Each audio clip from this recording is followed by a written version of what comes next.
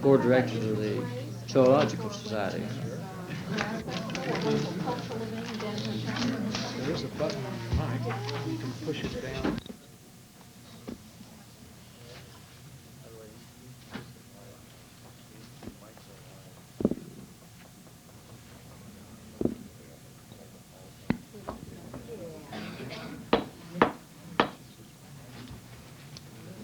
Good evening, ladies and gentlemen. Tonight we're starting a brand new thing. I hope it'll work out all right, but maybe a lot of people will stay home and watch us there and keep those cards and letters coming in. But glad to see a full house here in person tonight. We're the first time on cable TV, and we might even keep on doing that. I think all the members of the council, each one has the appropriate makeup, and I believe we're all wearing the proper shirts. Yellow is gone, and blue and white seem to be the right thing. So we're doing the best we can to keep up with modern technology. So at this point, I would like to say that first, we have no ceremonies, except what we've already got here, which is quite a ceremonial in itself.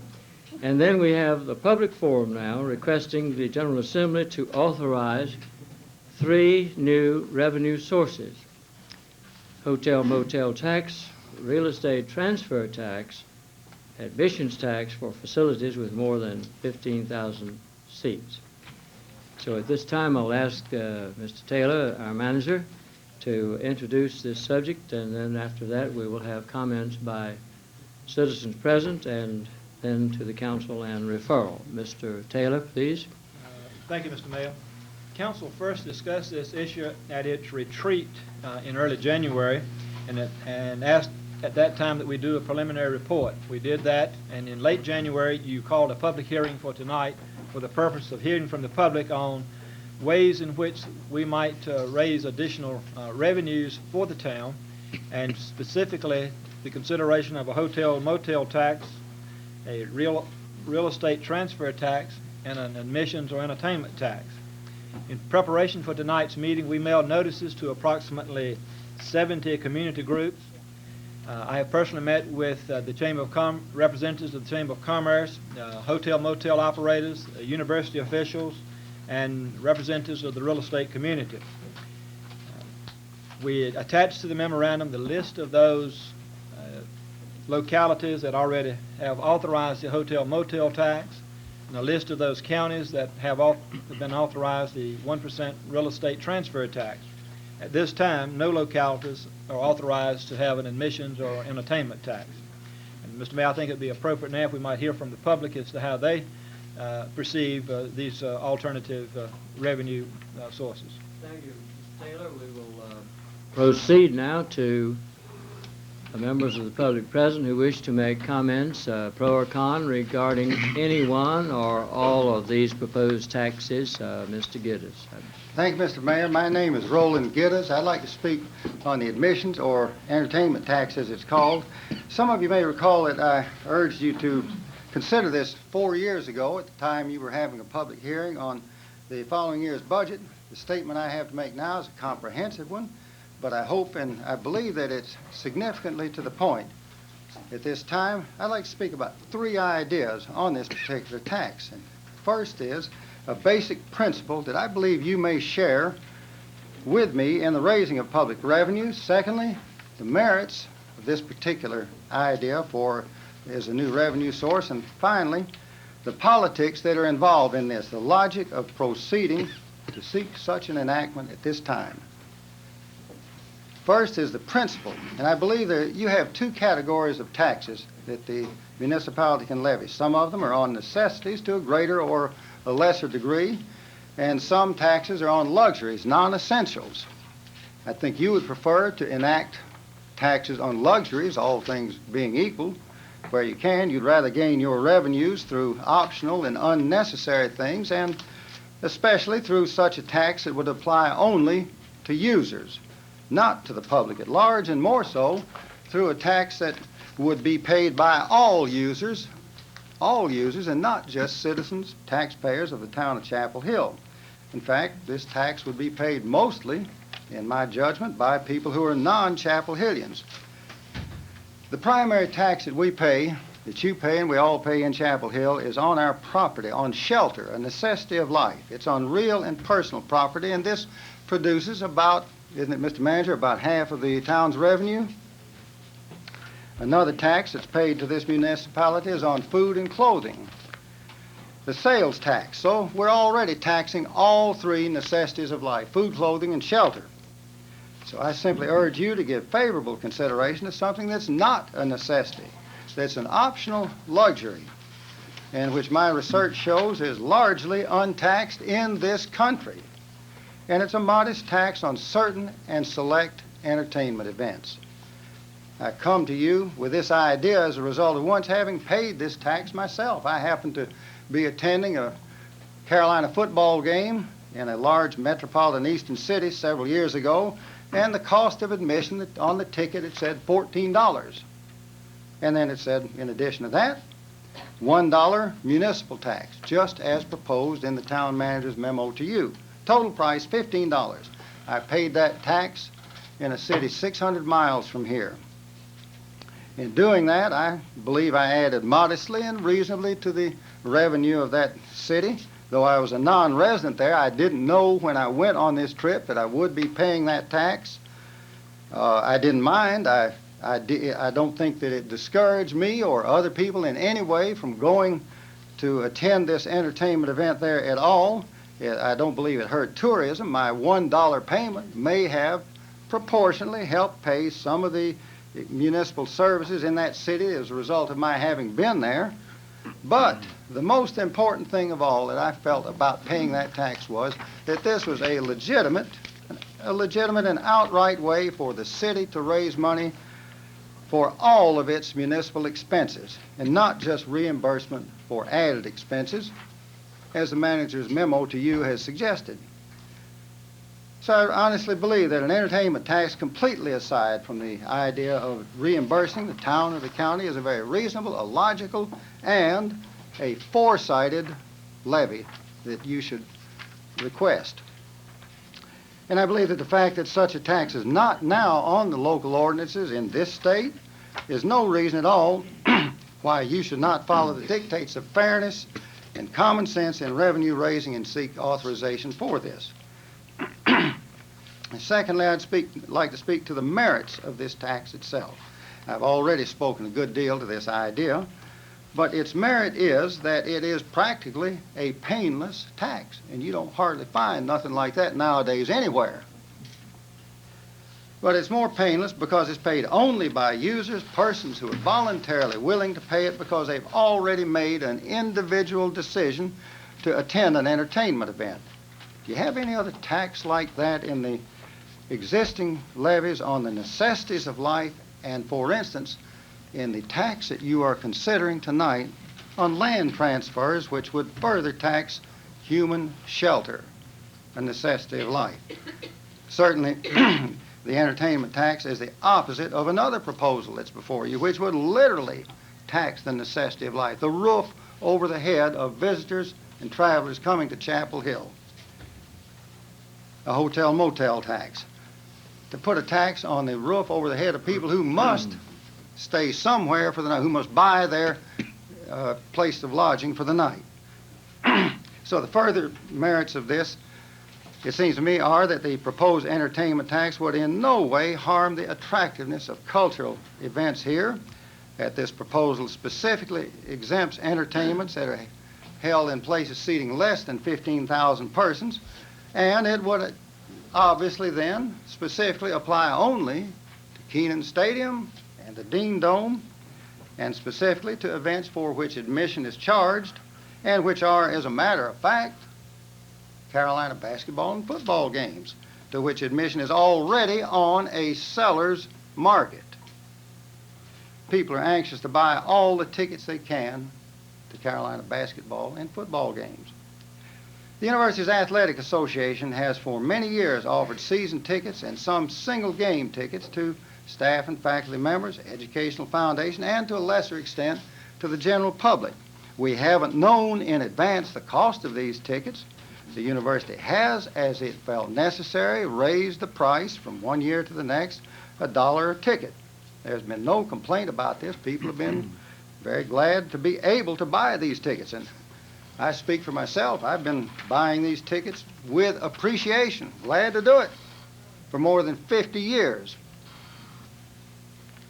Carolina basketball and football games have simply been sellouts in this town for many years now. Home football game ticket gross sales each year are in excess of $1.5 million.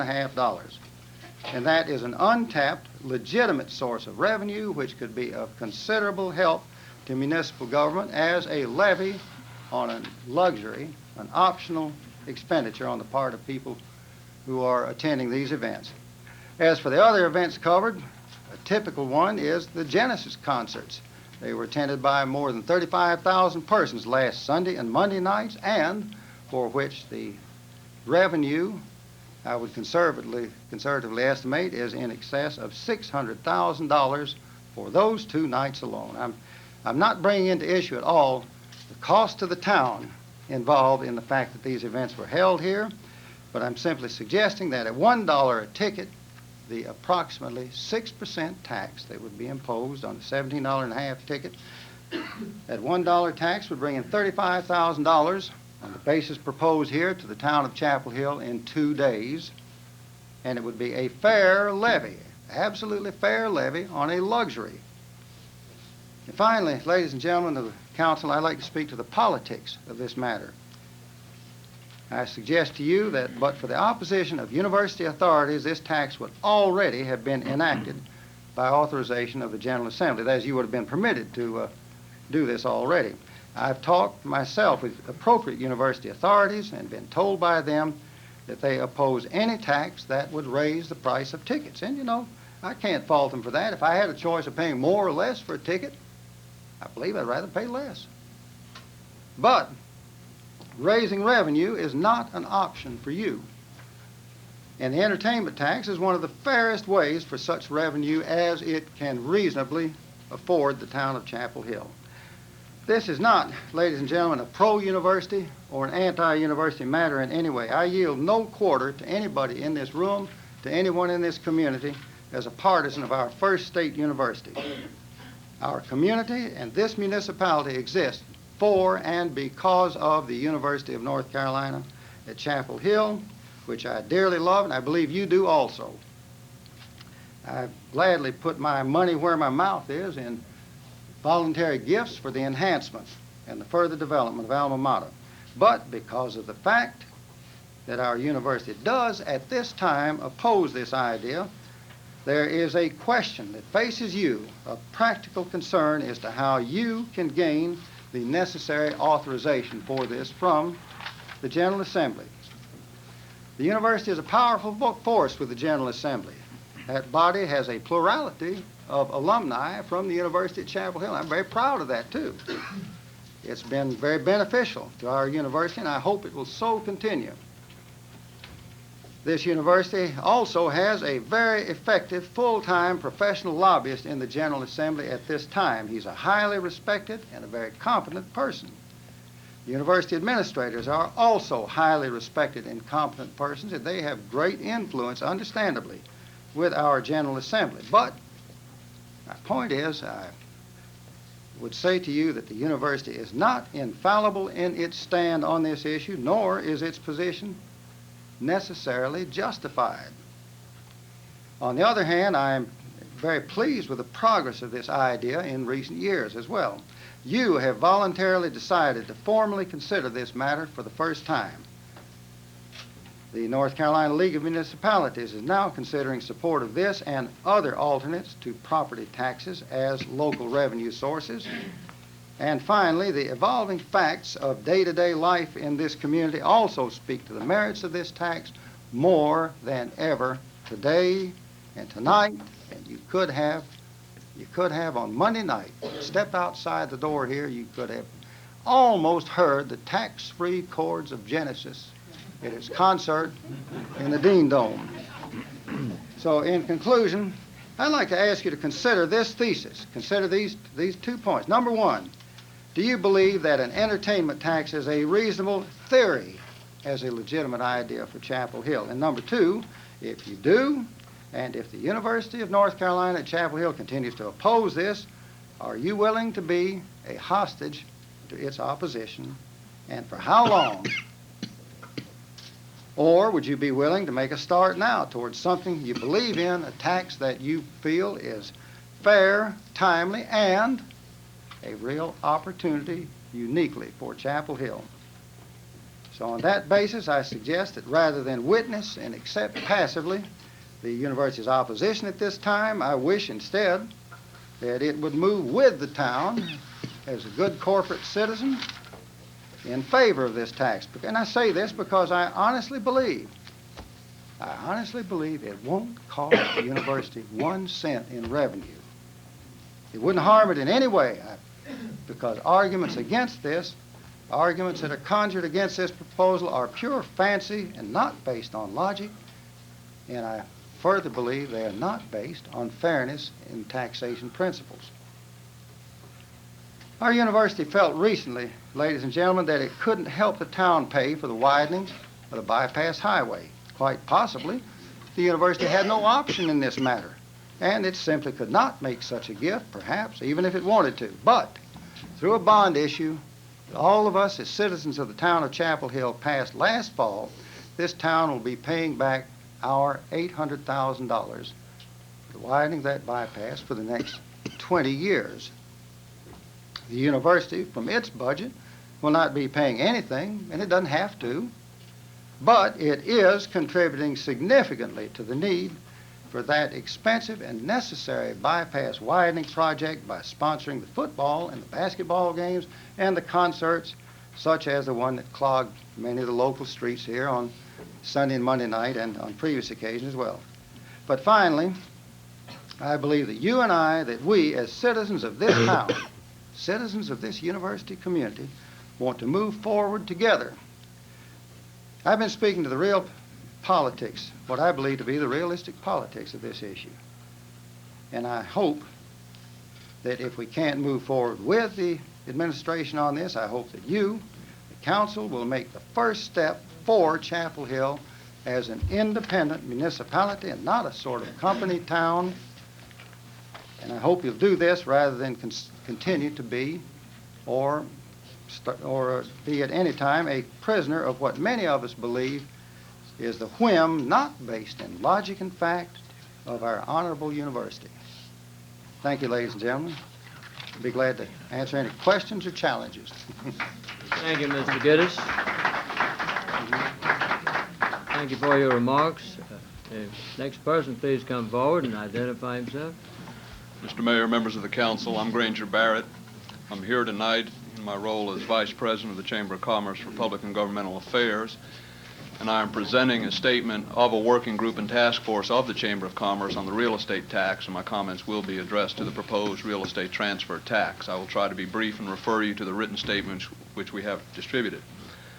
If you look at the statement, you'll see that we have real reservations and concerns about how a real estate transfer tax will work, what its consequences will be, and whether we have the information sufficient to tell us what the consequences will be and what the consequences of alternatives would be and how we can measure them. We would ask you to withdraw the proposal right now for greater scrutiny and resubmit it at a later time to the public for a forum or public hearing. As a chamber, we'd like to emphasize that we applaud the goals of raising funds for the capital infrastructure needs of the town and for open space acquisition. As a chamber, we have endorsed and approved and been in support of the manager and council's capital improvements program, which does provide a mechanism for annually funding and acquiring open space in the town and for improvements to the infrastructure needs that we have in this community. As a chamber, we supported vigorously and worked hard for the recent bond issues, which provide $2.5 million for open space acquisition and for a large park in the southern part of town, and also a similar amount for improving and adding to our streets in this town. We also, as a chamber, endorsed the Resource Conservation District Ordinance, which has the effect of preserving open space areas throughout our town And of course, there are other mechanisms in our land use regulations for providing open space and recreation space as part of development proposals. Our greatest concern with the proposed tax is that we perceive it and view it to be unfair in its application. It is levied on the sale of property, and it is essentially a tax on the same property tax base which the town taxes through the property tax and which supports about half of the town's budget. It does not fall evenly across the property tax base, however. It just falls on those people who may buy or sell property in a particular year. The effect of this is that certain people pay for the tax, and the benefit is distributed unevenly. A person that has a house that's 30 years old and sells the house pays the tax, but a person who has a new house and continues to live in it and does not sell it does not pay the tax and therefore contribute to the same amenities and improvements for which the tax is proposed. A person that sells property in this year supports improved infrastructure in our town, would support a tax to provide additional open space. Those things will benefit the citizens and residents and people that are in the town of Chapel Hill visiting us for a period of 20 or 30 or 40 years, but would be paid for by people selling property in a particular year. We think that the tax falls disproportionately on a particular segment of a tax base which is already the primary funding source for the town's budget, the ad valorem tax on property tax owners. And so we think that it is more equitable to distribute the burden more widely, since the benefit will be provided more widely. Please note, too, that there is a suggestion in the manager's memorandum that perhaps this tax is related to development. An impact fee is related to development, but this tax is not really related to development or to the creation of needs for governmental services through the development process. Again, Kathy and my house on Bradley Road is 30 years old. It's been sold many times since 1954, and if we were to sell it this year or next year, there is a strong difference on the effect of development between us selling our house and somebody buying raw land, subdividing it, and creating new residential lots in town. Another point that we would like to make is that as a matter of public fiscal policy, it may be that we should consider issuing bonds to pay for these sorts of improvements and these amenities, and at least study what the resulting necessary increase in the property tax rate would be. That is a fairer approach and a sounder approach, we think, than a real estate transfer tax. It has the effect of distributing the benefit and the burden more widely and more fairly. It distributes it horizontally in the sense that it does not single out a particular category of property owners, those who sell in a particular year, but all property owners through the property tax base. It is more equitable in a temporal sense, in a time sense, because bonds, as they are repaid over 20 or 30 years, are paid for by taxpayers over that 20 or 30 year period, and therefore more fairly by all those people over that period of time that would enjoy improved roads or improved parks or open space in our town. Finally, we think there are still a number of questions about implementation of the tax that we should perhaps have some information about before we really dig into the proposal in a public forum or a public hearing. That would include questions such as how the funds would be allocated between the county and the town, the county of Orange and the town of Chapel Hill. Do we have any forecasts of how much a 1% tax would generate? And by the way, let me point out that that's 10 times the state's tax on the transfer of real estate. If we get a forecast of that amount that we think the tax would generate, is that amount sufficient for the needs that we contemplate it will be used for, or is it excessive? What would happen if the economy cooled off and there was a severe decline in the rate of sales? Would we have depended on these funds and then be sort of feeling withdrawal as that source of funds was severely reduced? Will these proceeds from the tax, if it is enacted, if we get the authority and it is enacted, would the proceeds be earmarked, or would they be discretionary in that they could be used equally well for operational purposes as well as capital needs? The discussion that we've heard suggests that the tax could be contemplated to be used for the open space and infrastructure needs that I have referred to, but there's nothing that we've seen that would require application of the proceeds for those purposes.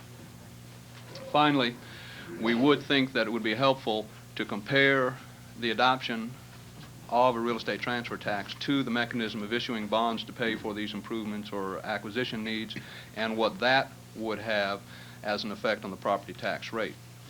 Again, we support and have supported over time the objectives for which the proceeds may be used as a chamber, as our membership. We do think this idea needs further study, and that informed public comment would be furthered by having some more information. Thank you so much. Appreciate it. Next person, please. Thank you. I pity anybody that's trying to buy any 35mm film tonight. I think they might have used it all up. Good evening, and thank you for the opportunity to speak to you this evening. I'm Nick Tennyson, President of the Home Builders Association of Chapel Hill and Durham. Our organization is made up of over 500 member firms who are either builders of residential property or in related trades or businesses. Naturally, an issue that affects real estate as directly as the proposed transfer tax is of vital interest to our members. This issue is one that is being brought up throughout the state as local governments wrestle with the issue of funding the programs that are desired by the citizens of the various communities. While we sympathize with the problem that faces Chapel Hill and all the other cities and counties across the state, we believe that some answers to that problem are simply wrong answers. The transfer tax is a specific solution to a specific problem faced by counties like Dare and Currituck, who face absentee ownership with extremely limited opportunities to raise revenue. The transfer tax is not a general solution. To demonstrate the current dollar impact on a project, I've calculated the effect of the 1% tax on a single-family home project built on 40 acres of ground with a raw land price of $30,000 an acre. At a density of 2 houses per acre, a lot could be expected to sell for $30,000, and a final house sales price of $150,000 would be conservative. While these numbers are not precise, they are realistic and will provide a basis for calculation. The tax on the original sale of the land would be $12,000, which in this seller's market would add $150 to the cost of developing every lot. Another $300 would be paid and passed through by the seller of the lot when sold to a builder. The transfer tax on the house and lot to the eventual owner would be $1,500. A non-deductible total tax of $1,950 of increased cost for the citizen who has the misfortune to buy a new home in a county with a transfer tax. It's occurred to me that the ideal time to talk about green space requirements is February. There are no leaves on the trees, everyone's tired of looking through the woods at the neighbor's house, and the trees that have been planted around the new commercial developments look particularly spindly and forlorn. Later in the spring, green space will be all around us. 5 years from now, 10 years from now, those spindly trees will have begun to act as the beautiful buffer the newly enacted development ordinances contemplate. Let's use that same longer-range view to think about the effect on the constituency for whom I'm speaking. Buyers and sellers of houses that will be built. The transfer tax translates into an immediate inflation of prices for all residential and commercial property. Those who sell a home in one part of town and move to another part pay an incredible tax without changing the community service demand at all. Those who feel that their home is an investment that they may cash in when they need to pay medical or educational expenses could find that the tax that was added in when they bought must be paid when they sell, except that the market has softened, rates have increased, and that equity is gone. There are more than enough risks for a homeowner to take already without having to bear a possible loss like that. Until very recently, I believed it when I was told inflation would always be at least 10%. Mortgages never going to go again below 12, and the 30-year fixed rate is history. Even more recently, I believed that transfer taxes were inevitable. No more. Transfer taxes are no more inevitable than the other three. The task before us is not to find the easiest source of revenue, it's to find the best, the fairest, the one most reflective of benefits derived. We are social animals. We live in communities for the positive effects on our lives of association with others. Let's not create another penalty for choosing to live in one place rather than another. If there are costs to be borne, let's bear them equally, not try to concentrate the load on one portion of the community. Please consider the long-term, potentially disastrous effect of adding one more incremental lump sum cost to our already heavy housing cost burden. Thank you for your attention. Thank you. Question? I'd just like to ask a question, Mr. Henderson. Are you Yes. from Durham County? I live in Durham County, And you know that the Durham County Commissioners are contemplating real estate transfer tax also? and I can guarantee you that our feelings do not change as we cross the county line. What is your opinion about their effort to make it more of a luxury tax by exempting homes of $75,000 or $100,000, for example? I think that part of the theory behind this tax, from my perspective, is that somehow the act of moving into a community is a negative act for that community. That somehow we want to deter the purchase of property in our communities by raising the cost, by artificially inflating the price of housing without adding value, merely adding a lump sum that's going to be paid every time somebody moves into the community. We're implying that that's a negative event. But And one that- thing they're considering doing is exempting houses under a certain I amount, understand and that, I and just I'm- wanted to know what your opinion was about that. And my opinion is that it does not matter, that the theory behind that transfer tax is that somehow that's an event to be deterred. Anybody's purchase of a house is not a positive event, and I don't agree with it. You're aware, of course, we're looking at a range, and 1% is the highest possible amount, and of course, 1/10 of 1% would be $100 on a $100,000 house. I'm also aware, unfortunately, that most of the times when I see things enacted by government with a maximum range, it goes to the maximum. But I certainly wouldn't imply that that was your plan. Thank you. We are to infer that, I take it. Thank you, sir. Next person. Thank you very much, Mr. Mayor and council members, for giving me an opportunity to speak. My name is Jim Neal. I'm president of the Chapel Hill Board of Realtors, and I will be brief. The Chapel Hill Board of Realtors is in favor of maintaining the quality of life that is facilitated by the acquisition of open space and increasing the infrastructure that we have made available to us through living in this community. We have supported the acquisition in the past with the bond issue this last fall for the park space and the other capital expenditures. The open space requirements of the Chapel Hill Development Ordinance and the Greenway Plan. All of those have contributed to the quality of life in our community, and we're aware of that in marketing the properties in our community. However, the Chapel Hill Board of Realtors opposes the transfer tax due to the tax burden that it imposes on the homeowner in our community when they try to or need to sell their home. To give you an example, I went back to our statistical data from our online computer system here in Chapel Hill. In 1986, the Chapel Hill Board of Realtors saw 924 properties sold through that process, our MLS system.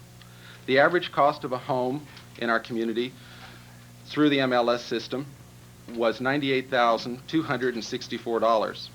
1% of that, which is the proposed transfer tax, at the lowest tax rate in the county, which would be outside of Chapel Hill's jurisdiction, would mean that the transfer tax alone added an increase in tax in the year of sale, in addition to the real estate tax, that would total 148% increase, which alarms me considerably. The highest tax rate in Carborough for the same average price home, 1% transfer tax, would mean a 62% increase. Given that the average property in Chapel Hill sells in 5 to 6 years, we're looking at a substantial increase in the taxes that our property owners are going to pay. Thus, the proposed tax hits families when they're incurring expense of moving, selling their homes, and buying new homes. It would seem far more equitable to look at a bond issue, as been suggested by other speakers prior to me. I as a representative, feel that that is an appropriate course of action to see that that burden is spread out over the generations that will benefit in our Greenway Plan and the infrastructure that we put in place, and not go with the transfer tax. Thanks for your time. Thank you. Next person, please. I'm Tom Hefner. I'm president of the North Carolina Association of Realtors and also a resident of Chapel Hill. I appreciate the opportunity to speak to you tonight, and I commend the Chapel Hill Town Council in having this public forum on the transfer tax issue and the other alternate sources of revenue. Having met this issue on a statewide basis, I can tell you that not all municipalities and counties have been as open in their desire for input from people in the various affected industries, and I do appreciate that. The North Carolina Association of Realtors is opposed to real estate transfer taxes in any form. We feel that the real estate transfer tax is discriminatory in that it affects only a very small segment of the population. That is, the segment of the population that buys and sells real estate. A large proportion of the tax burden will fall on lower priced properties, since these properties historically are the ones that transfer more frequently. A real estate transfer tax economically is unstable. Unfortunately, the real estate market is prone to economic swings. We currently are fortunate in having an upswing in the market. Most of us can remember the times when we weren't as lucky and when we had a downswing in the market. During those times, the revenue from the transfer tax is undependable. Real estate transfer taxes are inequitable in that individuals of unequal financial conditions pay the same rate. Transfer taxes are inefficient in that they negatively impinge on economic activity, as already been mentioned by a number of the other speakers. The real estate transfer tax is unfair. The North Carolina Association of Realtors is vitally concerned with the housing gap in North Carolina, the ability of lower income people to purchase and own real estate. We feel very, very strongly that transfer taxes widen the housing gap and make it more and more difficult for low income people, moderate income people to own real estate in North Carolina. We feel that the transfer tax is definitely anti-housing. We feel that infrastructure such as roads, water, and sewer are every citizen's responsibility and not merely the responsibility of people who happen to be selling a house. As other speakers have mentioned, there's no justifiable reason why someone moving inside a municipality or a county should be forced to pay a transfer tax. They're already living here. They're simply making an in-town move. For that reason, we feel that the transfer tax is unfair. The transfer tax, we're concerned, unduly affects elderly people. Many people in North Carolina and in Chapel Hill too, especially lower income people who are elderly, their major basis of their financial wealth is contained in their residence. If it becomes necessary for them to sell this piece of property, obviously the transfer tax has a negative effect from that standpoint. The real estate transfer tax, we believe, discourages home ownership. We think that the transfer tax makes ownership of first-time buyers extremely difficult. In minimum down payment situations, the 1% transfer tax may equate to as much as 20% of a down payment for some first-time home purchasers. Finally, we have a concern that all governmental agencies who make loans, the Federal Housing Administration, the Veterans Administration, Fannie Mae, and Freddie Mac, have moved toward a cash equivalency appraisal. We're extremely concerned that it may not be possible for appraisers to include the transfer tax in an appraisal, therefore creating problems with home ownership, especially for first-time purchasers. I would, in conclusion, say to you that the ownership and transfer of real estate is one of the most fundamental rights that we have, and for that reason, the North Carolina Association of Realtors is strongly opposed to any taxation on that right. I'd be glad to answer any questions you might have. Mr. Smith? Mr. Chairman, how many elderly residents do you know who have had to sell their homes in Chapel Hill? I do not know of any elderly residents in Chapel Hill who have had to sell their homes. I know of many who have sold their homes to move to retirement communities and to use the asset that they have in their home for their retirement years. The reason I asked the question, you mentioned the fact that one of the reasons why you opposed it is because many of the elderly, maybe low-income residents, had to sell their home in order to pay bills. And I was wondering how many people were affected by that. Well, I think there's a misconception that everyone who lives in Chapel Hill is affluent. I think there are many elderly people who live in Chapel Hill who have worked hard, who their only significant wealth, if you looked at their balance sheet, the greatest part of their wealth would be contained in the home that they own. I happen not to be one who feels that everybody in Chapel Hill is wealthy. Thank you. Thank you, Mr. Hedden.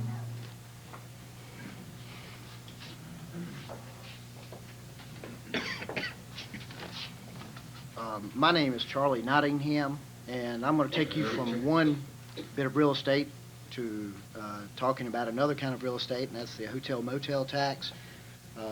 Actually, I don't even like to refer to it as a hotel motel tax. It's really a room tax. And I'm chairman of the task force on this particular tax, regarding this particular tax. We've got a statement here, a position statement. Everybody has a copy. I'm basically just going to read off that. In 1983, the Chamber of Commerce opposed the local room tax bill. Despite resolutions in favor of the local option occupancy tax by the Charlotte, Raleigh, Asheville, and Winston-Salem Chambers of Commerce, we opposed the Chapel Hill proposal for the following reasons. As an excise tax on accommodations, the room tax is discriminatory since only basically 16% of total travel expenditures, this is according to the North Carolina Division of Travel and Tourism, goes towards lodging. If visitors to Chapel Hill receive governmental services such as police and fire protection, as well as street maintenance, should not the cost be spread out by taxing other travel-related industries such as restaurants, retail stores, service stations, entertainment, and so forth? Is not the sales and use tax the fairest way to distribute the tax burden on the travel industry? The Chapel Hill bill, unlike every local bill approved by the General Assembly, did not dedicate any, that's zero, much less a major portion of the revenues towards the benefit of the travel-related industry. In every case, the compelling reason for the adoption of local option occupancy tax was to enable North Carolina cities to compete, particularly against other cities with room taxes, on a regional and national level in the tourism and convention business, to stimulate economic growth and job creation, to foster capital investment, and to spur local tax revenues without incrementally increasing government services. In essence, room taxes have been adopted to generate more tourism dollars for the community's economy and thereby increasing local government coffers as well. 3, most of Chapel Hill's travel business originates in North Carolina, particularly conference business associated with the university, such as the Institute of Government. Without a room tax, Chapel Hill would have a competitive advantage in that it would could offer lower travel costs, particularly to those with governmental travel rates or government travel rates. This argument was particularly crucial in 1983 because Durham and Wake counties had not sought approval of the local option occupancy tax. In addition to the sales and use tax paid by visitors, the town of Chapel Hill benefits from the ad valorem property taxes paid by hotels and motels, except for the university-owned facilities. Since property values, especially for non-residential uses, are higher than most comparable sized cities or communities, hotels and motels are contributing a fair share of the town's general fund revenues. Moreover, the town's financial strength did not represent a compelling need for additional tax sources. Basically, the town has or does oppose the room tax proposal. However, this is not a knee-jerk reaction to this tax proposal. They have supported other proposals in the past. As in the 1987 proposal, the Chamber believes that the 4 previously mentioned points are still valid today. The only argument that has been weakened is the one relating to competitive advantage. While it is true that both Durham and Raleigh have approved room taxes, it is also true that both cities are using the revenues to advance their tourism industry, particularly their convention business. Although a room tax in Chapel Hill would not put our hotels at a disadvantage in terms of travel cost, it will not help us to be competitive, especially in view of the tremendous growth in hotels in the Triangle area. In addition, the Chamber had some additional concerns related to the 1987 room tax proposal. First of all, will it extend to all facilities with rates for periods of less than 90 days as proposed in the 1983 proposal? If the town's intent is to help defray the costs created by transient visitors, the tax should be levied on all tourist homes, bed and breakfast establishments, guest houses, including apartments and boarding houses, which have become increasingly involved in the lodging business, summer housing, particularly dormitories such as Granville Towers, and special housing establishments such as the Institute of Government and North Carolina Hospital's hotel units, both state-owned facilities. To exempt those enterprises would be an unfair restraint of trade on the hotel-motel industry. If the town is interested in the equitable distribution of the tax burden, can it, in good conscience, exempt those facilities which provide competition to the town's tax-paying corporate citizens? Secondly, should the cost of entranceway and other beautification projects or additional police fire protection or additional street maintenance be borne by a levy on hotel-motel users? Generally speaking, accommodations is a necessity, not a luxury. If we were a resort area, it would make more sense to use a room tax for such uses. Since the community's values are reflected in its public spaces, the town should be more responsible for its attractiveness. In conclusion, no one associated with this area's travel-related industry, none of the hotels, nor the chamber, nor the university supports this proposal in any way, shape, or form. We strongly believe that travel-related expenditures are cost-effective in terms of governmental services and tax revenues. It's one of the few industries that meets nearly all of our community's goals and objectives. If we do anything, we should encourage more travel to our area. Finally, the idea of the room tax is contrary to the very pride we have in our community. If we view Chapel Hill as the southern part of heaven, should we charge people for visiting our area? Stands reason. Mr. Nottingham, you're chairman of the Chamber's task force on the room tax. Are you yourself a hotel owner? Yes. I also am a member of the Chamber of Commerce. Do you, I don't doubt that your view is, reflects the leadership of the Chamber, but do you poll your members before stating a position? We did not have a chance to have the board get together and discuss this, but we did put together this task force, and I was the chairman of it. Yes. Mr. Werner? Mr. Nottingham, in terms of the competitive nature of this tax, what's the approximately relative hotel room rate in Chapel Hill versus that in Durham, which would presumably be our nearest competitor? I would say our average rate here is between $45 and $50, which is probably a few dollars higher than it is in Durham. Any other questions? Thank you, Mr. Nottingham. Anyone else wish to speak? Please come forward, Colonel. Welcome. Haven't seen you in a long time. I haven't been here a long time. In fact, I only recognize 4 people who were present at the time that the problems I'm going to talk about tonight were brought up. And this was the meetings of the board when they considered the request to construct the Dean Dome a number of years ago. My name's Wesley Egan, I'm sorry. I'm a resident of the Mason Farm Road area, an endangered community adjacent to the Dean Dome. I'm approximately 600 feet from it. I also have season tickets for the basketball games. We are now seeing the results of the actions we took a number of years ago, in which we brought up concerns about what would happen to our area in parking, litter, crime, destruction of property, and noise. At that time, we were assured that they would not happen. Like most promises made to be broken, they have happened. We feel that somebody who creates a situation should be responsible for alleviating the problem they create. We also believe that the revenue that you get from such a project should be used to alleviate the problems. We support a tax if it will be used to assist us. Now, I'm not, I like to think of the university, and the way I say it is we put all these things up before, and the alligator who promised everything is beginning to stir in the mud. We need to have increased police protection in the Mason Farm area on 15501, Mason Farm, Otis Road, those areas, not just on the streets, but on the properties, because we have many people walking through our properties. We need protection from them.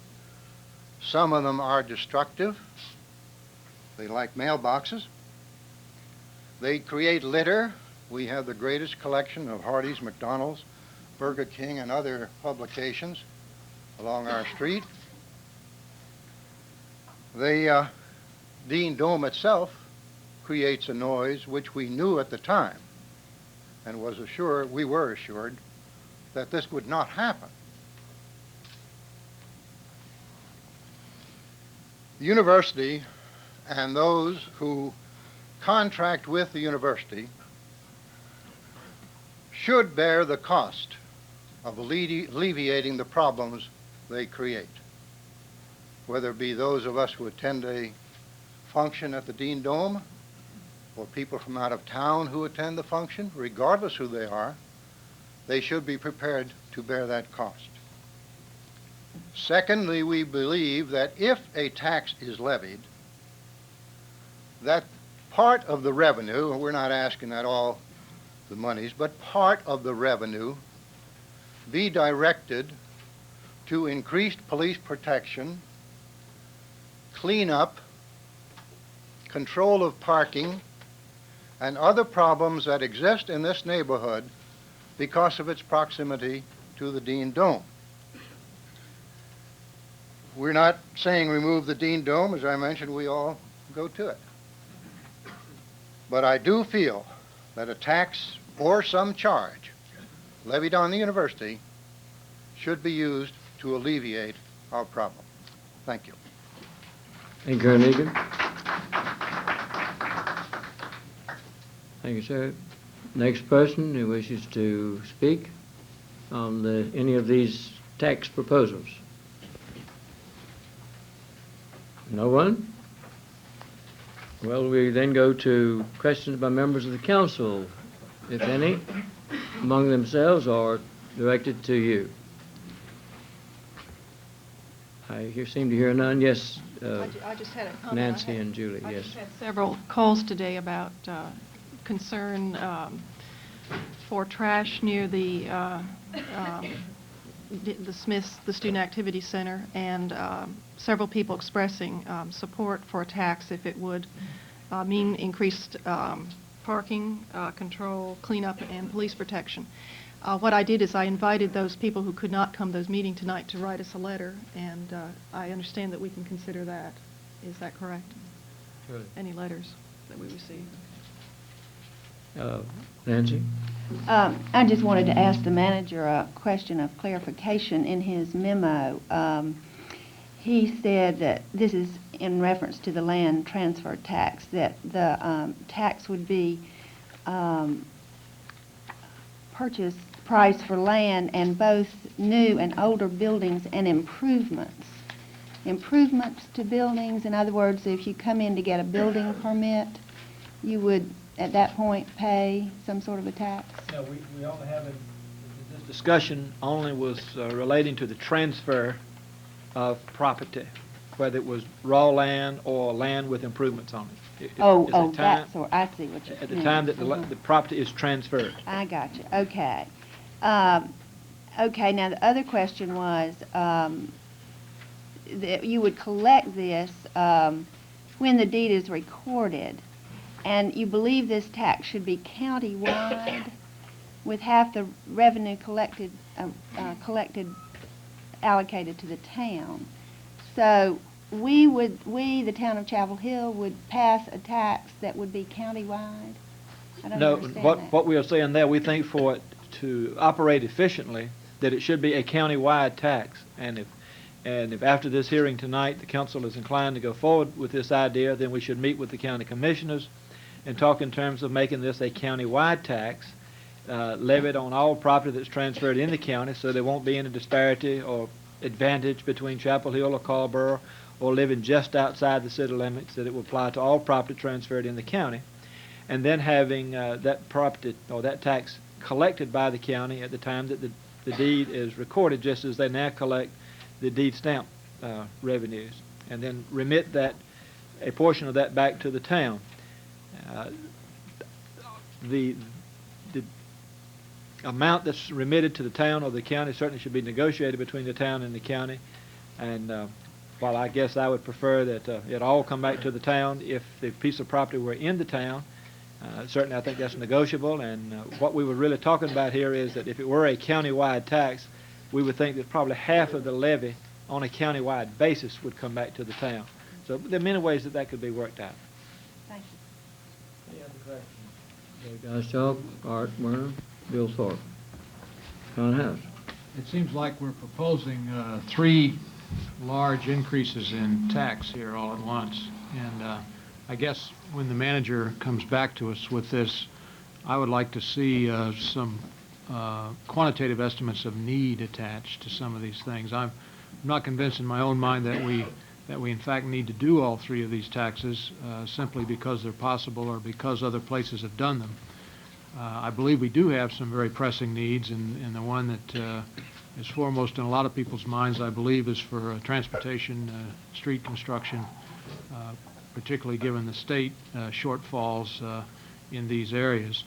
But I would like to see, in addition to the possibility for doing the taxes, I'd like to see us have some estimate of needs and applications.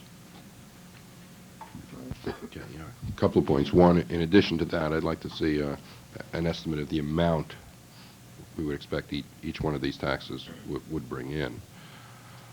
Secondly, a couple of specific questions. First, your response to Nancy's question. Are you suggesting that our decision on the real estate transfer tax be dependent upon the county's decision on that? No, I'm not saying that your decision should be dependent upon that. What I am saying is that I believe it would be better received and could be implemented fairer if it were a county-wide levy and administered by the county, since they operate the land transfer system in the county. But you're not suggesting it would be precluded if the county does not. That's correct. I'm not suggesting that it would be precluded. It could go either way. Okay. One last question. One of the people who testified was concerned that the property transfer tax could increase the potential down payment on a home by an amount quoted as maybe 20%. Presumably the tax could be on the seller, not the buyer. Is that right? The intent is that the tax would be on the seller, but it may be like other items that in real estate business that are on the seller, but the purchaser pays. Right, but that would not necessarily push the down payment up 20%. It would probably push it up 1% in that case, yeah, or whatever the tax rate is. Yeah, not necessarily. Okay. Bill? We certainly can't write laws for what's going to happen out there in the market in terms of what real estate. Let me just say that at our retreat, we direct the manager to look at this, and certainly we have problems over there at Dean Don with people walking through people's yards late at night. Everybody don't go to the game, or at least everybody don't have tickets that lives in that area. And so we saw that as a problem, and I think this is a good way. We're going to refer this back to the manager, but I think this is a good way to get the university attention in terms of that we, if we don't go along with putting the price on the tickets, that at least we can get in and sit down and let them know some of our problems that we have with people. I've had many calls with people talking about the type of action people are having after the game in the neighborhoods. Now, the land transition tax, that is terrible. Let me tell you why. That I just bought my partner out of a deal in 6 months, and so we have that. I know one will not sit here and get personal, but you got to realize that the person that owned the property is already going to pay taxes on it in the first place, and going to pay taxes on it as long as he or she has that property. And I just feel very strongly against that, because we don't know what happened. And we say that the buyer or the seller might do that. Well, in this closing, unless we have the county or the town council is going to pay the lawyer for each case to represent in that negotiation, we don't know what's going to happen there. And I just feel that we should just get away from that because the taxes are already being paid by the person that owned the property. The hotel motel tax, and I'll just speak, is we like to think of it as a luxury tax, but you have to have a place to sleep if you're going to come to Chapel Hill. In thinking about this today, though, I think a much more fair tax would be for us to ask the General Assembly to give us authority, and I know that you're going to laugh when you say this, to give us, set up tolls where everybody, regardless of who they are, coming to Chapel Hill would pay. And that will certainly be a way then for us to fund some money back. And that's what I would like to see. And that be fair across the board. When you get to that toll, if you've ever been to New Jersey or Washington, and everybody, and that would be fair, but to single out those people would not be. And I know that we're not going to get that. Yes, John House. Bill may offer that as a facetious remark, but the state does face a shortfall in how it's going to build its roads, and toll roads are one of the options it's looking at. So it may be something we'll have to face. Just a couple of comments. One, I think in referring these things back, I think we need to pay careful attention to how these funds would be used were we to get the opportunity to spend them. I think we owe, obviously, the people of the community and the people who would come to the community a very fair shot at how these funds are to be spent, which is another way of stating Dave Gottschalk's need question. My guess would be that we don't need them all, but there are certain specific things that can be accomplished with each one that can be earmarked to them, and I think that we ought to give careful attention to that, Mr. Manager, in preparing the response. Secondly, with respect to the land transfer tax, I found in all the comments made tonight, Tom Hefner's remark about the regressivity of the land transfer tax, the most compelling argument that was made. It led me to think that maybe we ought to renew our interest in impact fees if what we're really interested in doing is causing newcomers to pay for the cost of development. If that's our real objective, that the impact fee may be a satisfactory substitute for the land transfer tax. And finally, with respect to the admissions tax, I think the argument for that is still the most compelling to be made, and I have to say that I'm very disappointed that the university chose to make its position known by means of a letter and not stating it publicly. I think they need to hear, as I heard through the day, and I guess other members of the council did too, about the impositions which are caused by nighttime events, which are unusual, which are the new feature in the landscape in Chapel Hill. We've had daytime football games, 6 or 5 of them a year, that involved 45 or 50,000 people, but they were during the day. They were always on weekends.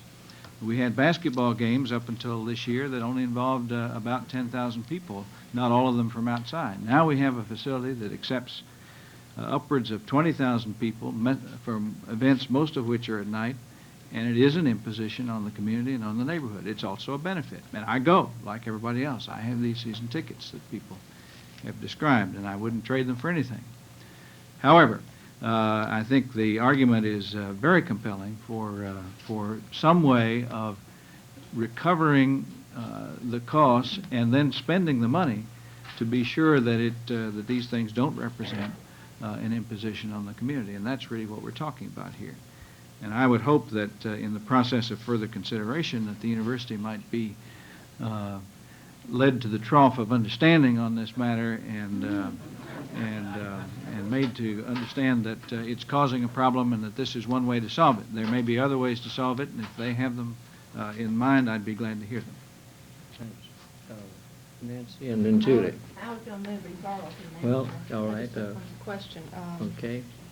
I'm not suggesting that this might be a possible course of action, but I did want to ask our attorney if there was any legal problem differentiating between university and non-university events held at the held on campus and generating this possible tax. I'd like to research Okay. All right. Maybe you could do that. Good idea. Is there a motion that we refer? So moved. Is there a second? Second. All those in favor of referring these matters to the manager and the attorney, please say aye. Opposed? Matters are referred. And that is the conclusion of our public forum on the tax matters. Now go to petitions. First one is the Oaks Homeowners Association concerning stop signs on Pinehurst Drive and other streets. Where are we, Mr. Petitioner? Well, I was hoping to see Frank Sinatra's debut on Magnum this evening, so I'm going to be very brief. This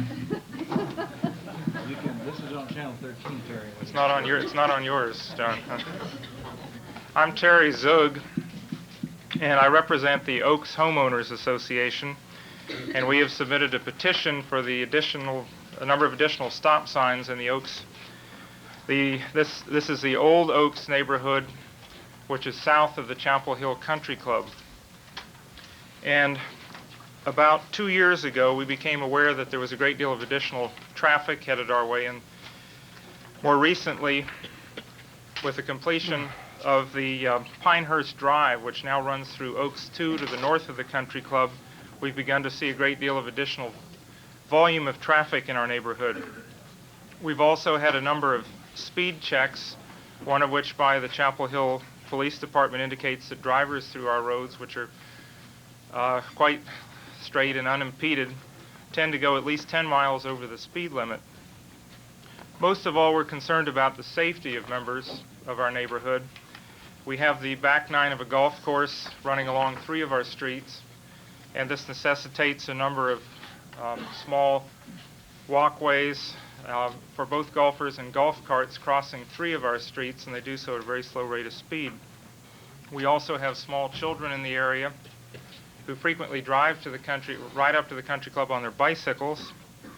And recently, because our road was opened from Pinehurst Drive right on up to Ephesus Church and allows a way to avoid the traffic on 15501, our road has been reclassified from a collector road to what is called a minor arterial.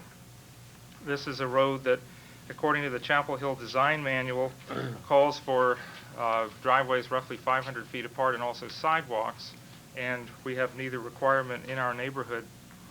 We began about 1.5 years ago by writing to the town. Richard Gonzalez, who was the president of the Oaks Association at that time, wrote a letter to the town requesting some kind of attention to the problem of increasing traffic on the new roads. And he got back a very polite answer saying that he would be notified later about what was going to occur. At our meeting in April 1986, the Oaks Homeowners Association voted to hold a questionnaire to see how the residents of the Oaks felt about having additional stop signs. We did this in October 1986. We took a questionnaire to all of the houses. We have about 80 homeowners in the area. We had 53 who responded, and only 2 were against the idea of having additional stop signs at the locations I've indicated on the petition. The only other person who deferred was my teenage son, who just got a car and suggested we remove all stop signs and raise the speed limit to 55. I told Jordy he'd lose his car if we did that. We also took a tour through the area last fall with David Bonk from the Transportation Department, and he was very kind to come over in the evening and recommended that a number of stop signs could be used at some of the locations we've suggested, but he recommended that we come before you. And so we're presenting this petition. It's signed by around 128 members of our neighborhood, which I think is a very large response. We realize that we are only one of many neighborhoods in Chapel Hill.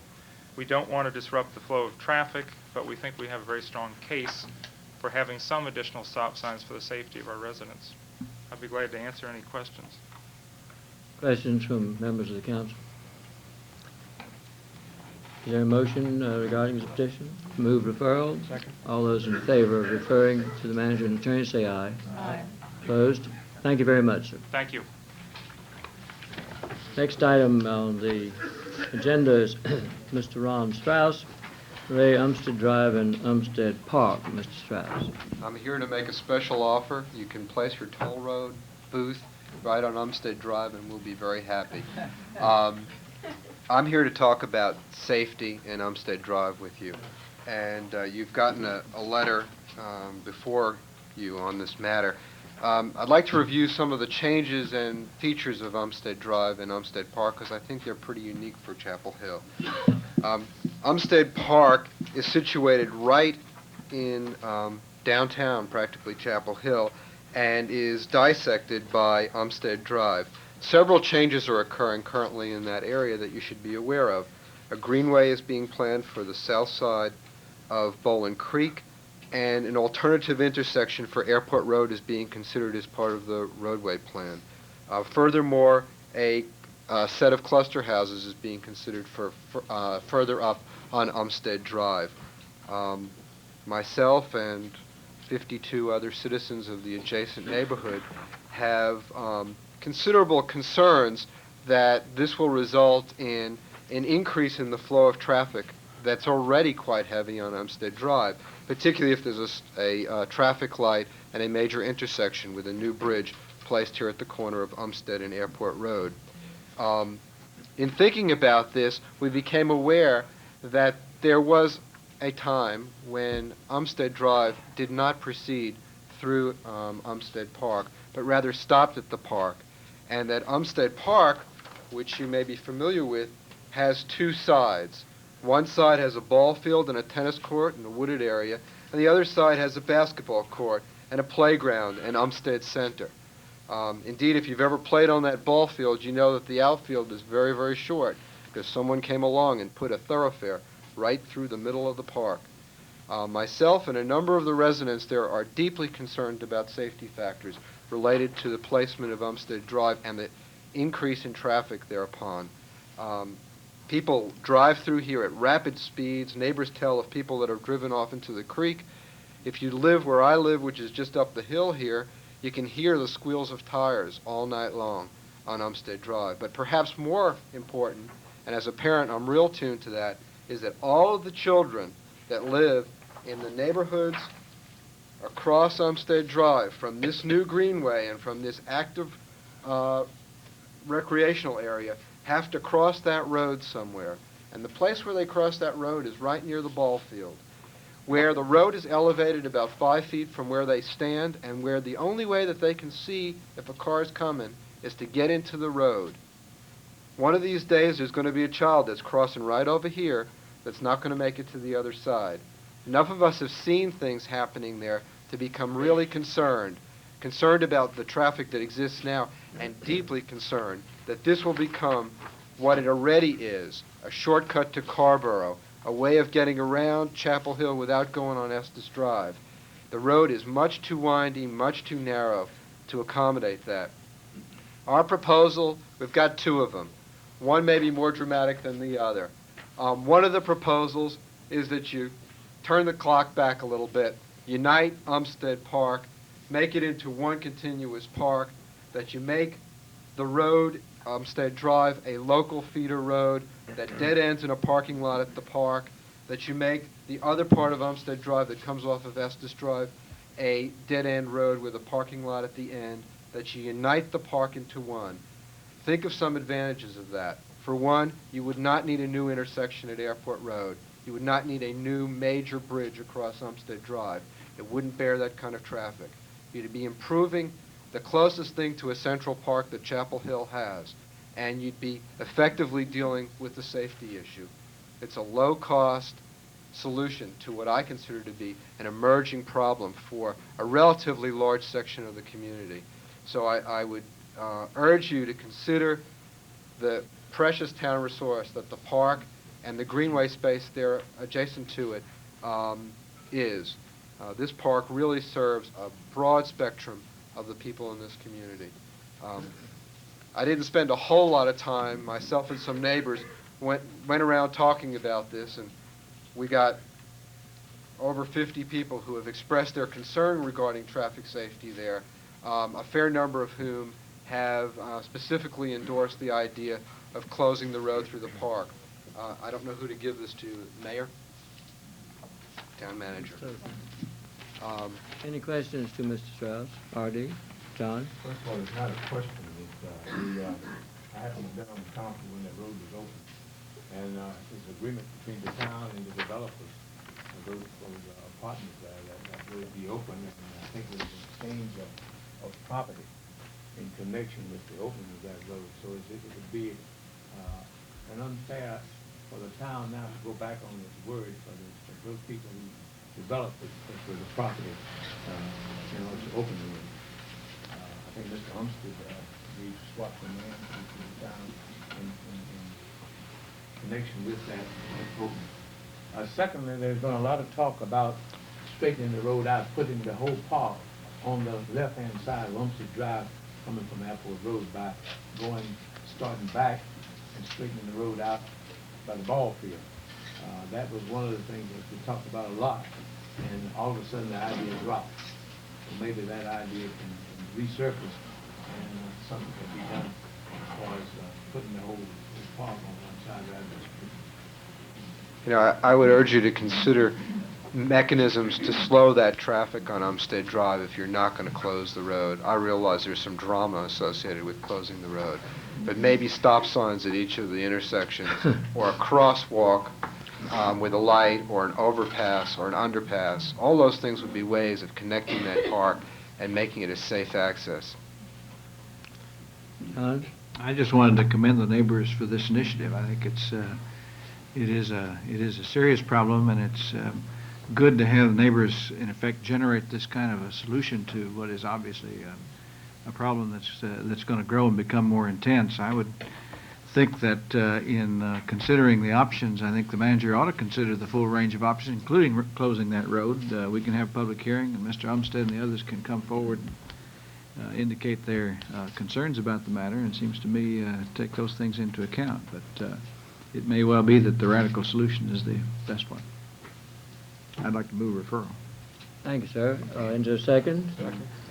All in favor of referring the matter to the manager and attorney, say aye. Opposed? Carried. Thank you, sir. Are there other petitions this evening? Yes, do you have a question? Yes, I have a comment or petition, yes. Well, or after. Yeah, do you have a petition, Mr. Barrett? Very briefly, please, Mr. Mayor, I'd like to draw to your attention that I've left a letter with you regarding the first item on the consent agenda on behalf of Mr. Harder, the owner of the Forum 1 building, with a suggestion. I would like to ask you all to consider it. It may well be that by the time you get to this late tonight, I will not be here. I'm driving to Wilson County Courthouse early in the morning. And just do ask for the courtesy of you taking a look at the letter when you get to it. Thank you. Thank you, Mr. Barrett. So I have two comments to make. First, I would like to state my appreciation, and I probably speak for the whole council, for Dave Gottschalk's work that he has put in on our behalf, and the outstanding job that he did at the hearing on Monday night. And I'm just hoping the county commissioners will look at all the possible solutions to the dilemma that we're in. The second item, I would like to ask whether the council would approve of taking item agenda number 10 off the agenda. It's the implementation of the land use plan potential rezonings, and I feel that it's something I'd just like to look at a little bit more carefully. And I asked the town manager before the meeting whether it was possible to consider this March 9th and still have time to advertise for the public hearing. Yeah, And there is time. As long as it's back on the agenda for the March 9th meeting, and that we make some decisions at that time, because the hearing has already been called and is scheduled for the April meeting. Is there any objection to withdrawing this for tonight? There being none, we will scratch number 10. Are there other petitions? Mr. Mayor. Yes, we sir. need what number 10 is for the benefit of those people. Yes, who might have come a forward. report For the on benefit of- proposed areas to be rezoned for conformity with the new land use plan. And those areas concerned, Mr. also Mayor. included is the request from the Lake Forest Association. Yes, that's in, To make sure that they understand that will be referred, is part of the agenda item. is anyone here tonight who are planning to speak on any of these items? Your Honor, I may wish to speak on Northwood 5. I see. I was thinking of this That's this not particular part of item, number 10. Anyone who is here tonight for that? We're planning to postpone it till March 9 at the regular meeting on Monday, March 9. Thank you. Are there other petitions? That's our petition to speak to item number 6 on behalf of the last group of the local council. You've just done so. Any other persons indicate desire to speak? Yes. I would like to speak to What is your name? All right. Yes. Same item, David Boaz. All right. Same item, case for Chaser. All right. Same item. Mike? Well. Watsfield?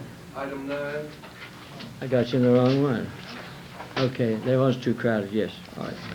Yes, Item 6, yes. Irene Brigham. Thank you. Yes. We'll do that. Any other? Yes.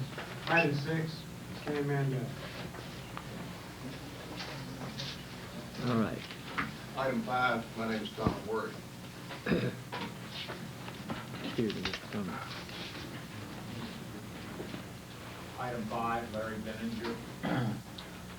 Item 5, Bob Murchison. You have a public hearing on it. Michael Bernstein.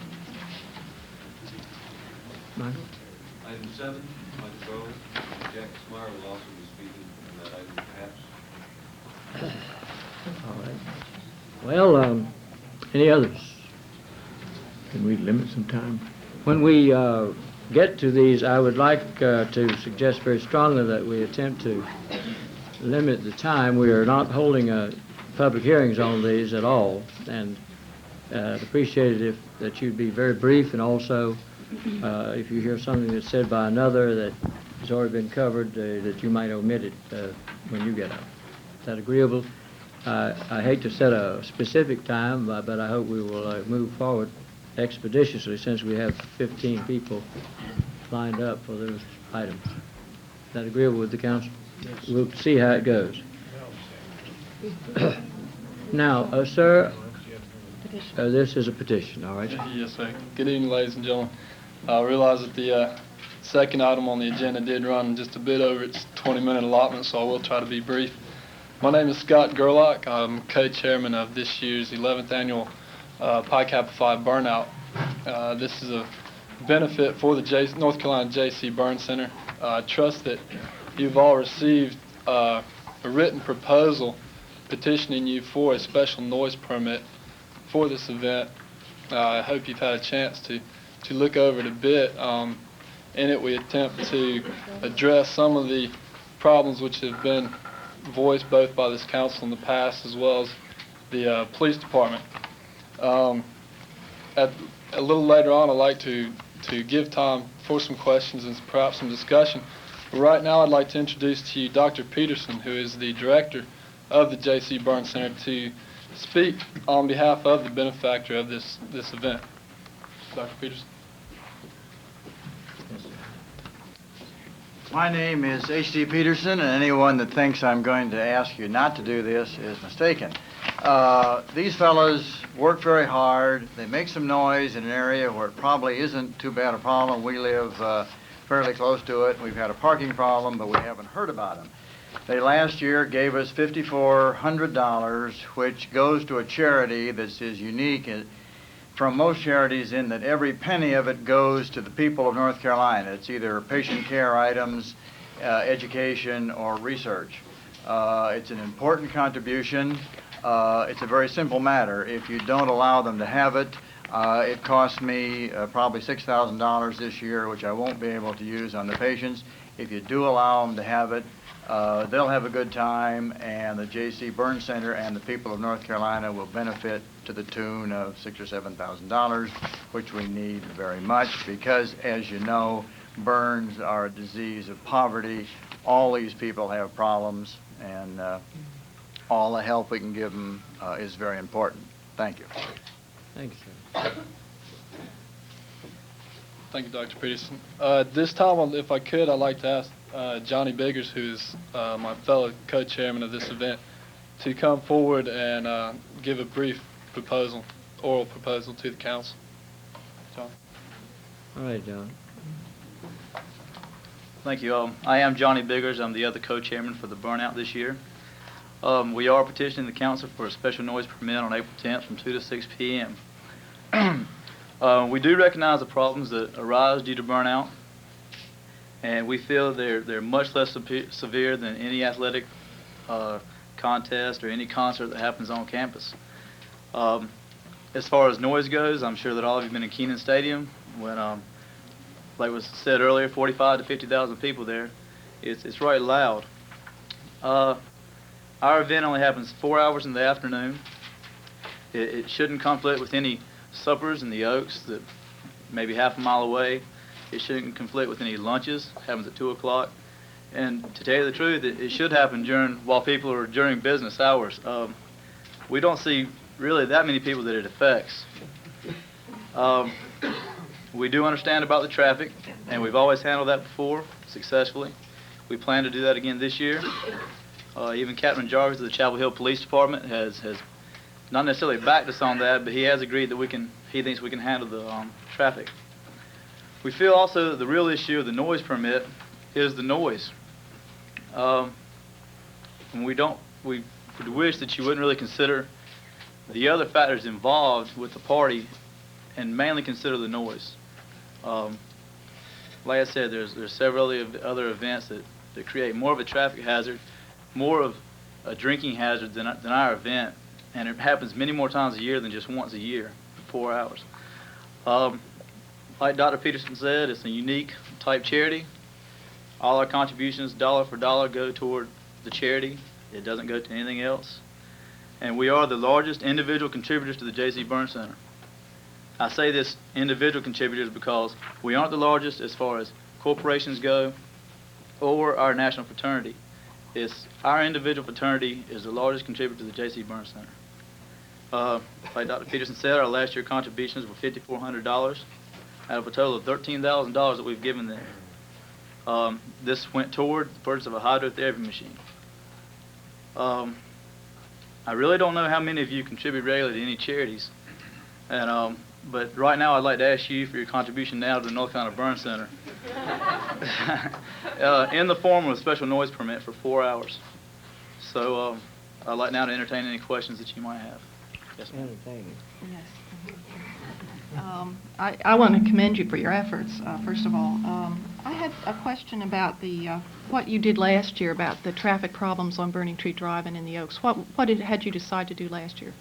What we did last year, what we arranged with the police department, was to control parking in those neighborhoods to the extent that we stopped illegal parking, blocking driveways, blocking fire hydrants, that type of thing. One of the problems which we've run into is that the citizens living along those streets have asked us to eliminate parking there. Well, our problem is that it's perfectly legal for citizens to park on that road, so we cannot stand at the entrance of the neighborhood and ask people not to park there. Well, in our proposal, we've asked that in an attempt to eliminate parking, that you declare for those 4 hours those areas illegal parking zones. So when you do that, we can stand at the entrances. We can warn people that if they do park there, they will receive a ticket. If they park illegally, they will be towed. In the past, our hands have more or less been tied to eliminating illegal parking. There was a problem on Burning Tree Drive last year because I tried to pass there about 2 p.m. and found it very difficult. Right. So, we're aware of those problems, and through this proposal this year, we're hoping to eliminate all the parking in those neighborhoods. Other questions? Mr. Smith? I would have hoped that somebody from the police department would have been here because the same thing came up last year in connection with this burn center, this burnout. And maybe we could have gotten some idea from the police department as just what the situation was. But secondly, I hope before it comes back, or when it comes back, we'll have comments from the police department. But let me ask just one question. And, we talk about noise and the problems that noise creates in the neighborhoods. You two gentlemen seemingly are responsible individuals. Now, is there any way that the fraternity or the sponsor of this activity can be responsible enough to somewhat turn the volume down on that system, or whoever's playing? You know, that would help a whole lot. You know, just turn the volume down a little bit so that it won't be so loud. And I don't see how you talk to each other. Yes, sir. You probably scream at each other, but you don't talk. Because there's no way you can talk to each other if you're right there at the event. That is very much a possibility, and if it would help you look more favorably upon it, we would definitely Well, consider it helped me a whole lot in all the noise ordinance, you know. I made the statement last time, I wish they'd cut out all of it. But I think the problem is nobody is responsible enough to tell that band, listen, cut this thing down, you're too loud. You know, you can walk off from it a little ways. Go out there at the 54. Just ride out the 54 and see what it sounds like. You know? Then you can imagine what the people are feeling, how they feel about it. You know? And if it's loud, because what I plan to do, and I'll tell you right now, I'm going to sit on my front porch with a tape recorder. And when He's Not Here starts, I'm going to record it. And I'm going to sit here at this table and I'm going to play it. So people can understand what I'm going through when they're so loud up there. That's all I ask you to do, is to be responsible enough to tell that band that they don't have to be so darn loud for you to enjoy the activity. That's one of the advantages that we feel we have being on Finley Road, in that we're not in a residential area per se. We have 3 other fraternity houses as neighbors. The nearest neighborhood, I would say, would be the Oaks, which is across 54. You know, we would certainly consider turning the volume down, yes, sir. But if I may say something to that also, this is, you know, during business hours. There shouldn't be that many people. I'm sure there are some. I'm not saying there aren't. But in the neighborhood, we also have monitors out on 54 and riding through the Oaks neighborhood, and we've had feedback from them about how loud this is. I'd also like to point out that if you stand on probably Franklin Street on a Saturday afternoon during a football game, you can probably hear the roar of the crowd. And I just like to say that happens at least 6 times a year. Plus, I understand basketball games and concerts are indoors, but the noise is a problem also other places, and this is only a one-time event for 4 hours a day for a very good cause. But the roar of the crowd is nothing compared to that guy sitting there mashing on that squealer. You know what I'm talking about, don't you? Yes, sir. Yes, All right. sir. There's nothing compared with that squealer that makes it even louder, you know. Yes, sir, I understand that. Mr. Werner? 2 questions. One to you, first to you gentlemen. Is there a reason that this could not be held in another location, say on campus, where we could perhaps alleviate some of these traffic problems and maybe even some of the noise problems? Well, we have several reasons. The first one deterring us this year is that the main site that has been suggested has been Eringhouse Field, and there are events scheduled for that time, which we have talked to, and they will not move those events. Secondly, we feel that where we are, being on Finley, that is very advantageous as far as the congestion, both pedestrian and parking traffic. We feel that putting ourselves on Eringhouse Field, surrounded by the dorms, classrooms, that would just create tremendous responsibility on ourselves that we don't have at Finley. Third point is that we would like to maintain the connection with our house, with the fraternity house itself. The event is a philanthropic event benefiting the Burn Center now. It was originated in order to pay back certain fraternities and sororities when our house burned. We feel that connection to our house is very important, both in the respect of pledging, getting our fraternity name around campus. We are off campus, which makes it difficult for us sometimes, and also just the significance of the event itself benefiting our house. I would hope, I don't find any of your reasons all that compelling, and I think it's a worthwhile event, and I would really encourage you to think a little bit more about perhaps holding it in another location so that we might be more comfortable with it. Okay. That's just a suggestion I'd like to make to you. An alternative place? Well, I'd like to leave it to you. Keenan Stadium, you know, there are a number of places. No. Someplace on campus. Think about that. I'd like to ask the manager a question. Last year, do we provide additional police for this? We, event? He's asking. oh, I'm sorry. Yeah, we provide additional police, but we require them to pay for the additional police. These are off-duty police. Off-duty police, Yeah. yes. Any other questions or comments? Otherwise, we'll have a motion to refer. Excuse One- me. One second. Is there a We second? could. You got one statement. Excuse me? You have one more statement, okay? Thank you. No, wait. First of all, I would like to say that if the event is held on campus, that the traffic problem is still going to overflow on the Chapel Hill roads, not only UNC roads.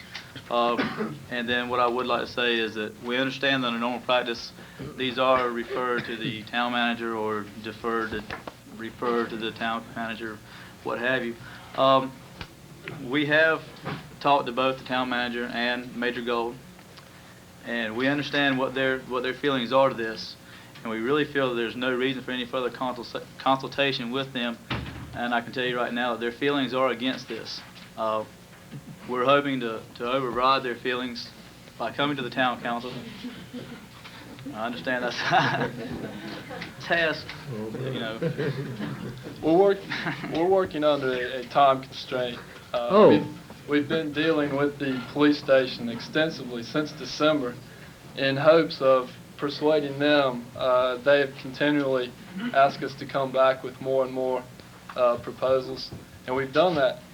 However, it's come down to this point where just 2 weeks ago we got our final decision from the police station, which was a negative recommendation. Therefore, we're coming before you under a very difficult time restraint. April 10th. The event is scheduled for April 10th. Without a noise permit, it's not feasible for us to sign contracts with bands because of rather large deposits which are required. We can't cancel those contracts without forfeiting a lot of money. Sponsorship of other companies, they're not willing to put their sponsorship forward not knowing that the event will happen or not. Don? I think that I have to say to young friends here that in the 11 years that I've sat here, the number of times that the council has acted on a petition the night it was presented can be counted about once. It never happens, and it's not going to happen tonight, and I'm sorry. But and it may well be the town's fault, but the council is just simply not in a position. Its rules are such that it feels that it has to have completed staff work before it takes action, and we don't have that in front of us, and for that reason the council would be ill-advised to act tonight. If this causes you inconvenience, we regret it. But frankly, I don't think we have any choice. That's understandable. May I ask when will be the decision? Let me get into that. I would hope that we could have this on the March 9 agenda, Mr. Manager. Is that agreeable? Now, that gives you 30 days. Yes, sir, it does. Mr. Mayor, I was going to say to you, there's no problem with us. We can put it back on the 9th agenda. As fine. the two gentlemen said, I think the police have all their information in hand, but under your procedures, we never bring that information to the petition time. But we have it and have it available, and we'll present it on the 9th. Dr. Peters? Well, I'd like to say that I live in the first house on the Oaks, and I've never been bothered, and I'd like to invite you and the chief of police to come by and see what that money goes for. And then if you can turn it down, you'll be a stronger person than I think you are.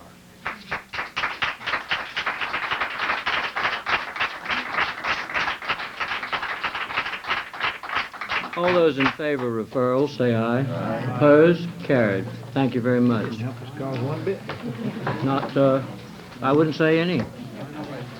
We will move now to other petitions. Other petitions. I hope.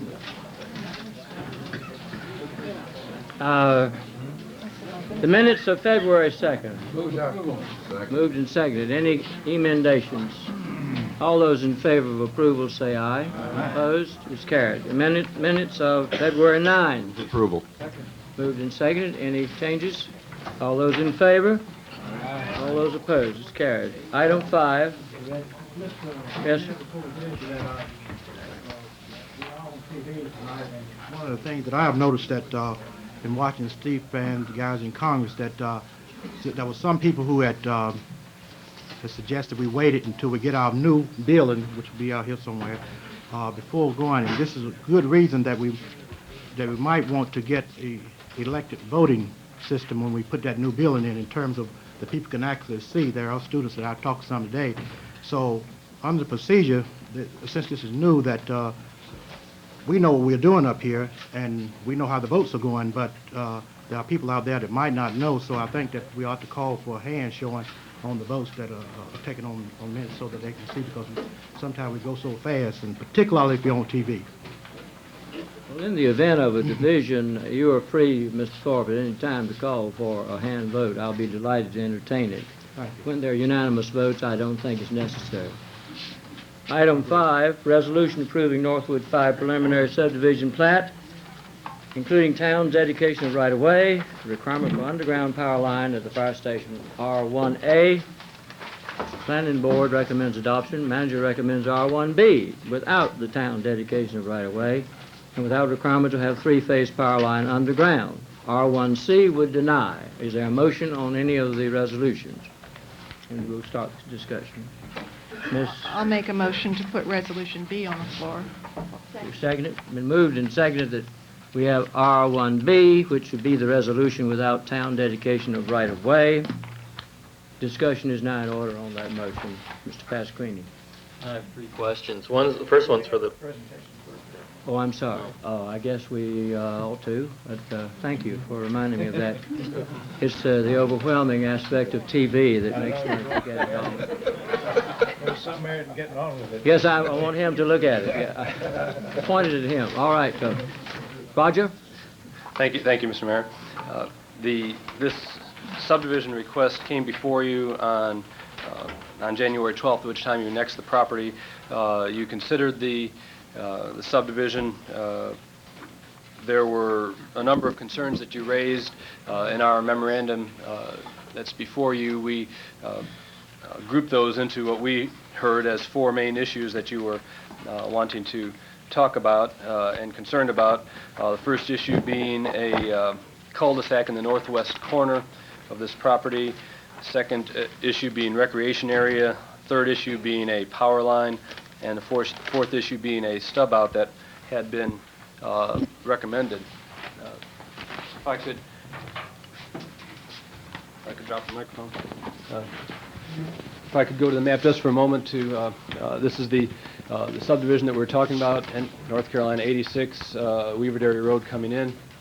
The cul-de-sac that a number of concerns were expressed about was this cul-de-sac in the northwest corner, and there were concerns about that were expressed by a number of people and the Parks and Recreation Commission about this open space buffer that was provided along the road.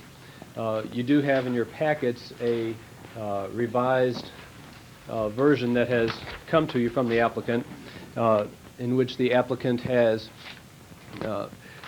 removed this cul-de-sac and labeled that 3.5 acre area as reserved for future development. The applicant has also revised the plan to remove this 50-foot strip of open space here and extend these lot lines out to the street, and has suggested that then a buffer easement be placed along those lots. We feel that that recommendation is acceptable and addresses some of the concerns that were raised, particularly by the Parks and Recreation Commission, about being sure that all area that is shown as recreation area is acceptable and meets the suitability requirements of the ordinance. With respect to the power line, we mentioned in our memorandum that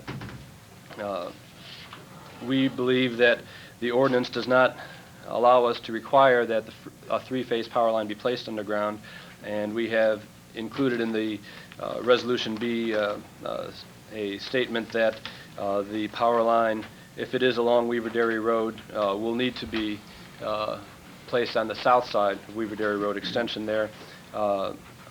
We have information that indicates that that line may not have to be placed along Weaver Dairy Road at all.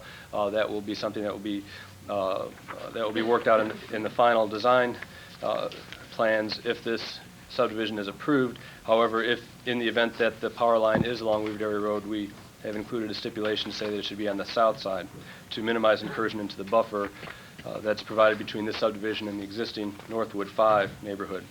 And then on the final issue, the issue of the stub out to the Altmuller property to the east, in response to several comments made when this was before you on January 12th, we have deleted that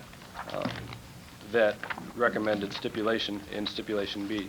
To summarize, you had before you on January 12th recommendations from the Planning Board and Parks and Recreation Commission.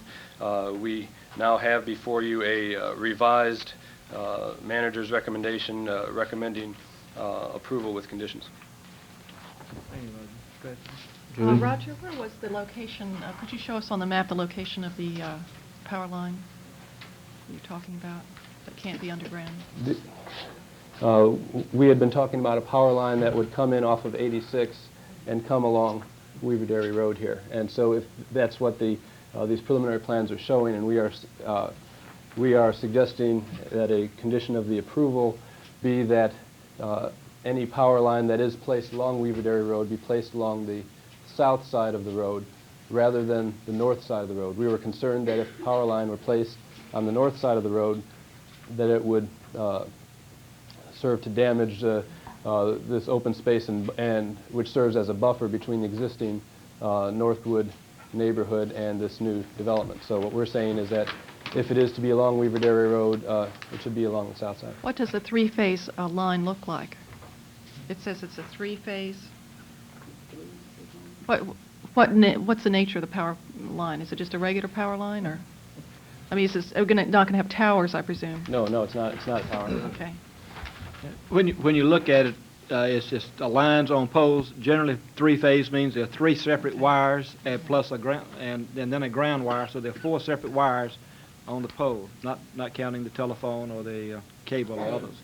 A single-phase means there's only one wire on the pole, and there's always a ground wire. Okay. You state that the development ordinance doesn't allow us to require to put it underground. Do you think this is something that we ought to consider changing, or since?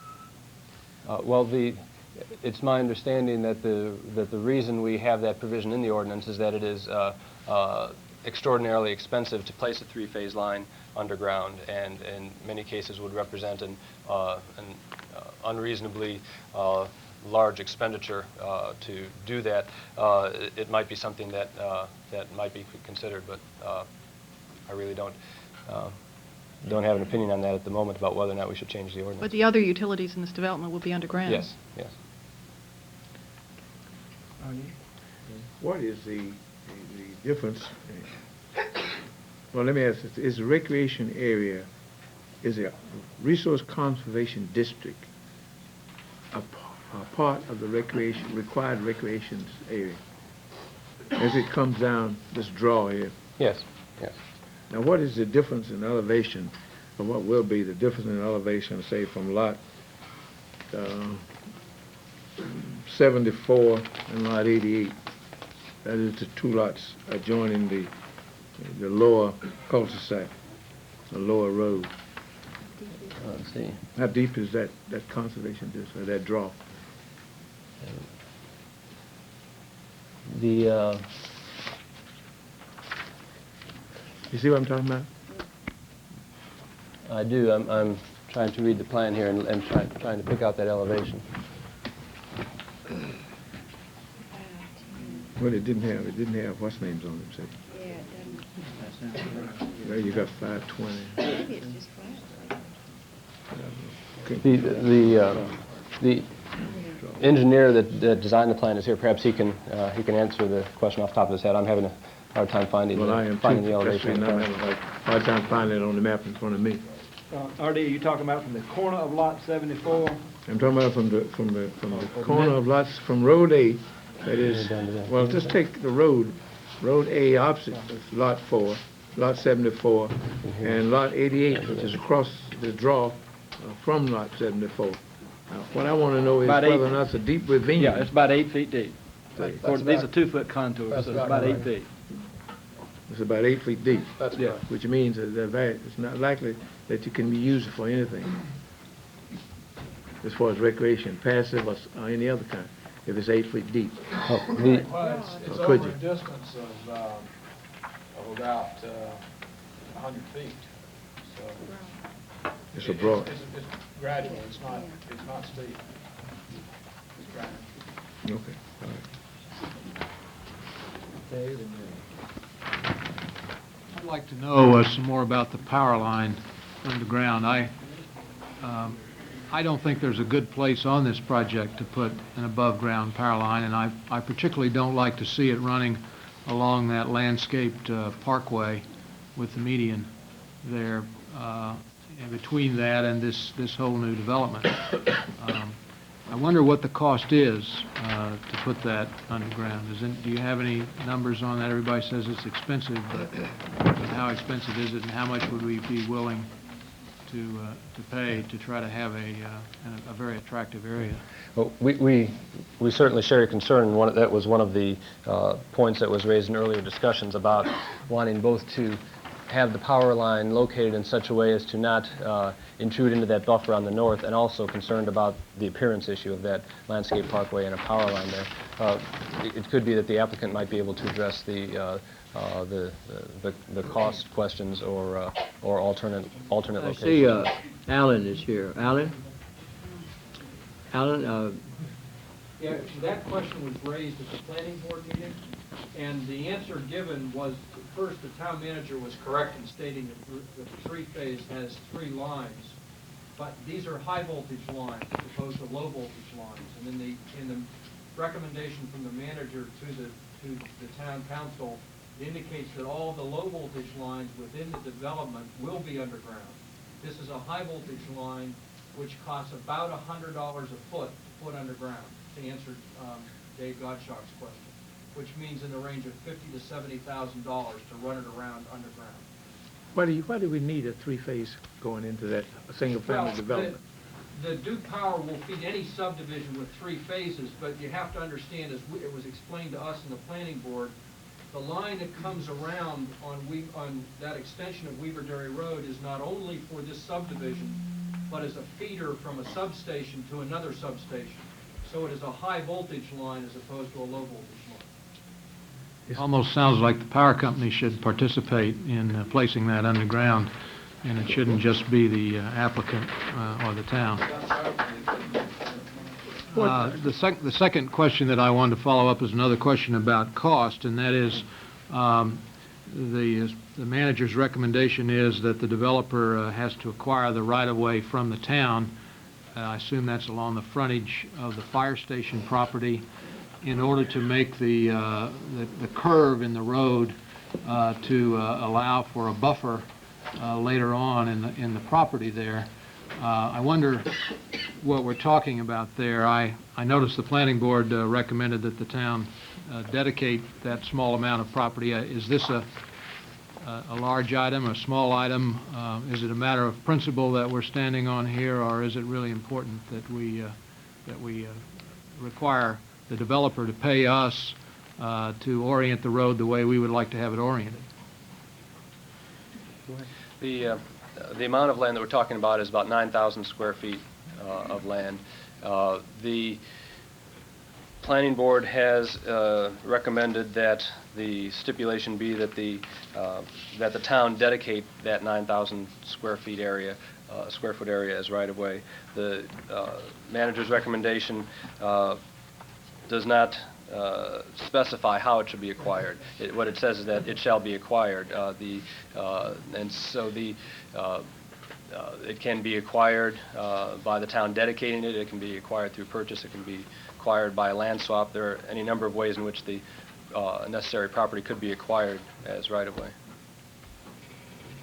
It just strikes me that it's very much in the community benefit to orient the road the way it is and to provide the buffer areas, and it's not something we're doing as a favor to the applicant, but rather as good planning for the community.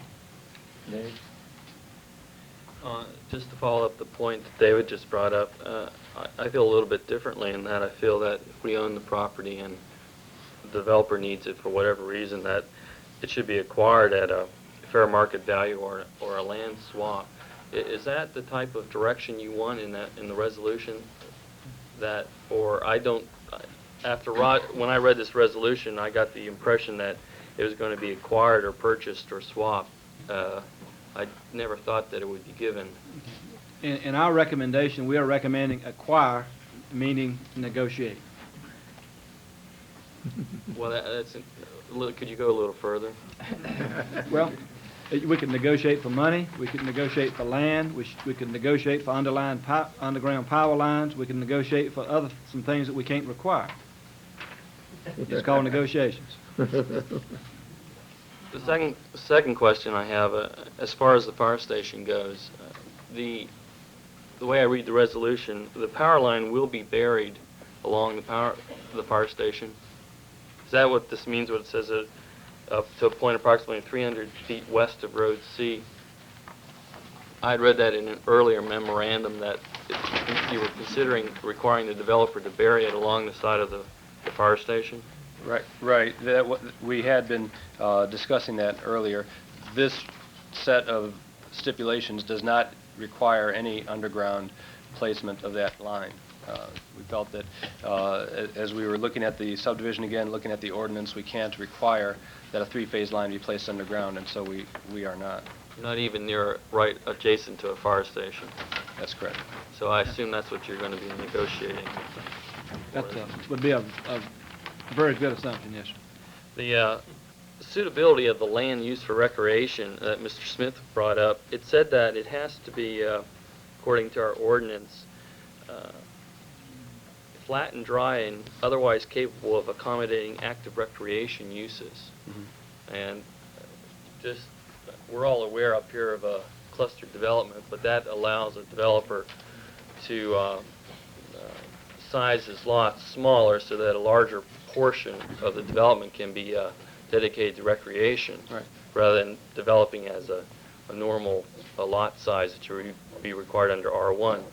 Now, the reason I brought this up tonight is I just wanted to confirm that the town considers that land, even though it's in the RCD district, to be dry and flat. No, that's not the assumption here. There is a provision in the recreation area requirements that land be. There are suitability criteria, and you're correct that land has to be flat and dry, the high ground rather than the low wet ground. There are provisions in the ordinance that allow the council to waive those criteria in certain circumstances for other specific purposes. And if I can go back to the map here for just a moment, this isn't going to move.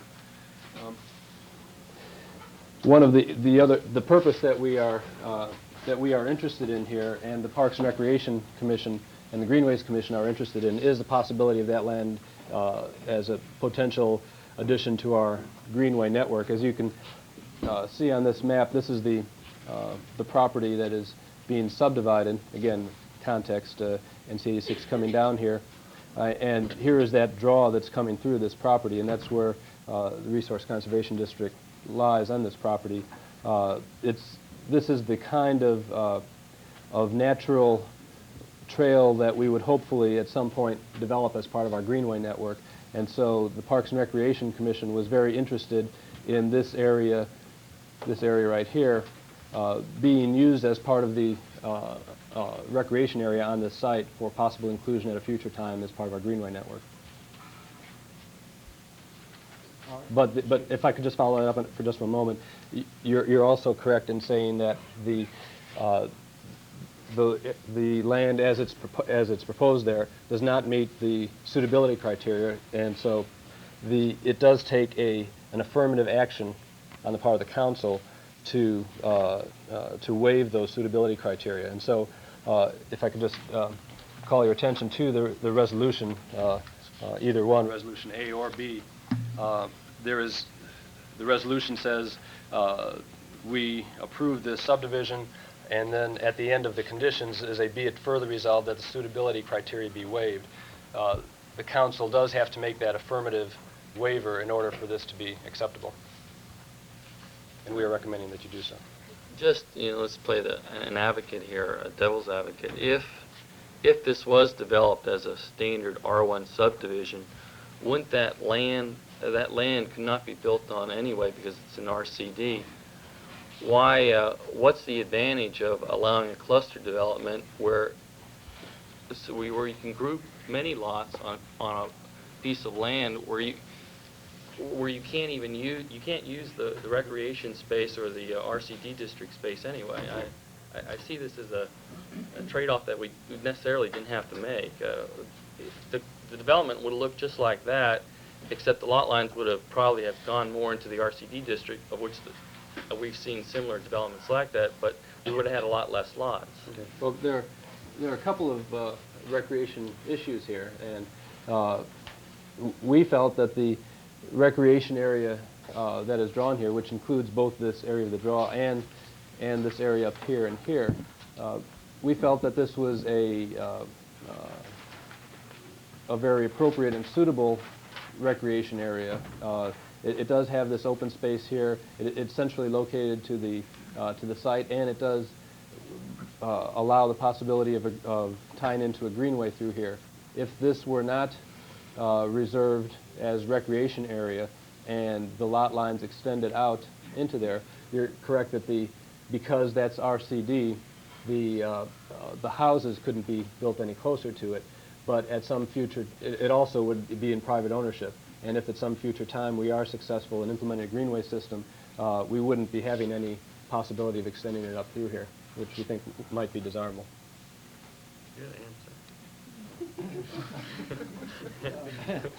The last thing I want to bring up is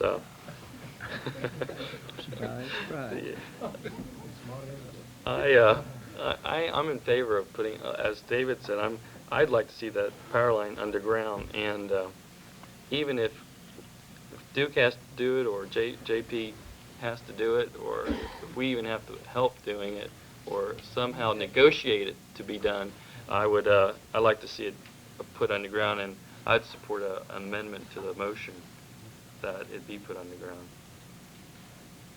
Mr. Mayor, may I say, David, the reason we didn't recommend it being underground is your ordinance doesn't provide for it. So the best thing we could do was to say, don't give away the piece of land.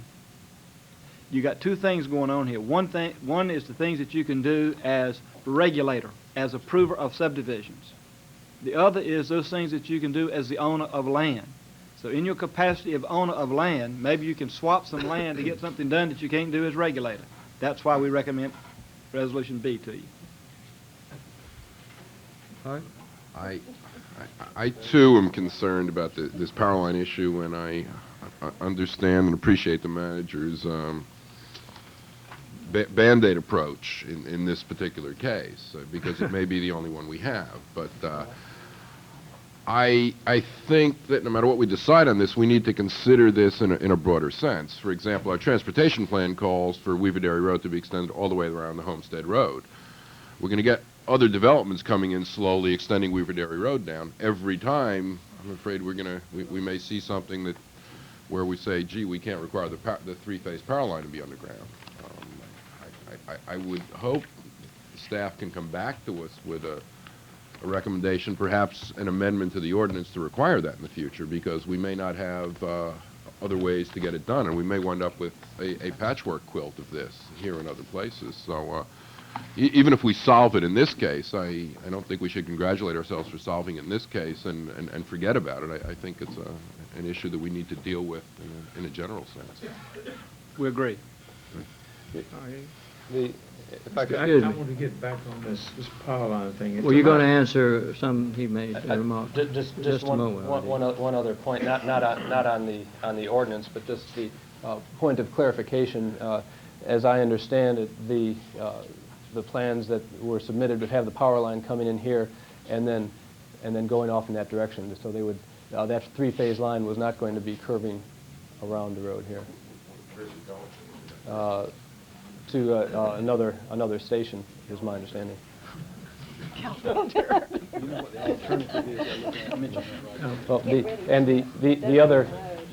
the other piece of information that we had alluded to is that there is exploration going on right now between the applicant and Duke Power instead of bringing the line from here, bringing that feeder line from here over through there, of bringing that line somehow down across here. So they are, through this Altmuller track, they are looking at alternatives to locating it up there, but nothing is certain on that.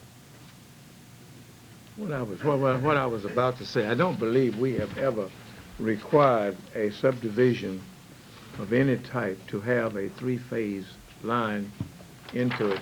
It's why it's not in the ordinance.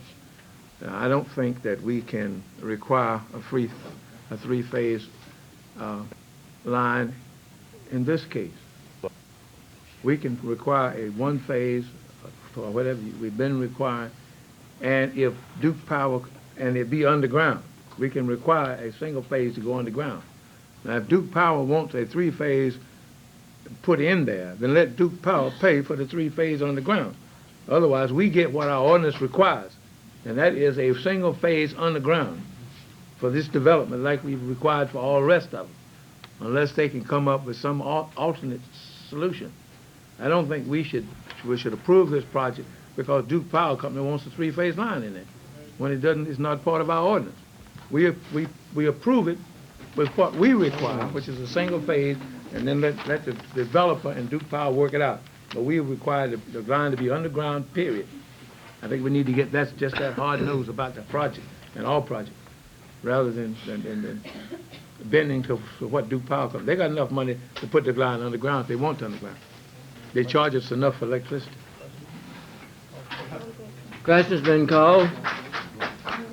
The vote will be on R1B, recommended by the manager. Just a moment. Without town dedication of right-of-way and without requirement to have three-phase power line. That was the motion that I believe was made. We had some people that wanted to Yes, speak. well, I first wanted to get what has been moved, and question's been called, but we did agree there were three persons present who wished to have brief comments. We will now hear of them. If they'd come forward and identify, please. We'll hear it this time. His brief. Mayor Wallace and council members, my name is Tom Worth, Jr. I'm an attorney with Manning, Fulton, and Skinner in Raleigh, 3605 Glenwood Avenue, Raleigh 27609. I appear very briefly. I think I've probably got a minute of time on this matter in behalf of the applicant, Goforth Properties Incorporated. On the matter of the electricity, Duke has said flatly, Mr. Smith, they will not pay for it. As Mr. Waldron has indicated to you, we are very actively pursuing and aggressively pursuing alternates to location within Weaver Dairy Road. So that is definitely underway, and I wish to confirm that in behalf of the applicant. On the matter of the dedication versus acquiring of the right-of-way, I'm quite aware, having talked with the manager briefly before this meeting, of the type of negotiations that he envisions in this.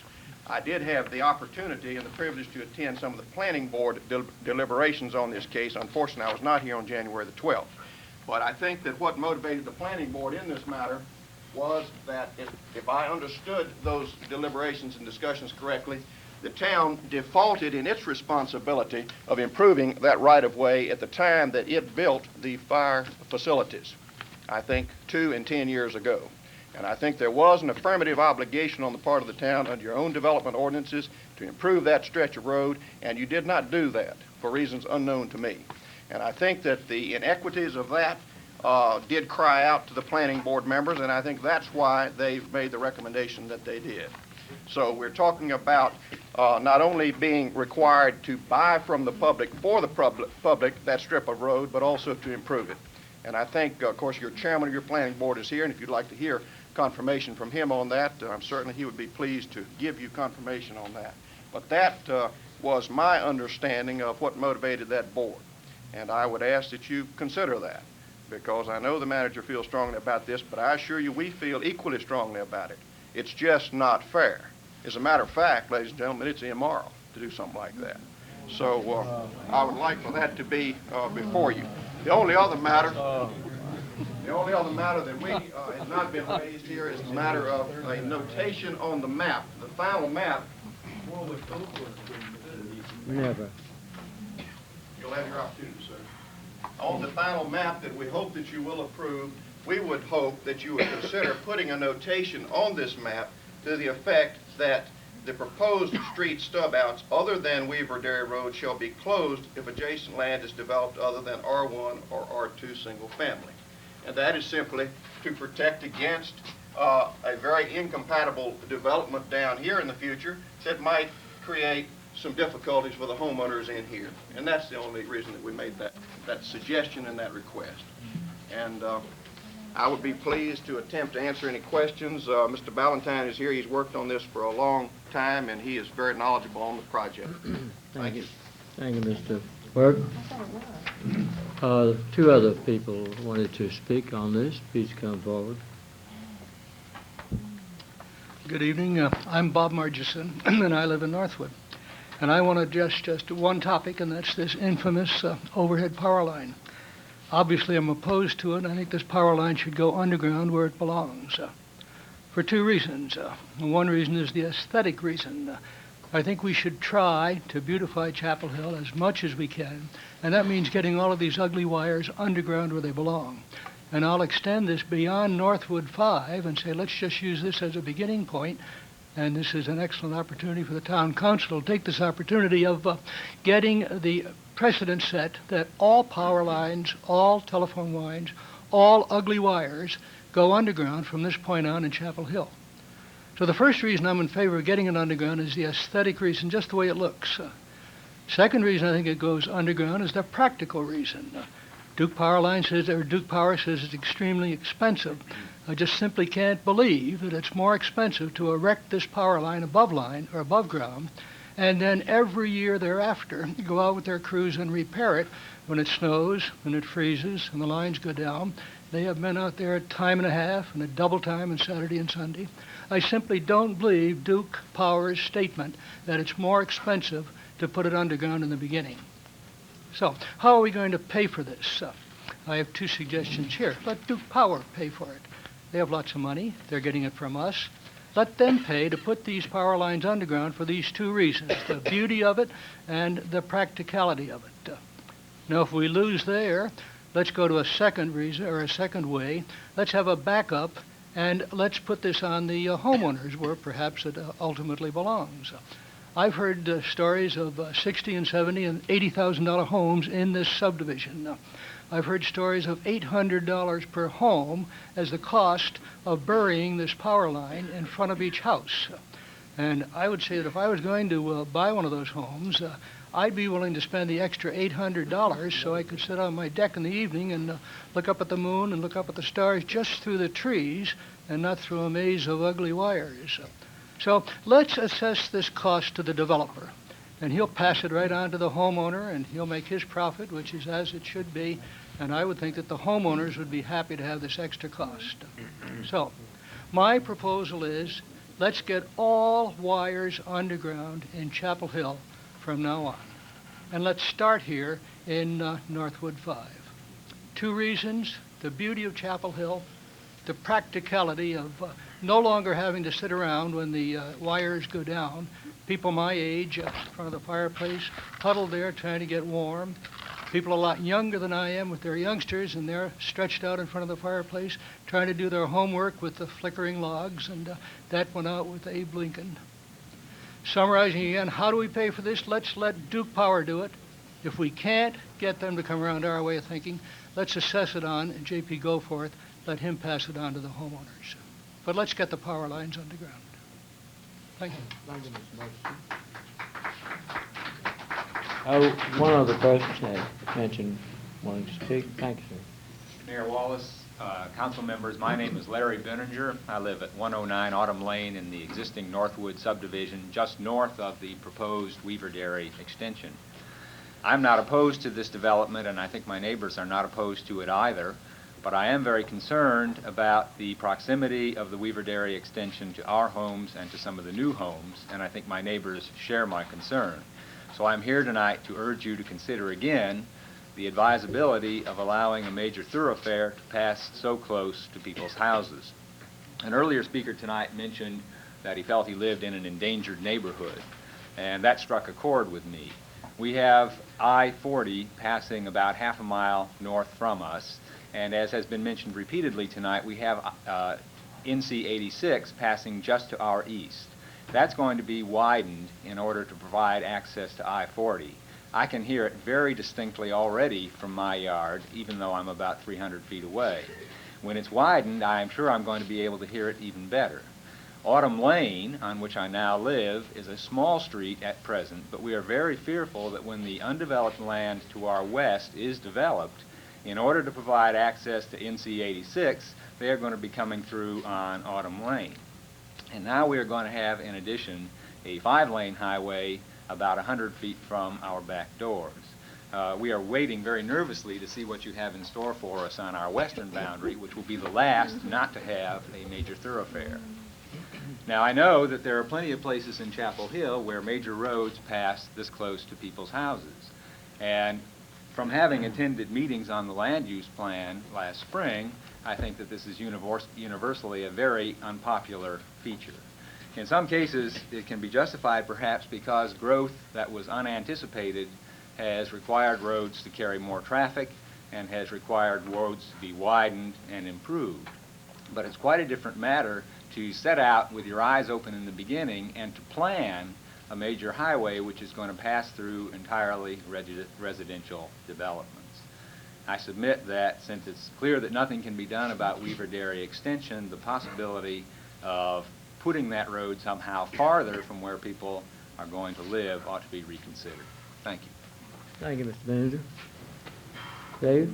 I'd like to make an amendment to the motion on the table. All right, amendments in order. On stipulation 3, I'd like to change that so that it says that the 3-phase electric line proposed along Weaver Dairy Road will be placed underground, adding the word underground only to the stipulation. Is there a second to the amendment? Second. Been moved and seconded. Discussion is now in order on the amendment. That we were going to put a single phase, that was part of the motion, that it be a single phase underground, was it not? No, sir. Well, the original motion was to adopt R1B, which was without town dedication of right-of-way and without requirement to have a 3-phase power line underground, but it did not specify no 3-phase. Now he is proposing a substitute, or rather an amendment. Let me clarify.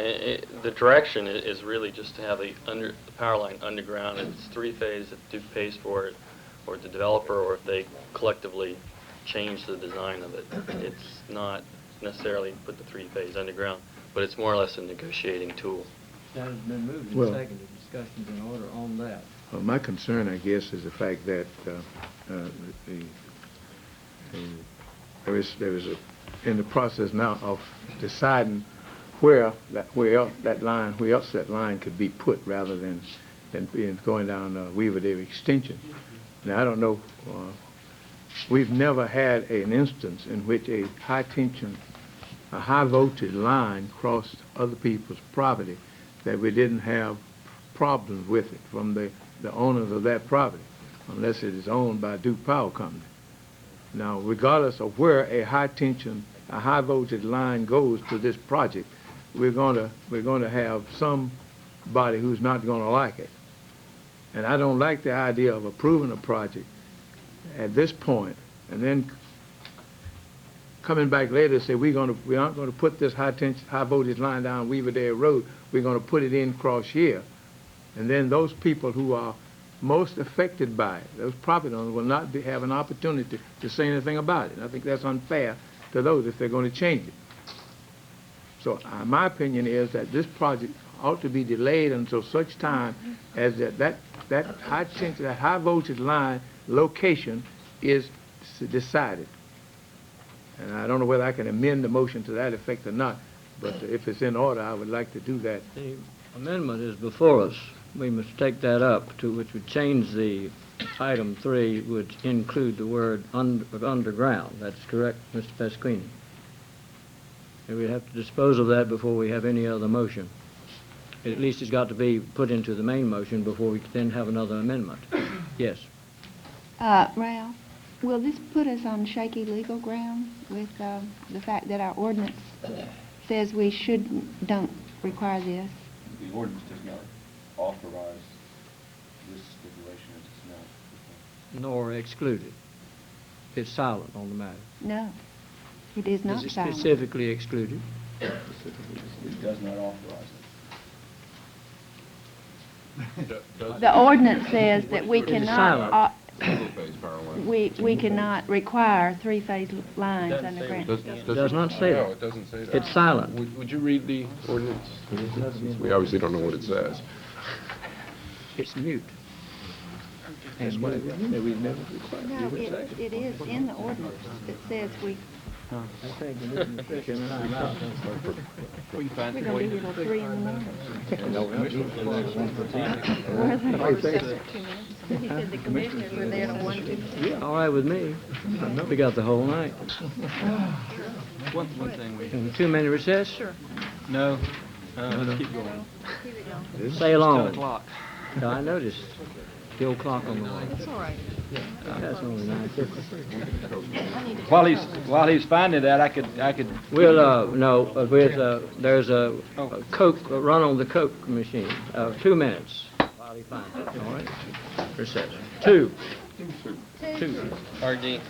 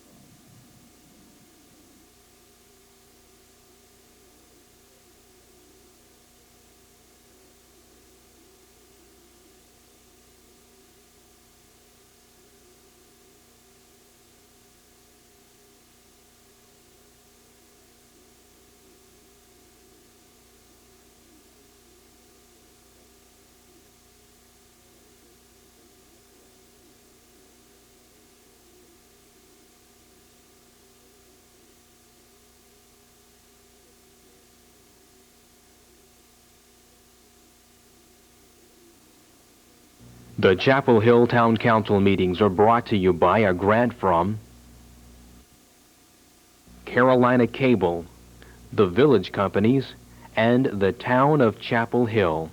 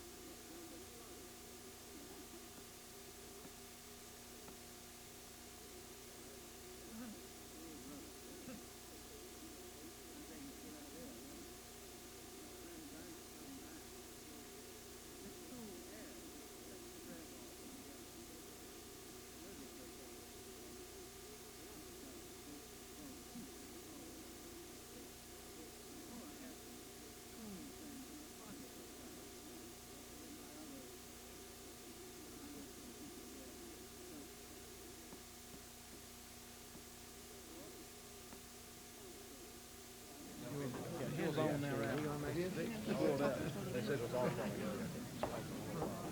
was told. Dave told me. You wanted something. Ladies and gentlemen, meeting is back in session, and we will resume our discussion of this item. The motion most recently made was by Mr. Pasquini to insert the word underground in stipulation number 3, and it was seconded, I believe, by Mr. Werner. And let's see, we're all here except Mr. Werner. Is there a question? He's trying to find his way through The TV crew. He just got caught on TV. There'll be a brief, Make a few adjustments. be a brief pause.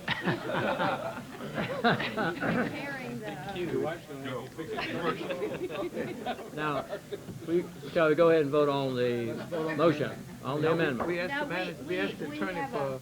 All right. The attorney has been asked, and have you got an opinion on this, Ralph? Thank you, sir. As the manager's memo states, the ordinance does not allow us to require that a three-phase line be placed underground. Section 610 of the ordinance says that all utility lines other than lines used only to transmit electricity between generating stations or substations and three-phase electric power distribution lines shall be placed underground. The ordinance says that all others shall be placed underground. The ordinance does not allow the council to place a three-phase line underground. I don't, well, I don't think it prohibits, yeah, that's right, Dave.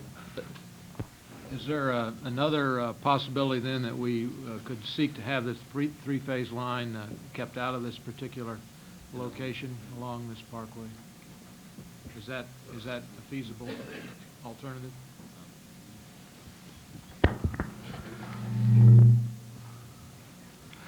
As to the issue about whether or not the ordinance is silent, the ordinance, as I said, the ordinance does not allow the line to be placed underground. The question then becomes whether or not it's reasonable to require it to be placed underground under the subdivision standards that we have in Chapel Hill. And as to the issue about whether we can require it to go in another location, I believe that's a matter that relates to the Utilities Commission and the Duke Power Company's obligations under any restrictions they have from the Utilities Commission. I'll be willing to withdraw my amendment for the sake of there being some more reconstruction on a newer one or a more appropriate one. You withdraw the second? I will draw the second, and I'd like to propose... Currently, we now have before us the motion R1B. Mr. Werner. I would like to amend stipulation 3 to read that the electric line proposed along Weaver Dairy Road, etc., be placed underground, removed. Eventually, I want to take Pasquini's previous amendment, remove the three-phase. And insert underground. Underground. This And is insert underground. And this is an amendment to R1B, right? As originally stated. Are you amending that one, or are you setting, what, we have three possibilities here. Which one are you employing? B. B. Yes. Of B. Yeah, So 'cause B this is the- particular amendment would insert underground and would delete Remove three-phase. three-phase, yes. And therefore apply to whatever line. That has been moved. Is there a second? Been moved and seconded. Discussion is on that particular amendment. Mr. Mayor. Yes, Mr. Smith. But we know that Duke Power has said that this project, that they would need a three-phase line in order to serve this project, I guess, and other land adjoining it probably. It's why they are running from one substation to another, building another substation. I don't think that will solve the problem at all. I think if we say this project will be served by a single-phase utility line underground, and then if they come up with a three-phase somewhere else, or we say that, and then after we say that, defer the whole project until such time as the location of, as to how this project, Duke wants to serve this project, defer it until that decision is made, then we certainly will be in a better position to ascertain whether or not it meets what we want. Yes, ma'am, I am for referral. Until we find out exactly how this negotiation is going on between the developer, the engineers, and Duke Power Company as to the location of whatever line they're going to use to serve this project. If they carry it somewhere else rather than down Weaver Dairy Extension, then we ought to be able to know that, and the public ought to know it. I make that motion that we defer it until the project, until this line is, the location of this line is decided. Well, the motion to table is always in order, but we have an amendment I'm not on the saying floor. table, I said defer. I see, but what we're doing, we got a motion on the motion on the motion, and we've got to get rid of one of them. Now, if you want to remove the amendment, then it is perfectly in order to move the deferral of the original motion. But until we get rid of the amendment. I will move the amendment to allow us to vote on Mr. Smith's The motion. amendment, you will do what with the amendment? You're going to want to keep there? No, well, no, You withdraw it? I'll withdraw the amendment Yes. to allow us to vote. Now we're back to the original motion, Mr. Smith. Motion, a substitute motion is now in Motion order. is to Yes, sir. defer until such time as the matter of the power line serving this project is determined. I take it you will also refer it to the manager and the Refer to the attorney manager, for attorney, that discussion. and everybody else, right. Is there a second? Discussion on the substitute motion. Yes. I guess I'm a little uneasy with delaying the whole project, which I think has been very responsive in terms of what the developer could do to all of our other concerns, and which I think has turned out to be quite a fine site plan for this one matter. So I would vote against that because I believe that we could put this in the manager's hands. He's heard our very strong opinions about what we want to do here tonight, and we could make it incumbent on him to try to work that out one way or another. So I guess I would be against deferring it. Well, that's what I'm doing. If we vote to approve the project, then there's nothing the manager can do. I'm sending it to the manager so that he can do just what you're saying. But he can't do it if we approve the project tonight on any conditions. His hands are tied. What you're saying, Mr. Smith, as I understand it, is we would defer action tonight, and it would be referred to the manager and the attorney for further consideration. Whatever they want, Is that what can the do to understanding resolve of the that group? issue of the line. That's the substitute motion, then. All those in favor of the substitute motion, please raise your hands. 6. All those opposed? 3. The substitute motion now becomes the main motion. All those in favor of the main motion, please raise your hands. 6. All those opposed? The matter is, I counted 2. The 7 to 2. The motion is carried. Matter is deferred and referred as of now. Thank you very much for your kind attention.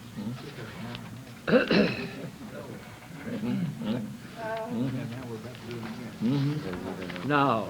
No. You think this will be squared? That's right. I mean, This was a preliminary. That was a preliminary. You got one, that's right.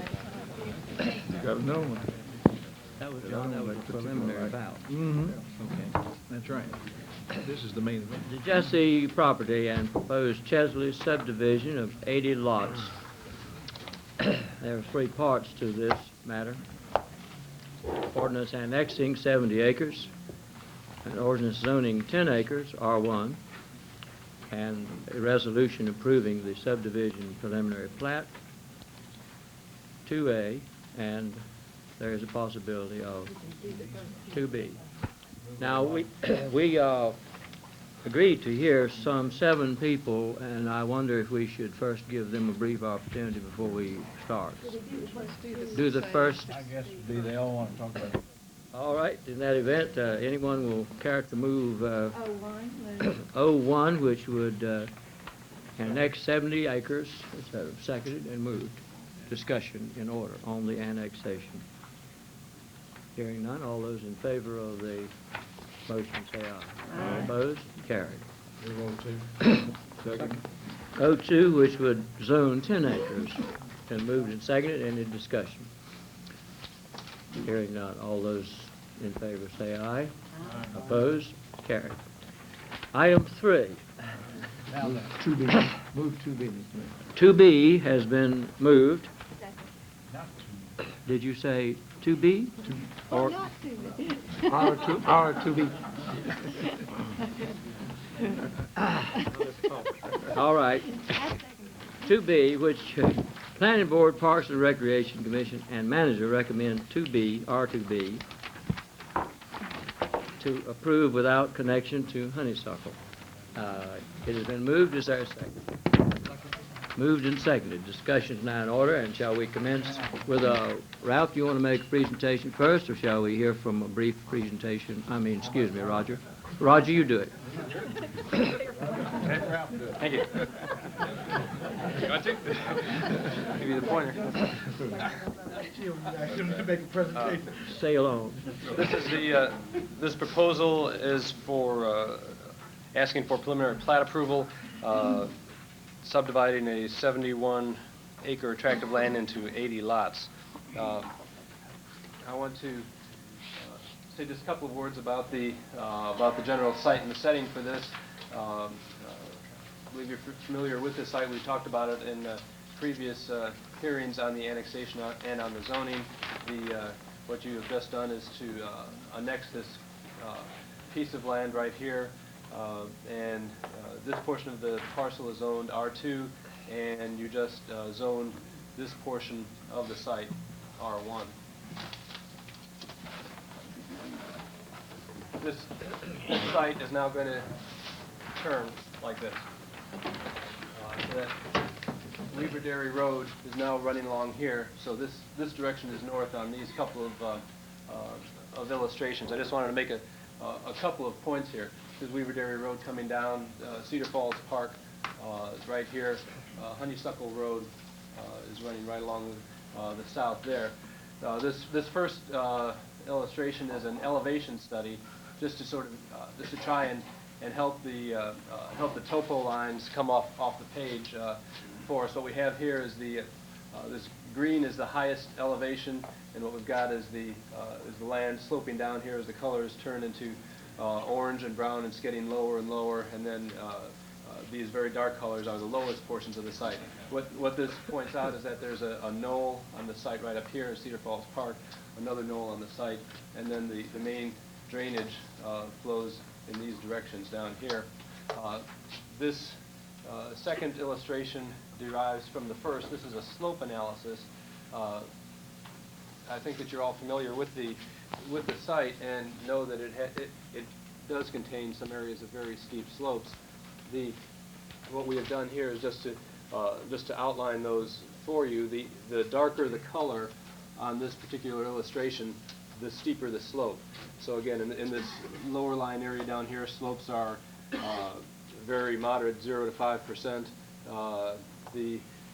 This light color is slopes of 5 to 10%. This darkest color in here are the areas of steepest slope on the site, where they're 20 to 25%. And again, these two pictures tell the story of the land that's higher up here, and then it drops off very steeply, right through here and right over here.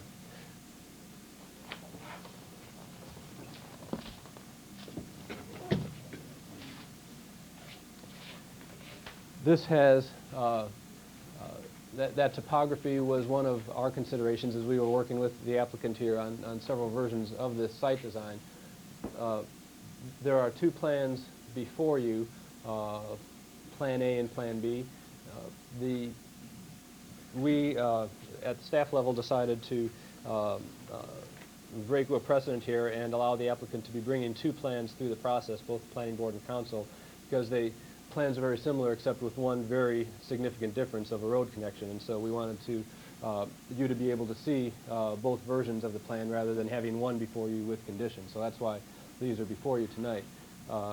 In Weaver Dairy Road, Honeysuckle Road, Plan A has a road that connects between Weaver Dairy and Honeysuckle, cul-de-sac coming off of it, there, and then another set of cul-de-sacs up here in this area adjacent to Cedar Falls Park.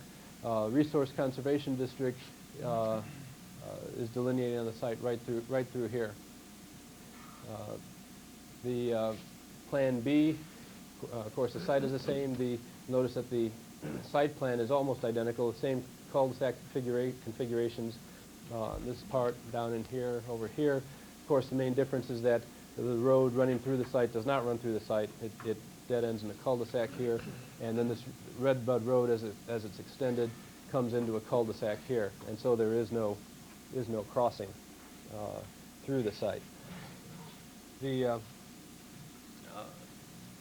have before you the planning staff report that went to the planning board and provides a lot of the detailed staff analysis on this project. There were 3 main points that came out of the staff report and have surfaced in our discussions with the planning board and other advisory boards. The 3 points that I want to just highlight for you are access and circulation issues, stormwater management, and then the third being a zoning question. First, on the access and circulation, I want to point out that there was a map that was left out of your packet. It was a reduced copy of a collector roads plan that certainly left out of the packet. It's at your places.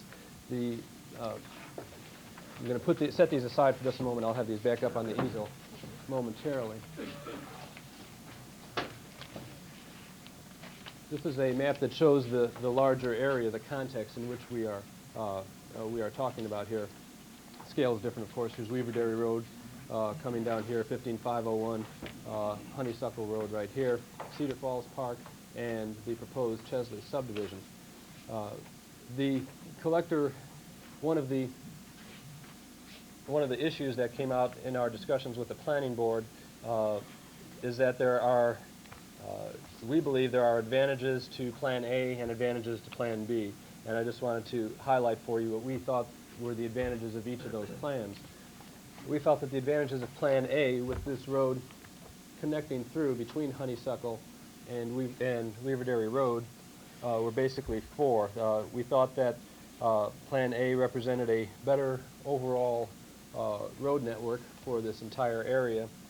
We thought that, we believe that Plan A has a road that is consistent with past plans, and that this Redbud Road had been stubbed out to this property line. The collector roads plan had called for this connection to be made. We feel that Plan A would result in a better and more efficient delivery of services in the entire area, and we also believe that Plan A would help relieve what might otherwise be traffic that would be occurring on Kenmore and to some extent Sedgefield. And those are the 2 outlets right now from this area out to Weaverderry Road. What Plan A would do is provide a 3rd outlet and distribute the traffic that's going between these points and out to the road. Plan B, on the other hand, also has advantages. One of the most significant advantages is that it better protects the Resource Conservation District. Remember that the Resource Conservation District comes up through the site here, and with Plan B, with that road being a cul-de-sac and another cul-de-sac, there is no road crossing of the RCD in that location, and we consider that to be a significant advantage. We believe that the recreation area works better under Plan B, and that there would be, under Plan B, there would be fewer vehicles that would be using what is a bit of a problem intersection here at Honeysuckle Road and Redbud. We think that it's a very tough call trying to recommend which of those plans is best. There are, as I say, there are advantages of both. Boards discussed this at length. The Transportation Board recommendation that's before you is for Plan A. The Parks and Recreation Commission and the Planning Board are both recommending Plan B, which does not have that road connected through. On balance, we believe that the merits weigh in favor of Plan B, and the recommendation that's before you tonight from the manager joins the Planning Board and the Parks and Recreation Commission in recommending Plan B because of the advantages of not connecting that road through. Second issue that was discussed at length before the Planning Board is the stormwater management question. We believe, as I mentioned in the, and tried to illustrate in a brief way in that site analysis, this is an area of some very steep slopes, and drainage is a concern because of the lay of the land.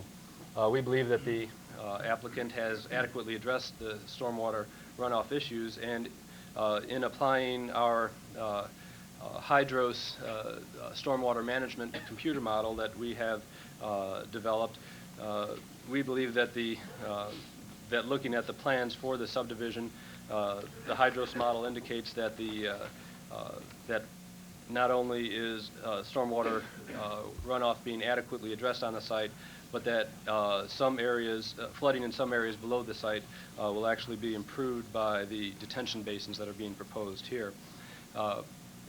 Our town engineer, George Small, is with us tonight, and if there are questions that are raised about the stormwater management, I would quickly defer to him to be trying to address those. The third issue is a zoning issue. I mentioned to you that this portion of the site up here is zoned R1. You just zoned it R1. This portion of the site down here was previously zoned R2 and retains that zoning designation. I did want to point out that this subdivision is being proposed to R1 standards. All the lots meet R1 design standards. One advantage we felt from the town's point of view of this piece of land being zoned R2 is that there is a little more recreation area that is required of the subdivision because it does need to meet those R2 recreation area requirements.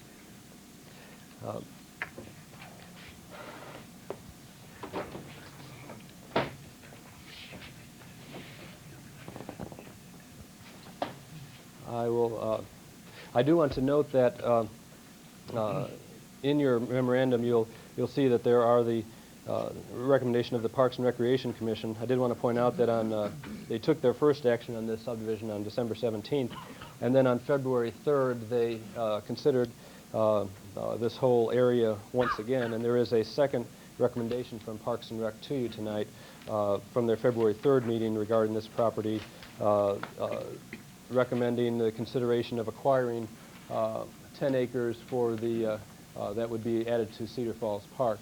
10 acres that we're talking about, where's my,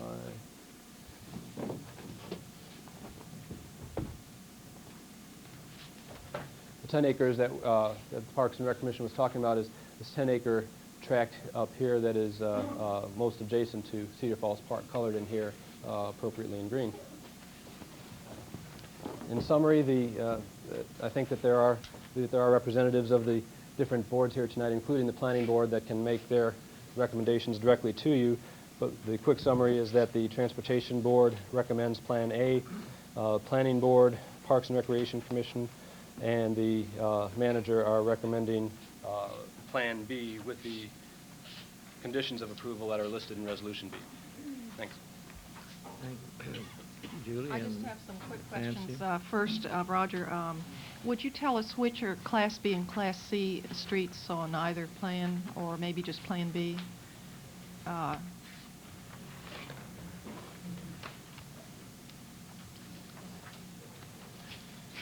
another question while I All right. talk about that one. The other question is, does Plan B call for turning lane on Honeysuckle or not? No. No. And then I wanted to ask the manager why he didn't want to take the Parks and Recreation suggestion for the 10 acres and what his reason was for not taking that up.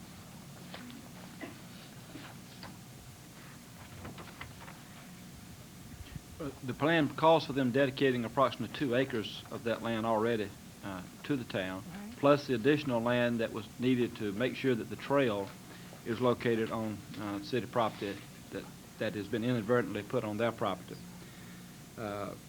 And we believe that with the recreation space that they are dedicating, that it was sufficient.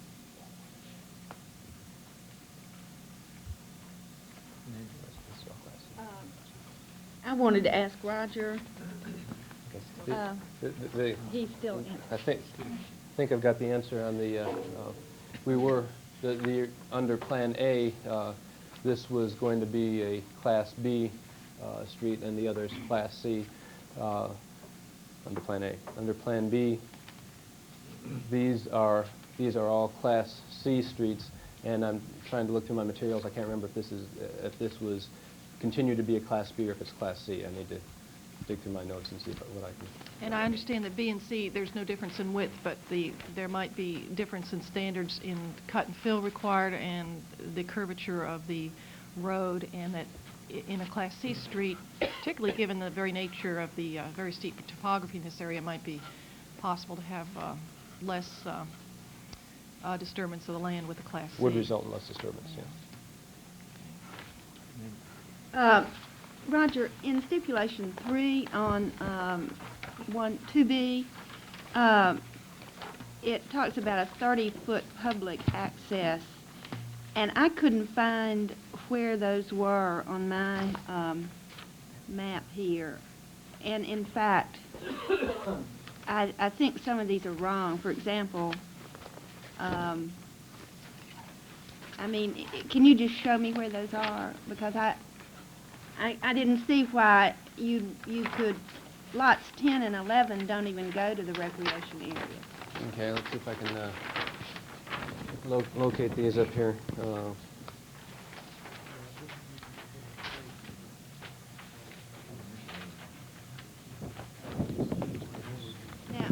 I've been looking at Plan B. Maybe the lots are numbered differently, but this is. This is, I'm reading off 2B, the stipulations of 2B. Right.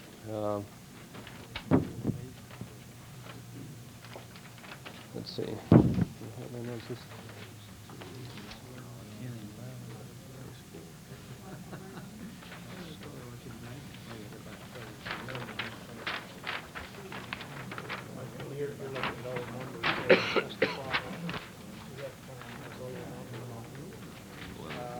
This has been here for a long time. You're right to be. You have reason to be confused. While we're talking about other questions, I'll locate those and clarify that for you. I just think that needs to be correct in whatever right. we pass. You're right. And we need to know where those Yeah, are.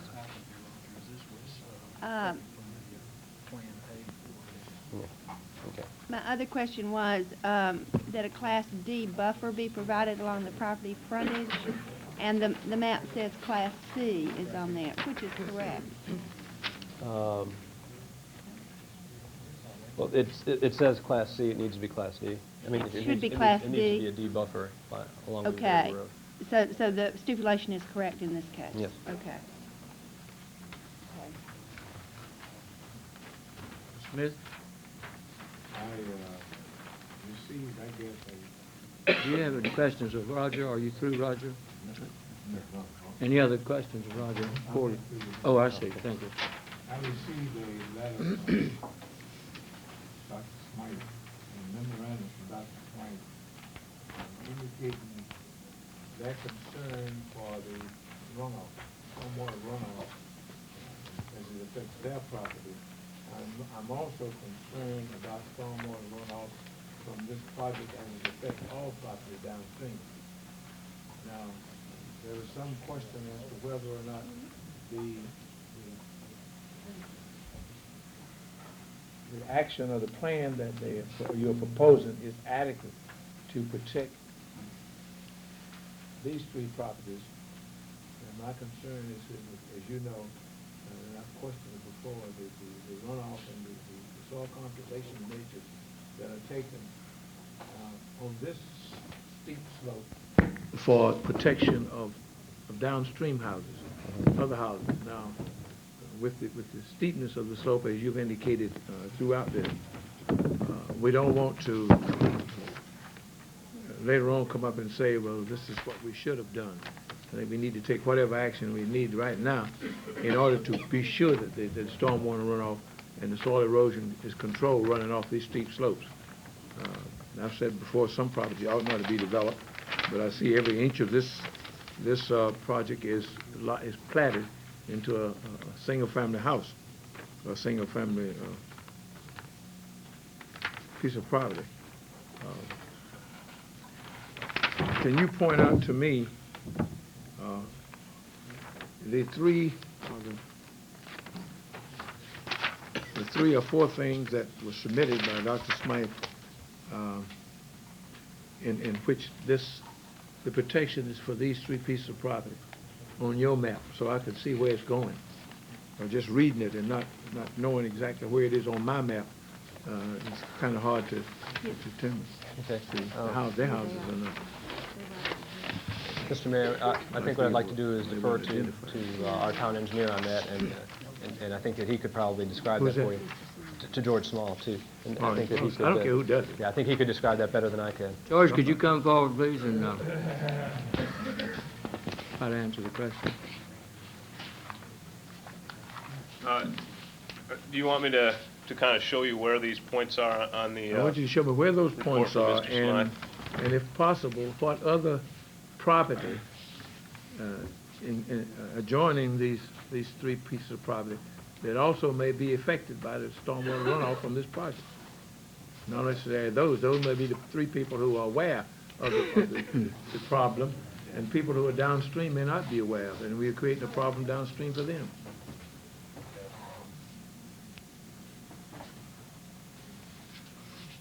Use the mic, George. Pardon me?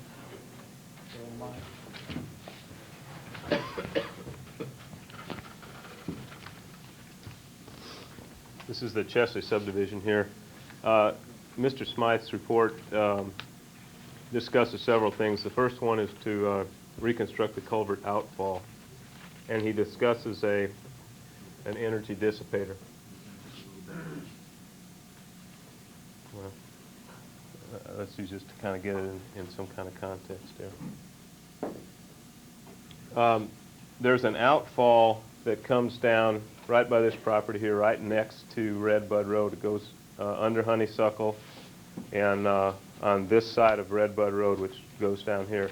This drainage runs down next to Red Bud Road, crosses,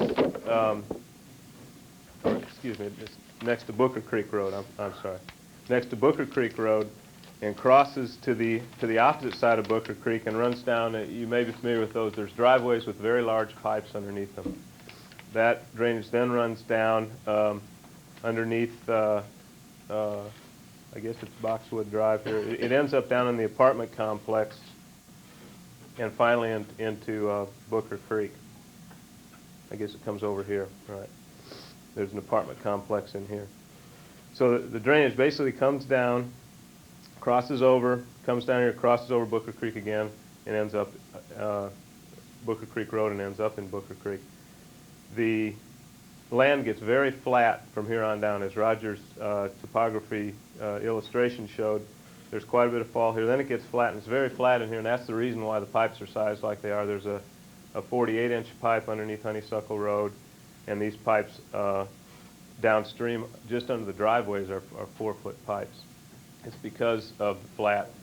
It's because of the flat topography of the land. So what is being proposed here is that the pipe that's right underneath Honeysuckle Road, which is basically the first crossing of a road off of this site, that would put some type of an energy dissipator and or reinforce the channel to slow the water down as it discharges from the pipe and try to minimize erosion. There's already a fair amount of erosion in there because of the meandering nature of the channel.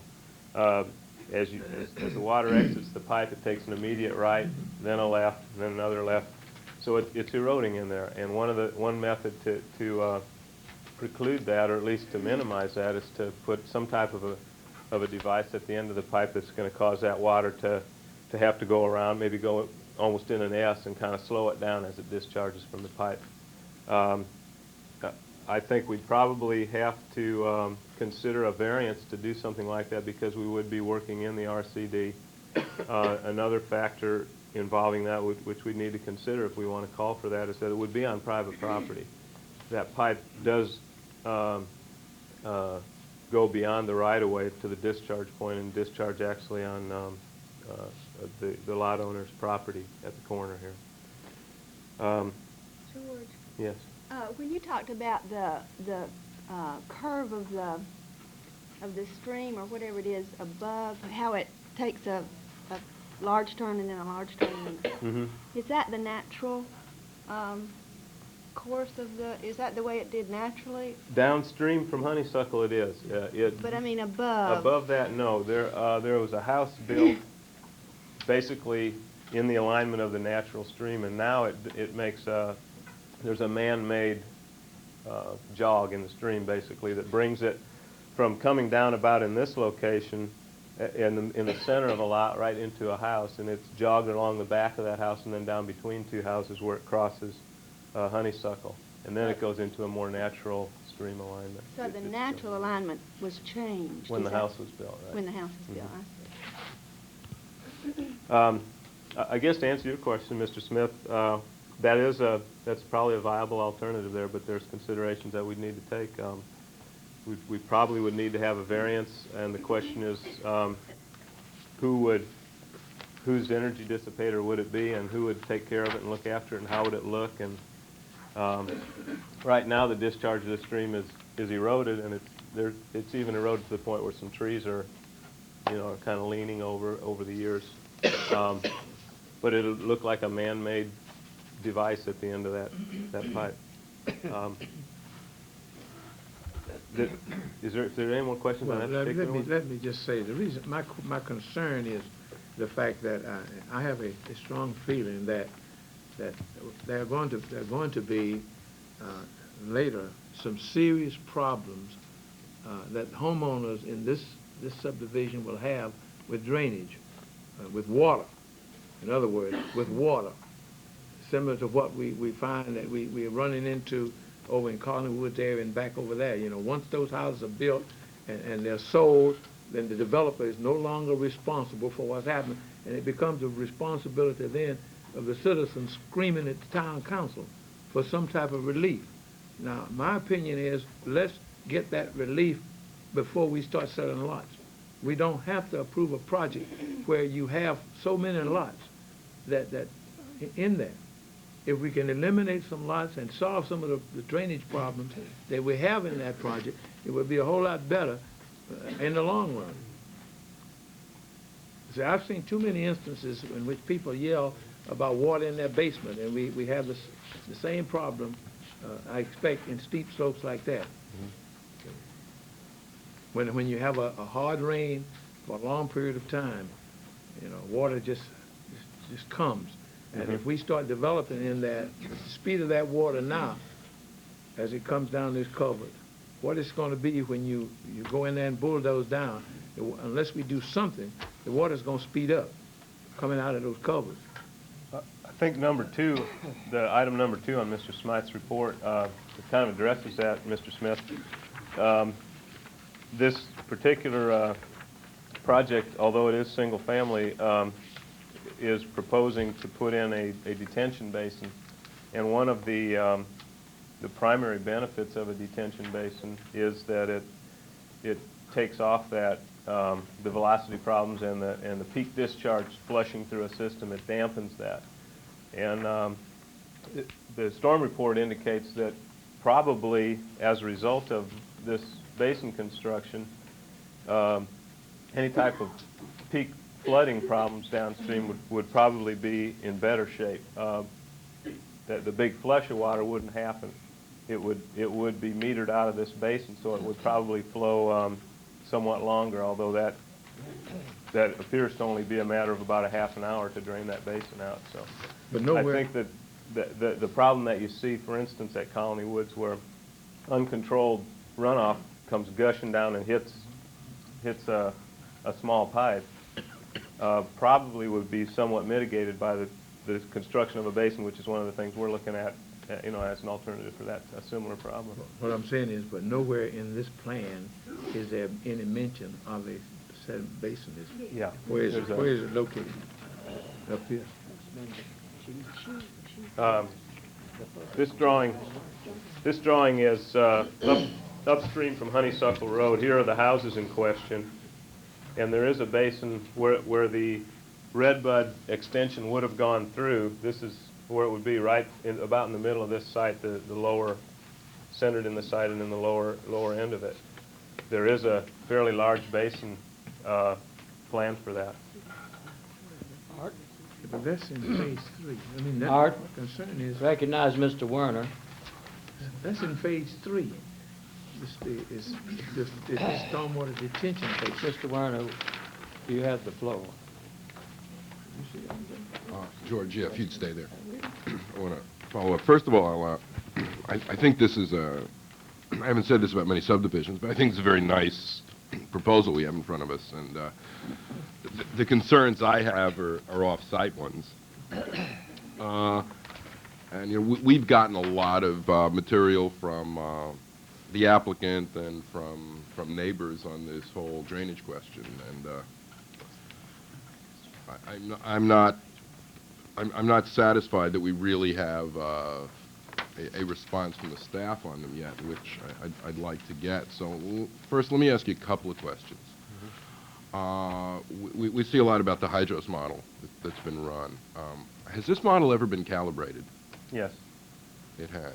It was for these soil conditions and. Yes, sir. Okay. It's calibrated from the available USGS information, primarily on DOT projects. Get their gauges. We now have our own gauge, by the way, on Battle Creek, which will probably take 3 to 5 years before we can actually say we've got data that we can use to recalibrate it, or to check our calibration off of the existing gauges in the area, other gauges. It has been calibrated with the available gauges. Okay. With that calibration, how confident are you with the results you've got from running it on this site? Very confident. The calibration report shows that the model is very accurate, does a very good job for this area.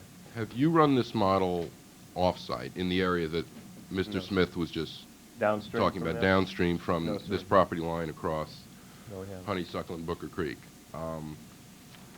In all the material we've gotten from staff, we continue to talk about the rate of runoff as our criterion. And I think we've discussed this before, that not only is the rate important, but we have to worry about the total volume of runoff. Is it not true that the total volume of runoff will increase? Whether Yes, the it rate will. okay. After development. So therefore, downstream in this winding channel, there will be more total water after a storm. There'll be more volume release. There'll be more volume of water, right? Okay. Are you in any position to tell us what is going to happen downstream? I think so. Okay, you haven't run the model.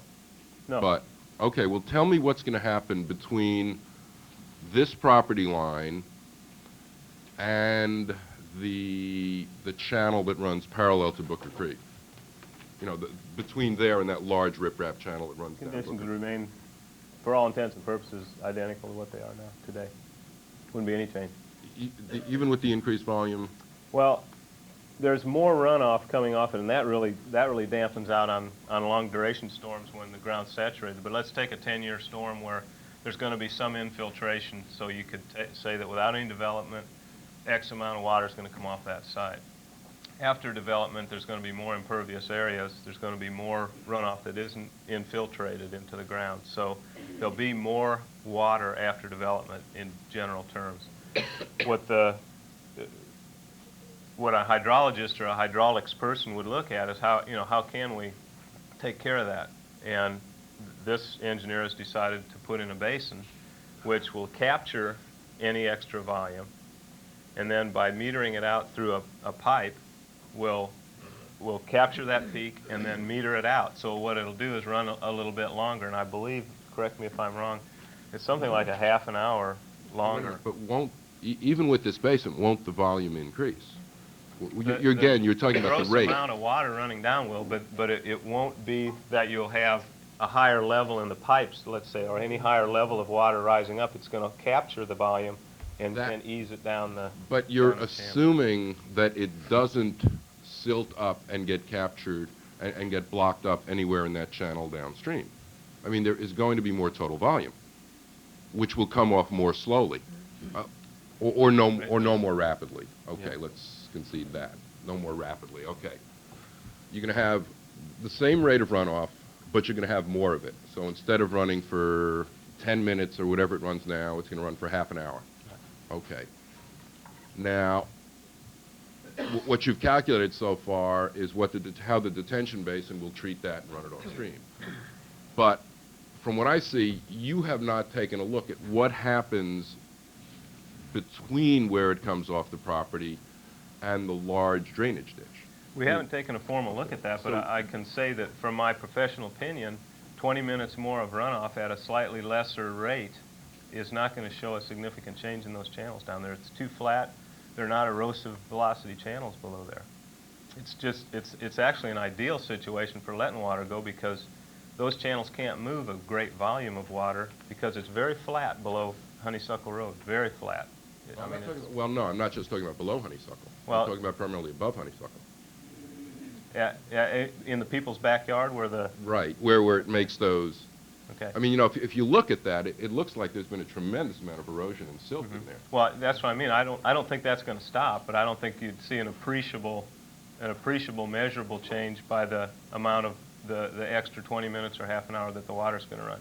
I think you'd see as much change in one big storm without it being controlled. No, I don't know, George. That bothers me. You told me that once before about Kirkwood. And we certainly see, I mean, I didn't really want to bring Kirkwood up, George, but I mean, I basically heard this argument, and there is an enormous change downstream. The water is probably not running off that property any faster, but the downstream channel just is not absorbing that extra volume of water. And you've said you have not made a calculation on that stream. I mean, you presumably haven't, I mean, basically all you've done is looked at that channel, right? Well, if we ran a study on it, we would pick up whatever water is running off of this site and route it as far as anybody wanted it to be routed. That would basically tell us what we already know, is that as far as the effect of this, we'd move that water through the channel. And if your question is, would that cause significant new problems, my opinion is that it wouldn't. It wouldn't change. We couldn't say that it's going to change the downstream conditions any more significantly than one storm without any control. One good storm could change that channel real fast. So it's eroding and it's moving. I don't think it's going to, that we would be able to identify that with the retention basin in place, that it's, you know, that particular discharge has caused the changes that might occur. I think they're going to occur. You know, we can channelize it, we can reinforce it, and we can probably stop most of the erosion. But if we don't do that, we leave it status quo, and we leave it undeveloped and let a big storm hit, it's going to erode the channel. We let it, So you're basically saying that there is going to be no measurable impact of the extra water coming off this development. That's what I hear you saying. None. No measurable one. well, yeah, I would say it's going to be insignificant. The amount, running it an extra half an hour in that channel. People who live there won't notice any difference. The water won't I don't know be if any they will higher or not, but I'm saying I Well, doubt that there anyway. will be much of a change. Next. I guess we're going to talk some more, or hear the people, or I suppose we ought to hear the people now. The order that we've agreed to, I believe, is... Al Reimer said Well, he was not on the order, but I guess the last should be first. Al, you want to proceed? It was my understanding that we don't have a public hearing and we have a report to make, we're to make a report. You're right. The issues that were brought before the planning board were as George outlined. It is significant that the town staff decided to change their position from Plan A to Plan B when they came to the town council, so that part of our discussion tonight is a moot point. We applaud that because we thought Plan B was well taken, and although there were 3 votes against it on the planning board, the majority felt that was the right issue and the right thing to do. We did also look at the stormwater issue, and I would like to help put it in some perspective. I think there are 2 or 3 points that have not been made, which I do believe need to be made. Under the current ordinance, the town has no authority as I understand it, as members of the planning board understood it, to require any detention from a subdivision, no control of stormwater off of this site, because it is a subdivision. It is not a site plan approval. It is a subdivision. As a result, when we looked at the issue of runoff on this project, and we looked at the detention basin, it clearly tended to mitigate those peak flows. That's been covered by George. The other issue that I think has been raised in Dr. Smythe's memorandum, and which I think, Art, you were addressing, was the question of the analysis above Honeysuckle and how it impacts on the road. And I think that Dr. Smythe has made the point that the difference between a 5 and a 10-year storm in the elevation of the water on that property may amount to something, as my memory serves me, of about a half a foot, a half to 3/4 of a foot. There was some large discussion at the planning board and an impugning of the staff, which we did not appreciate, with respect to the Hydros model. We are one of the few communities in the state of North Carolina to have something as sophisticated as that model. We should, and I do think, respect the development and the time that went into that. And I think George answered the question with respect to calibration. The issue at hand, in my mind, is something which you all are going to have to address at some point in the future, and that is the philosophy of drainage as a whole policy matter. George told me there's some like 55 or 56 different drainage problems in the community of Chapel Hill. It was the opinion of some of us on the planning board that have an understanding of this matter that at a very minimum this development would certainly mitigate the peak flows by the detention basin, which is more than they're required to do.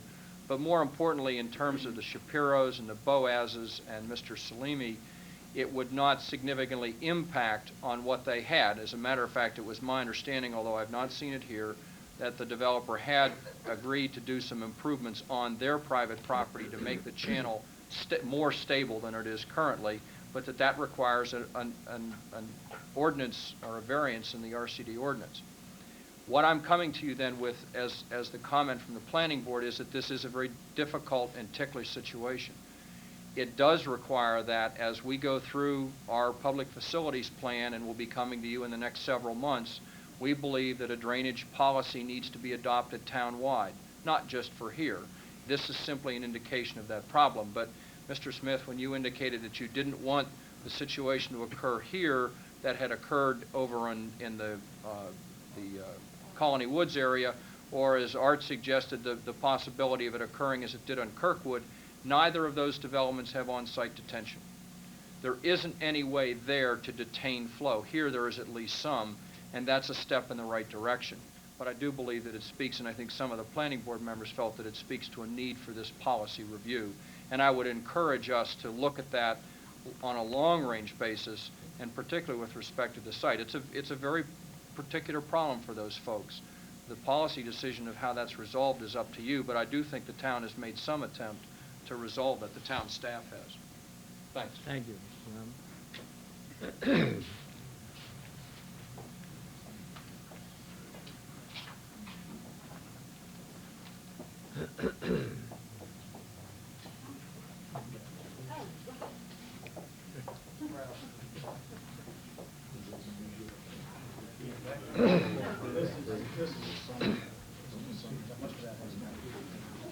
Mr. Chapin?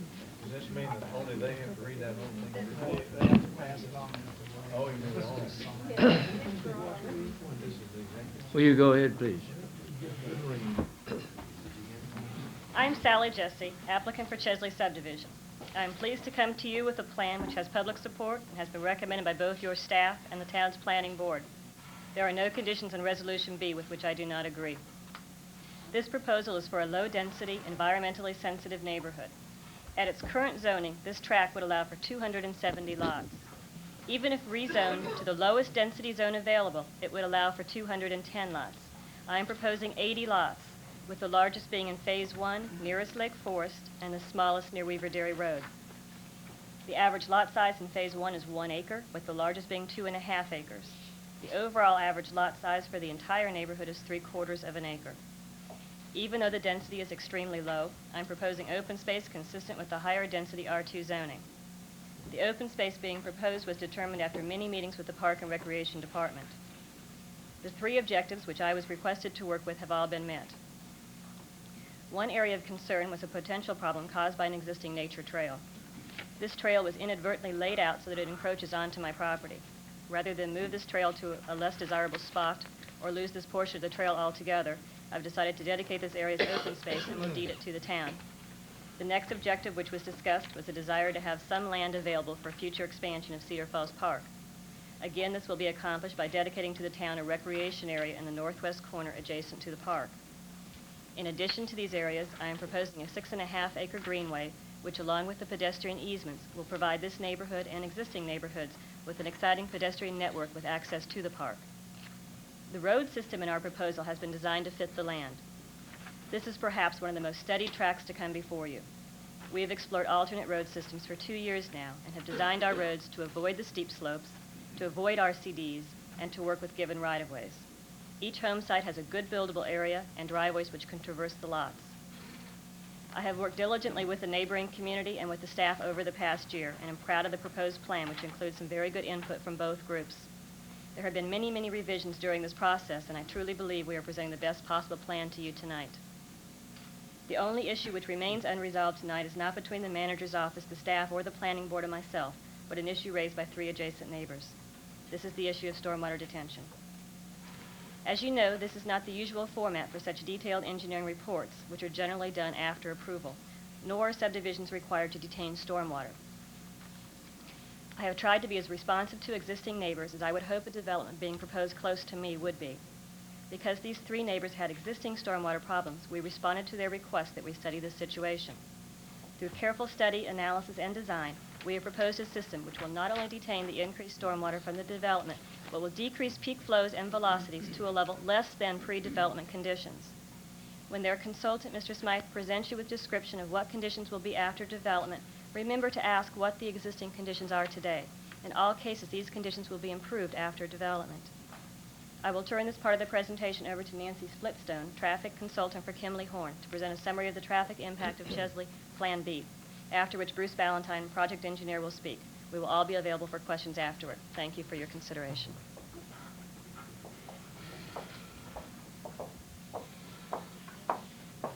Good evening. My name is Nancy Splitstone, and I represent Kimley Horn and Associates. Our firm was selected to prepare the traffic impact analysis for the proposed Chesley subdivision. The original report, which you have before you, contains an analysis for 122 units. The development has since been scaled down to include only 80 dwelling units. A new report has been prepared and submitted to the town of Chapel Hill for the 80 dwelling units. The amount of traffic which will be generated by the 80 dwelling units is estimated to be 800 one-way trips on an average day, with the PM peak hour volume being 50 vehicles entering the development and 30 vehicles exiting the development. In connection with David Bonk of your planning department, we analyzed a distribution of traffic based on 10% of the traffic going to the north of the development, 40% to the south, 40% to the east, and 10% to the west of the development. We anticipate that 20% of the development's traffic, based on the distribution of 20 units surrounding the cul-de-sac, will leave the development or enter the development through Honeysuckle Road. This results in 7 vehicles exiting and 12 vehicles exiting the development during the PM peak hour. The remainder of the traffic, 80%, will use Weaver Dairy Road. Thank you.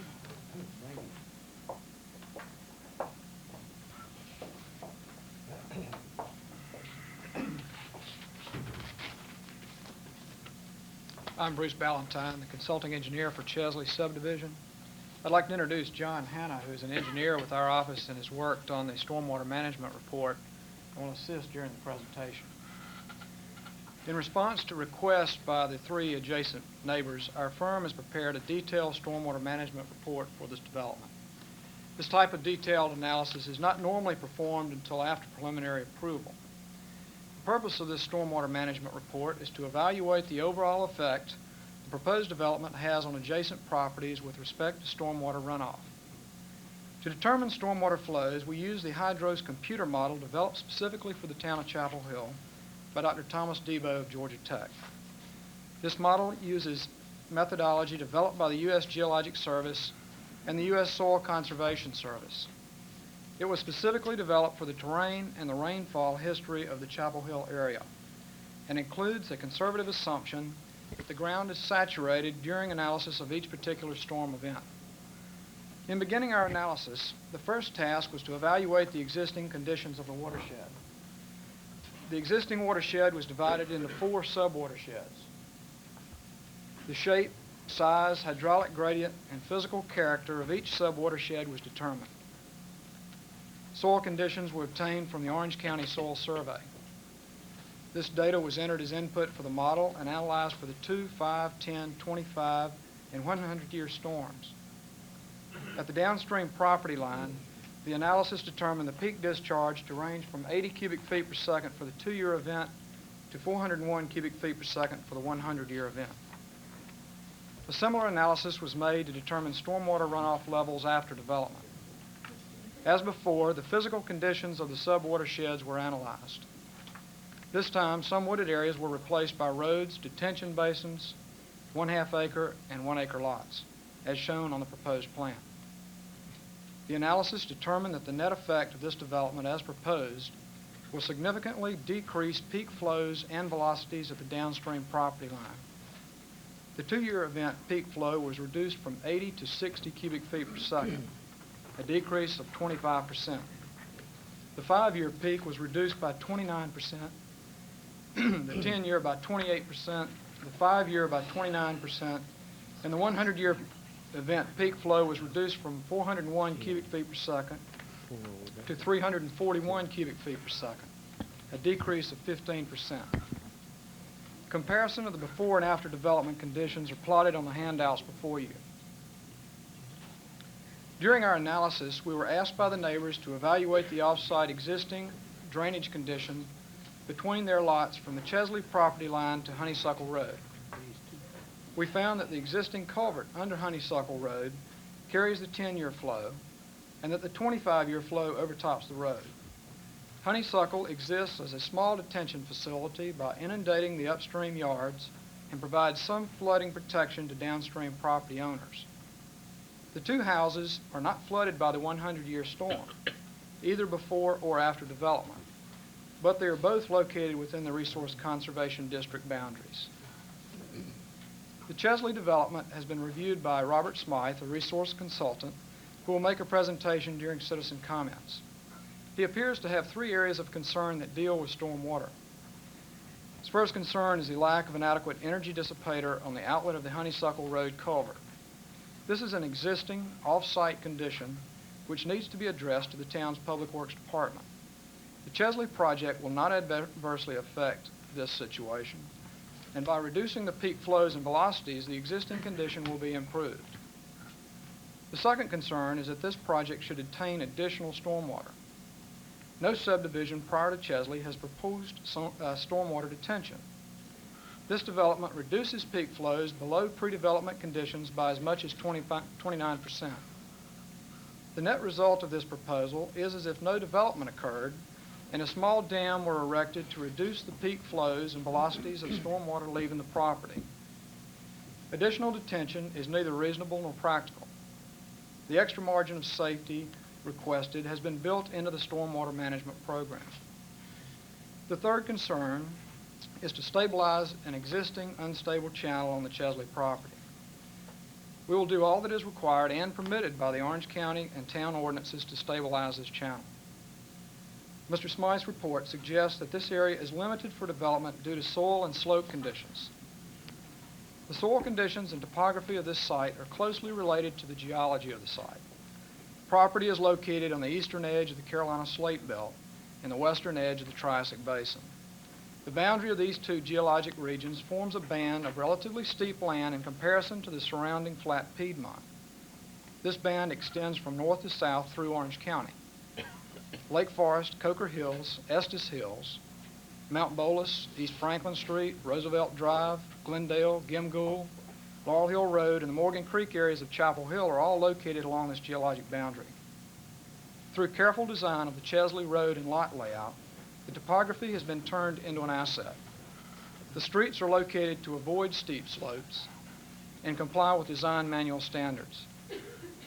Large lots are shown in the steeper areas. Suitable house sites and driveway locations are available on each lot. The Orange County Soil Survey prepared by the Soil Conservation Service shows 7 soil types on the Chesley site.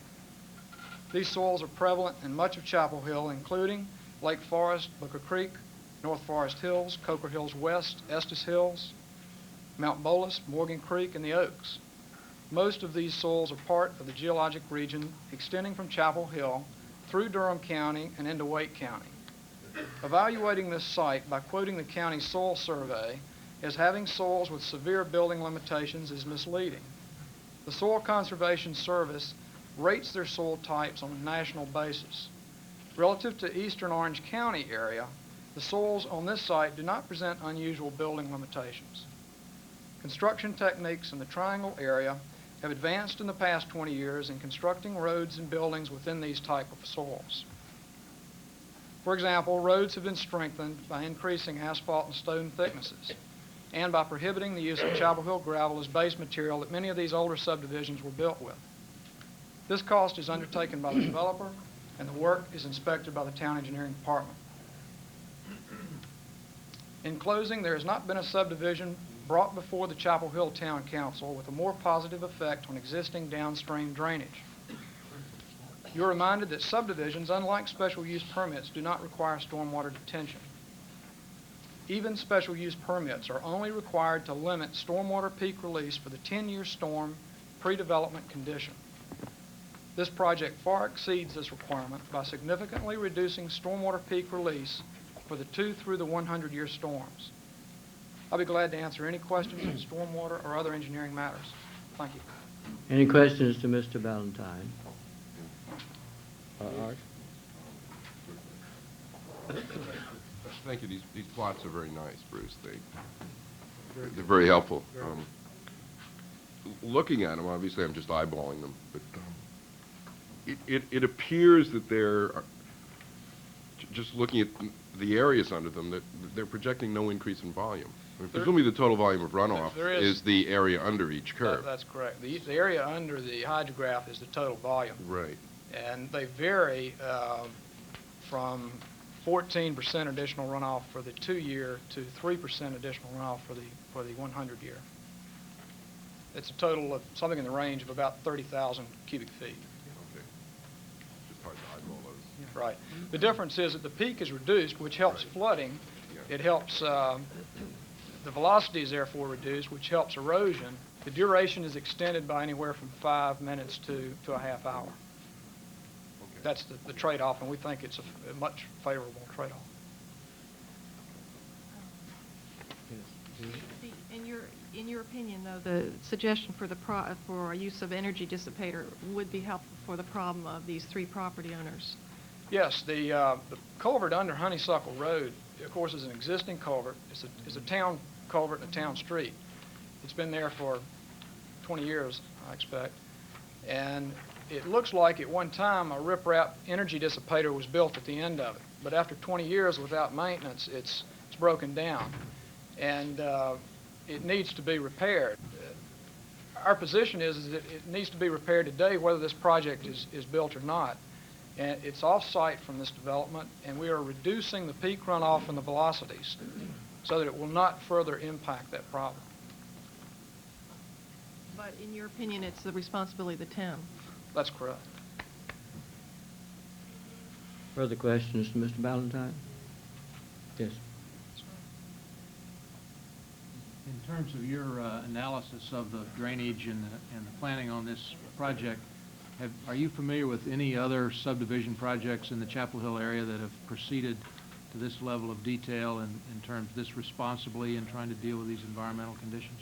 No, this is the first project that has proposed stormwater detention, and whether it be a subdivision or special use, it's the first time the analysis has been done before the project has been approved. We felt like it was necessary because storm drainage is a difficult concept to understand, and without doing the analysis, it is even more difficult to explain and understand it. And for that reason, we've done that first.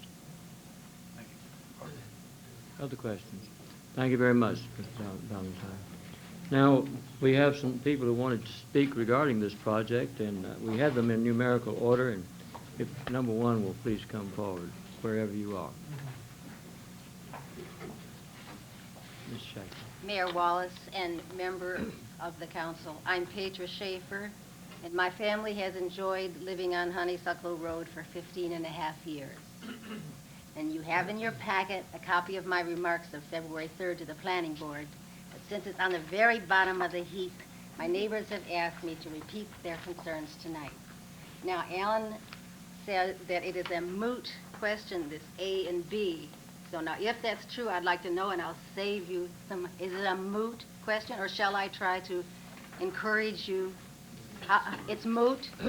All right, then I'm all finished, but read my thing because it's very good.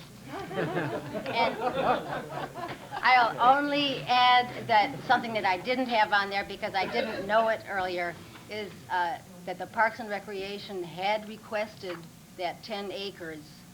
And if you have been physically acquainted with that fabulous land, with its, I mean, this topography thing cannot begin to tell you what that land is like.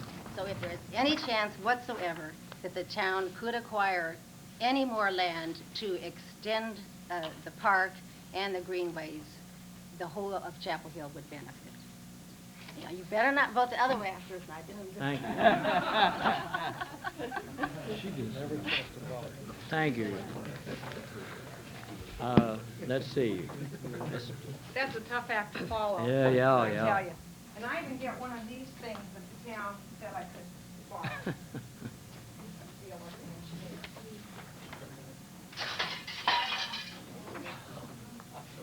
Whoops. Watch where you walk.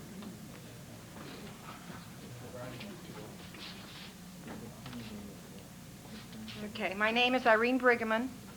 My husband and I moved to Chapel Hill in 1964 and have lived on the corner of Redbud and Honeysuckle for the last 17 and a half years. I've been asked to speak on behalf of many here present tonight, many of whom we have lost. Their curfew obviously is earlier than your curfew, and they've kind of filtered away. But I would like to ask those who are here in support of our concern for the impact of this development on our neighborhood to please stand at this time. And I would like to mention there were around approximately 40 people at the planning board meeting that were able to come and show their support for our concerns. Part of what I presented at the planning board was the safety issue and our concern about the intersection at Honeysuckle and Redbud. I will not go into that. My letter is in your packet. But I did want to reiterate that there have been 4 accidents at this intersection already without an extension of Redbud Road. And 2 of them were in slippery weather, each off to a different side of the road. And 2 of them were in good weather conditions, one just as it was getting dark, and one in the light of an early summer evening that caused a near fatality there. And I just bring this up and reiterate this just to show you the propensity for traffic accidents because of the lay of the land, because of the grading, because of the intersection, that I get that point across. Mr. Bonk was very nice to help us with our cause in support of Plan A. In his presentation to the planning board meeting said, if the intersection is hazardous for Plan A, then it is also hazardous for Plan B. And we agree with that. We feel like any extension of that Redbud Road intersection is a bad decision. And part of my letter goes on to what living is in the neighborhood, and I think that's what Chapel Hill is. It's collections of neighborhoods that live and walk and skateboard and do the things that families and neighborhoods do. And not, as Mr. Bonk said in his presentation for Plan A, that what we are is water going through small pipes and then through big pipes and then through larger pipes. We really don't feel like that's what you want Chapel Hill to be. And in conclusion, I will mention that one more thing, the Chapel Hill Transportation Department did move a city bus stop from the downhill first corner at Honeysuckle across Red Bud intersection because I felt the reason they did that is they felt it was very dangerous to have a vehicle stopped at that intersection. And in control of traffic, the Transportation Board is suggesting that a stop sign be put there to control the traffic if that becomes an intersection and Red Bud is extended. And I just, don't see the real logic in undoing one thing and then adding it as a solution to another problem. And I will finish in conclusion just to tell you that everyone I have spoken with about the proposed Chesley subdivision is opposed to any extension of Red Bud Road. I mean, we were asked to compromise with A or B, but the general feeling is that extending Red Bud Road at that intersection is very dangerous. Already is, and it would be worse. And I wondered if the town or anyone ever considered allowing Marin Properties to develop as far into the property as it is practical and serviceable and profitable from Weaver Dairy Road accesses only, allowing the strip behind Honeysuckle Road to be purchased by the town. With Town Council planning to annually budget open space funds, we propose that the town purchase the land at the southern end of the proposed Chesley subdivision as park space. One, this would mean that the extension of Red Bud Road in any fashion, A or B, would not be necessary, and access could be limited to pedestrian traffic only, eliminating further hazards on that road. Second, the land would be contiguous with Cedar Falls Park and would satisfy the future need for additional park and recreation space on the north side of town, where rapid growth is already evident and where even more is expected. And it would serve a large established population of Chapel Hill as well as the anticipated new residents. Third, the terrain is well suited for a park, and I have a quote directly from the planning staff's report that describes perfectly a beautiful park, but it is, the sentence ends as that all of this is beautiful and readily marketable as residential home sites. This is a place where I inserted my 5 words and said it would be perfect for a town park, but that's just a matter of describing one thing from a different point of view. The quote continues, on the other hand, these same natural features present major constraints to development. Steep slopes require larger amounts of land disturbance and grading to install roads and building sites. The stream valleys will be disturbed by siltation from erosion during and after construction. Resource Conservation District areas will require special and costly techniques for roadways and stormwater impoundment structures. End of quote. In other words, this fragile yet beautiful parcel of land would best be left undisturbed and would be very well suited for a park. And I will close by calling your attention to the land use plan adopted in July of '86, which actually shows half of the Wesley subdivision shown as open or green space category. It appears that we have failed to carry out that marvelously wise, far-sighted goal. Are we too late? Or can a courageous decision on your part provide the citizens of Chapel Hill with a beautiful parcel of open space in a location that is desirable in its continuity with an already established park area and needed to serve a population growing rapidly in this direction?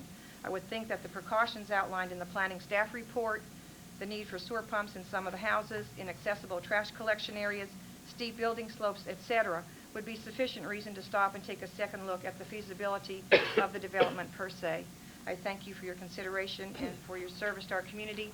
And I would like to say that in being involved with this, the Greenways Commission's attempts, the Parks and Recreation's attempts at providing more open space for Chapel Hill has really become a concern, and I would like to, on record, volunteer to be a part of whatever group works on this and work toward this being a continual goal for Chapel Hill. Irene, I just had a quick question. Yeah. In your opinion, if Plan B were to be adopted, what do you think might be done to make that intersection safer, because there'll still be 19 lots? Do you think a turning lane would help or not? I honestly don't know, because it's hard to vision what happens when something's going to be there that's not there. But I do know that the 4 accidents that 3 I've been witness to and one I've been told about, I don't think anything could have prevented those. I think these are accidents that are caused by either an act of God by natural causes or by an error in human judgment. And I But there's don't gonna be think a turn- these kind of things could be legislated out of their existence. But as you come down Honeysuckle, the turn's going to be halfway down a hill, where Uh-huh. people coming over the crest of the hill and coming down That's right. might be coming at a certain rate of I speed, honestly and they don't might know, not be because able to I feel like stop. if they moved the bus stop because they felt like a vehicle being stopped there was too dangerous. If you're coming over that hill at 25 miles an hour, you probably can screech to a stop behind a stop bus. If you are coming over that hill at a high rate of speed, and I think probably if you timed cars going down that hill, you might catch one out of every 25 that's actually going 25 miles an hour. The only way you can go 25 miles an hour down Honeysuckle Road Hill is to ride your brakes all the way down the hill. It is just, the human tendency to take off down that hill is just something that I don't think can be regulated out of the topography. It's just there, it's open space, and people come over that hill and just take off. So honestly, I wish I knew what could help. And that has been my concern with Sally, is that I feel like she does a tremendous job and her development will be beautiful, but I think that does not change the fact that that's going to be an extremely dangerous intersection. Any other questions? Thank you very much. Next person to speak.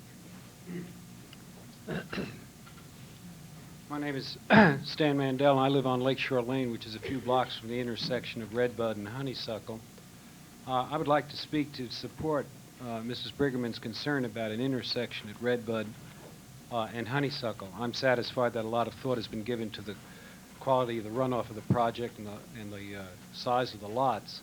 But that happens to be an extremely dangerous intersection. I've operated on one colleague and patient who was nearly killed by a car coming down that hill at a high rate of speed. There's a very fast-moving lanes of traffic for the reasons that Ms. Brigham-Ann gave. There are several school buses every morning that discharge and pick up children at that intersection. And to open up that intersection to greater traffic is going to create a tremendous safety problem in a very residential area, a very quality residential area with a lot of kids trying to get to school.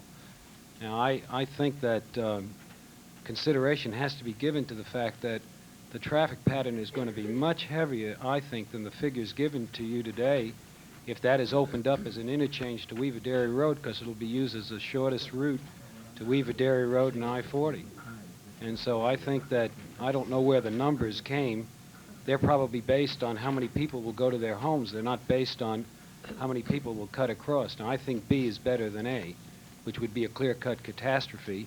I think B is better, but I think C, which hasn't been mentioned, which is not to make it an intersection, would be in the best interest of safety in this town, or we're going to be operating on some more people blown into the woods there by people coming down at 35 miles an hour now from four sources. And there are a lot of kids that get off on that school corner. I would ask you to take that into consideration. Thank you. Thank you. I'd like to ask a question to follow up. Well, no, I'll actually ask it of the manager. In the memorandum, I think it's pretty clear in the first place that Plan A is not going to get any support on this council, so we're really talking about Plan B. And you mention in here that, and especially in view of the last two comments, that says, we believe that Honeysuckle Redbud intersection can be designed for safe traffic movement. Do we have any plans for this intersection? Or is this just hanging? What are our comments? No, we have not designed any specific plans other than make it just a traditional residential type intersection with Plan B without the turn lanes. And I think everything they've said is true. I travel it every day and you come over the hill, and I agree with Ms. Brigham. You can't control it to 25 miles an hour unless you keep one foot on the brake. And everything they've said is true, Art. So, are we not going to think about what we can do to improve that intersection then? Well, but from the standpoint of Plan B, and with the numbers of cars that would be coming in and out of that subdivision relating to those going in and out of just that part now onto Plan B, the volume of cars is not that great statistically. Right. So from a traffic engineering standpoint, our traffic engineers don't feel that it's a major traffic engineering problem. Should we put any stop signs anywhere around? Well, We see, we're putting them all over town. we're getting a request for proliferation of four-way stops. That's something we can take a look at after it's developed. That's always an alternative.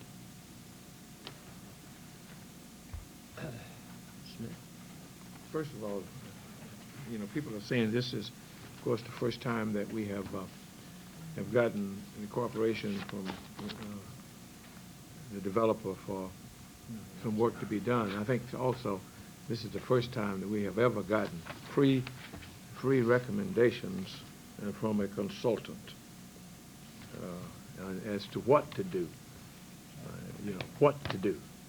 We've been paying people to tell us what to do, and this time we got free recommendations as far as what to do in this case. Now, my concern, of course, is with those recommendations, and whether or not that's why I've talked about drainage, whether or not we are going to do them, whose responsibility it is, if we want to include them in it, or are we just running off at the mouth again about what we're going to do to control runoff and erosion. Now, the first one, of course, that reconstruct the culvert outfall. It seems as though that's one that should be done before anything takes place in this subdivision. Now, my question to the manager is, are we considering doing just that has been recommended by Dr. Smythe? Secondly is to relocate and stabilize the channel. And the third, of course, is the financial responsibility. Are we willing to take responsibility along with the homeowners for the maintenance of all stormwater detention facilities and channel improvement such that the downstream property owners will be adequately protected? Therefore, prior to the sale by the developer of any lot in the subdivision, covenants shall be drawn and registered to run with the land such that all subsequent property owners will be required collectively to maintain the storm detention facilities and channel improvement in a safe and satisfactory condition. I don't want us to approve a subdivision and people leave here with the idea that the town has agreed to do this. We either are going to agree to it for the benefit of improving the runoff, or we're not going to do it. And that ought to be one of the things that I hope we can decide. What are the three you're suggesting again, R.D.? The reconstruct the culvert outfall. Yeah. The relocate and stabilize the channel. That seems to be a stable open channel should be constructed beginning at the point of discharge below the detention basin. Now that, of course, I guess is on the developer's property. And whether or not that's part of what they've agreed to do. If so, it ought to be put in the stipulations. And then the financial responsibility, which is number 5 on the list from Dr. Smythe.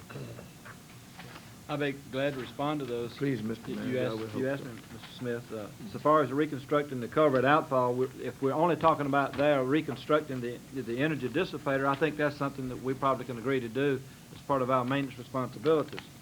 On relocating and stabilizing the channel, I'd like to make sure I was understanding the developer, but I understood that the developer has agreed to do this as a part of their work. Is that correct? That's all they're talking about here is the portion that is just on the Chesley development. I thought you'd agreed on their properties. Only the on-site channel. Yeah. Currently unstable on the Chesley property. Okay. And certainly I don't think we should agree to do it on the existing private property owner's property. And as to the financial responsibility, that certainly is a major policy decision of the council as to what financial responsibilities the city wishes to enter into for the storm drainage system of the community. And up until this point, the basic philosophy has been that we don't assume that financial responsibility for every drainage facility in the community. So that would... Our main thing I want to do is be sure that whatever the developer has agreed to do based on these findings, that it be a part of the recommendation, part of the stipulations, that go along with this project. What they have agreed to do is a part of their proposal, and we will see that they do that. I think we ought to go ahead and hear from the rest of the people who signed up, and then we will then do something in the way of putting something on the floor. Otherwise, we will protract this until dawn. And I think at this time, I believe number 4, Mr. Shapiro, Dr. Smythe. Okay, that'll be fine. Yes, sir.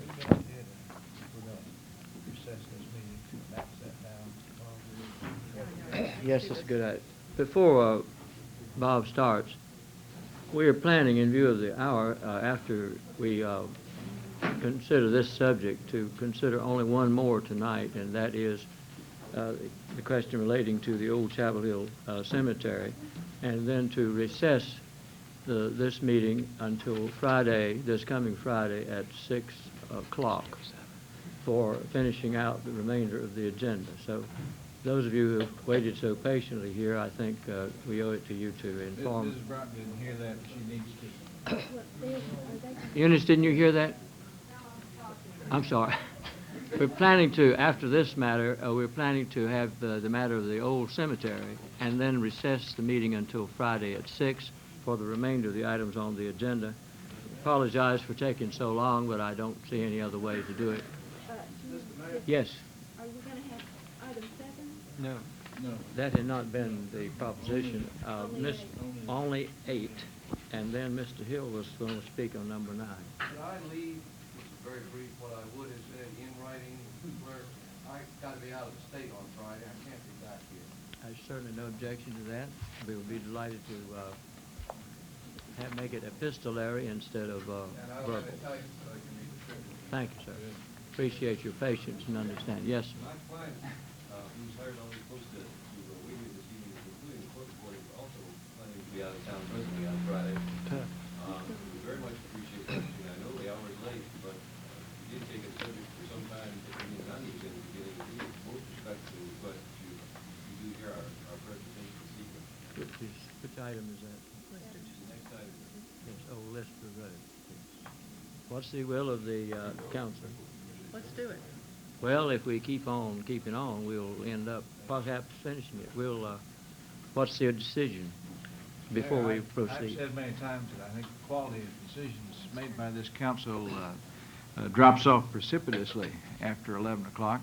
It actually drops off precipitously starting about 7:30, but it gets especially bad after 11 o'clock. And the matter at hand under number 8 is one that's going to require a good deal of deliberation, and I frankly think that we would not do the proposer any good if we were to stay and continue that tonight. We can work out another time if Friday at 6 is inconvenient. Delay it to March 9th? We can delay it to the 9th. Yes, how about that?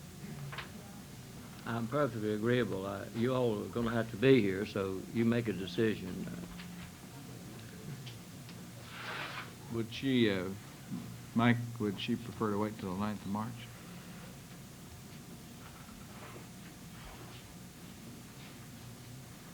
I didn't hear. They're conversing. Is our conference confirmed?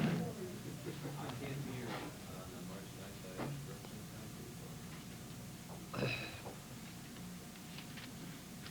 I represent 23rd? proceed without her on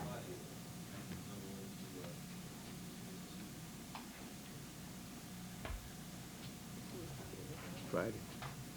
Friday? I mean, we got all the information. Friday. Consensus Friday? Friday. Thank you very much. So, Mr. Mayor, then we're going to tonight conclude this matter which is before us, And the Chesley one- subdivision, and on we'll the hear from Mrs. Brock and Mrs. Clark on the Correct. cemetery, and that's going to be it. For tonight. All right. Dr. Smythe, if you would please begin. Although, given the recent comment of Mr. House, I'm not sure where that leaves us with the requesting decision tonight. We'll proceed anyway. Mr. Mayor, members of council, I'm pleased to be able to speak. My name is Robert Smythe. I think most of you know me. I am environmental resources consultant in Chapel Hill. I live in Colonial Heights. I do environmental consulting on land use, natural resources issues. I've done such work in North Carolina, Virginia, and Maryland, and have served as a member of the staff of the President's Council on Environmental Quality for 7 years, where I worked on a number of natural resources issues, including wetlands and floodplain management questions. I'm here tonight to speak on behalf of the Boazes, the Shapiros, and the Salemis, whose property you have recently heard discussed. You've heard from the developer that this subdivision proposal is a good one. I'd like to show you that it could and should be a better one. I'll also explain what we're asking for to accomplish that objective. As documented in the materials previously provided to you, the tract of land for which this subdivision is planned is one with steep slopes, a 200-foot plus drop within the tract, poorly drained soils, most of which are rated as having severe building site limitations, and a drainage basin that contains eroding gullies, slumping banks, and channels which are already inadequate to contain peak stormwater runoff. We have some photographs we'll show you later in that regard. The proposed development, 80 lots on 72 acres, will add at least 7.6 acres of impervious surface, that's 10% of the site, in the form of roads, buildings, driveways, etc. This will increase the amount and rate of surface runoff over and above the existing conditions, which, as you've heard, are already producing problems. In order to control this increased runoff, the developer plans to construct one major and two minor stormwater detention basins. The largest of these would be located within the Resource Conservation District and would temporarily impound some of the stormwater runoff within this basin and the district to compensate for increased runoff from other drainage areas that would not be controlled. Without this facility, the new development would certainly cause increased flooding on properties immediately downstream, so it's necessary to prevent that from happening. This leads me to suggest that what we have here is a situation that's called sub-optimization. And I quote my ecological colleague Paul Ehrlich, who defines that term as the art of doing well that which perhaps ought not to be done at all. The fact is that this facility is necessary if this development is to proceed, even at the density that you've heard suggested. Now, in designing this detention facility and predicting its effects, the developer has made use of a new computer model designed for the town of Chapel Hill by Dr. Tom Debo, who is a consultant from Atlanta, Georgia. The model predicts that peak flood levels just north of the Honeysuckle Road culvert, that is the Boaz and Shapiro properties, which are here. Boaz's house, Mr. Shapiro's house. I prefer, by the way, with maps, my orientation is that north is up and water runs downhill, and that's the way I've designed this. Here is Honeysuckle Road, and this is where the detention basin would be placed. This particular plat shows a road here as if we were dealing with subdivision A, but the detention basin would be in that location in any case. I'll explain that further in a minute. The model predicts then that peak flood levels just north of the culvert would be somewhat reduced by this design. And by the model, that would be by about 15 inches for a 5-year frequency storm, and by a little less than 3 inches, actually 2.6 inches for a 10-year storm. You notice I prefer to talk about the peak flood levels rather than the peak velocities. The velocities that you've heard referred to by the consulting engineer are matters of rate of flow. What affects people's property isn't cubic feet per second, it's the level to which the water rises on their property. The differences between a 10-year storm before and after then would be a matter of less than 3 inches in elevation. Now, it sounds good to indicate that this facility would reduce these flood peaks to below the current level, even though at a 10-year storm it's a small amount of vertical height. And let me make it clear, I think it's some distortion of our position has been made here, that we are not opposed to the use of this model. It is a good model. But its limitations need to be understood. And in that regard, I'd ask you to consider the following 4 points. First, this is the first application of this model to an actual subdivision plan in Chapel Hill. We have no evidence from previous applications. that the model can be relied upon for the accuracy of its estimations. The model is what's called a deterministic model. You input numbers and it outputs numbers. It gives no variance about those numbers. The model performs a lengthy sequence of arithmetical operations that are driven by initial input values for slope, amount of impervious surface, soil group runoff characteristics, and other numbers which are of varying precision because they're derived from other models, from tables, or are composite or average values that are computed from several sources based on calculations done prior to punching the numbers into the model. For example, the runoff characteristics for the soil groups in the drainage basin of this tract, which I number 9, if you include the drainage just outside the tract, which nevertheless is in the basin. There are 9 different soil types. But before the model is run, these 9 soil types are collapsed to 3 hydrologic groups before the runoff curve numbers are input into the model.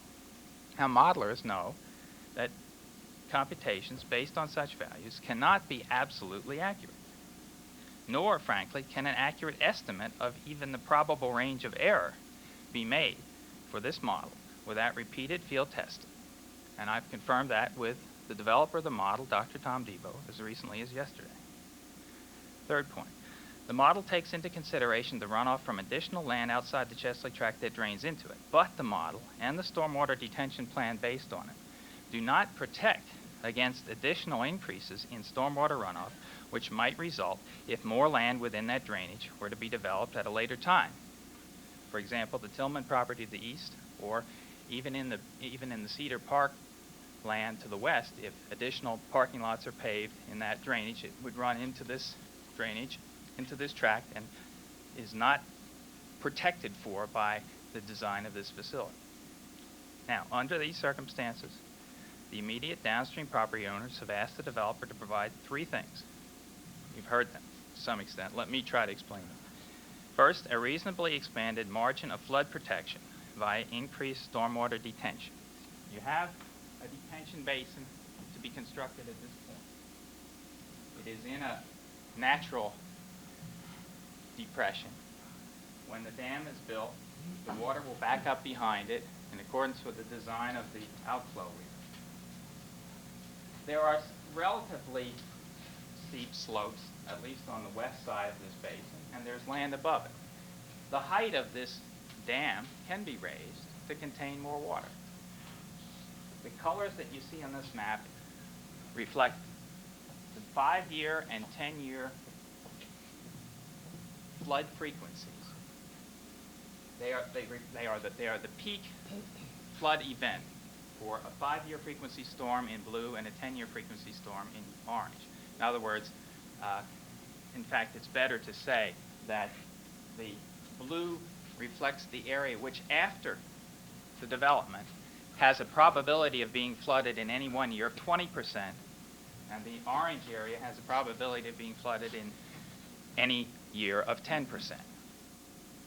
The difference between elevation of the orange and the blue lines is about 3.5 inches. The precision of this model is not such, I would argue, that those lines can be accepted by any of us with any certainty. The request is therefore to increase the detention basin and otherwise reduce runoff, which, by the way, can be done by building less number of lots. The transfer of 10 acres of land as park would certainly help in that regard. But the request is to detain or reduce additional runoff such that the probability of this area in blue being flooded at a rate of 20% in 1 year, or a frequency of once every 5 years, is reduced to a frequency of flooding of once every 10 years, or a 10% probability in any 1 year. We believe that's a modest additional increase and think that it should be done. Second request is that a stream channel relocation and stabilization be undertaken.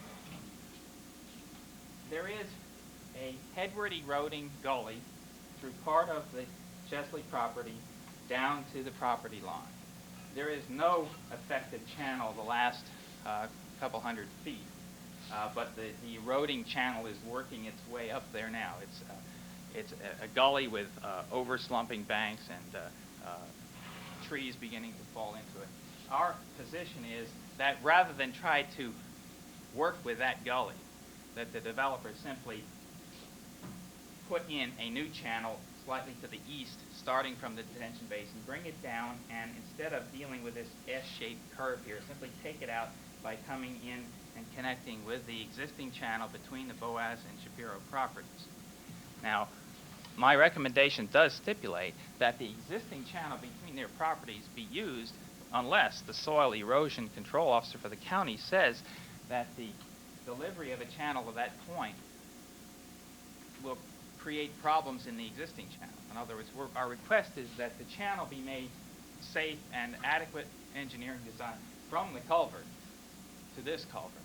If that can be done without changing this channel, fine, but the county erosion control officer needs to certify that, and our recommendation asks that that be done.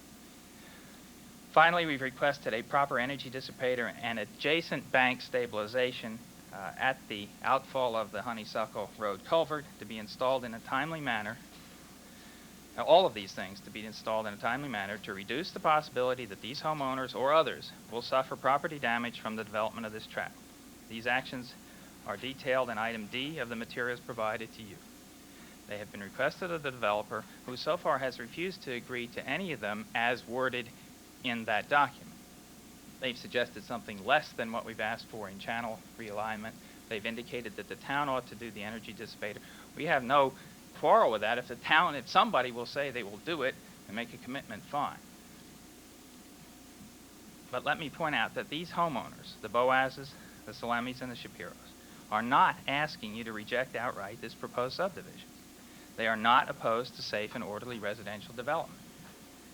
But they are asking you, as council members responsible first for the protection of existing town residents, to withhold your approval of this plat until they are assured that these actions will be taken and until the plat is amended to reflect them.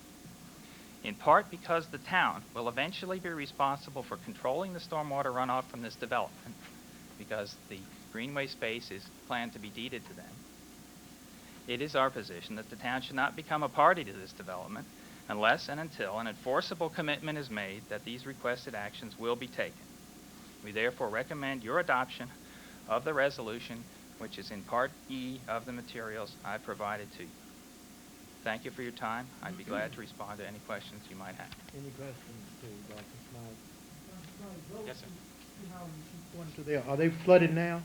No, they are, well, they have not I been know they're flooded flooded. in the recent past in terms of the houses themselves. Is that what you mean?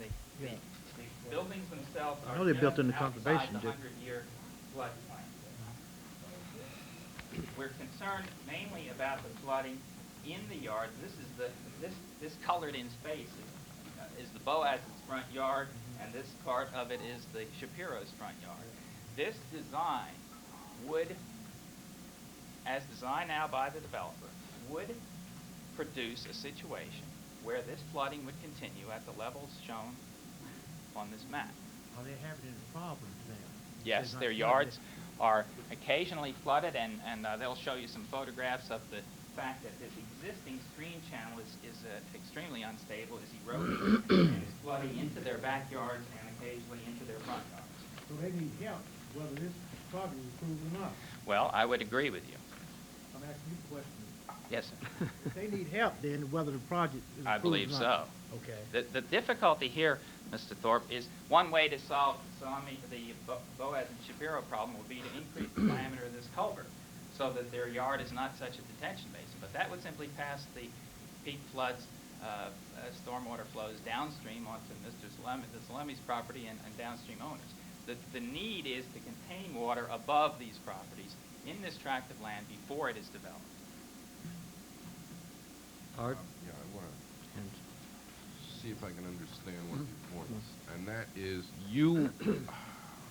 your only quarrel, I guess, with the developer's engineer's calculation is that you don't know what the error bounds are. There on it. are no error bounds. Okay, but The model okay, cannot wait, produce but you're not disagreeing.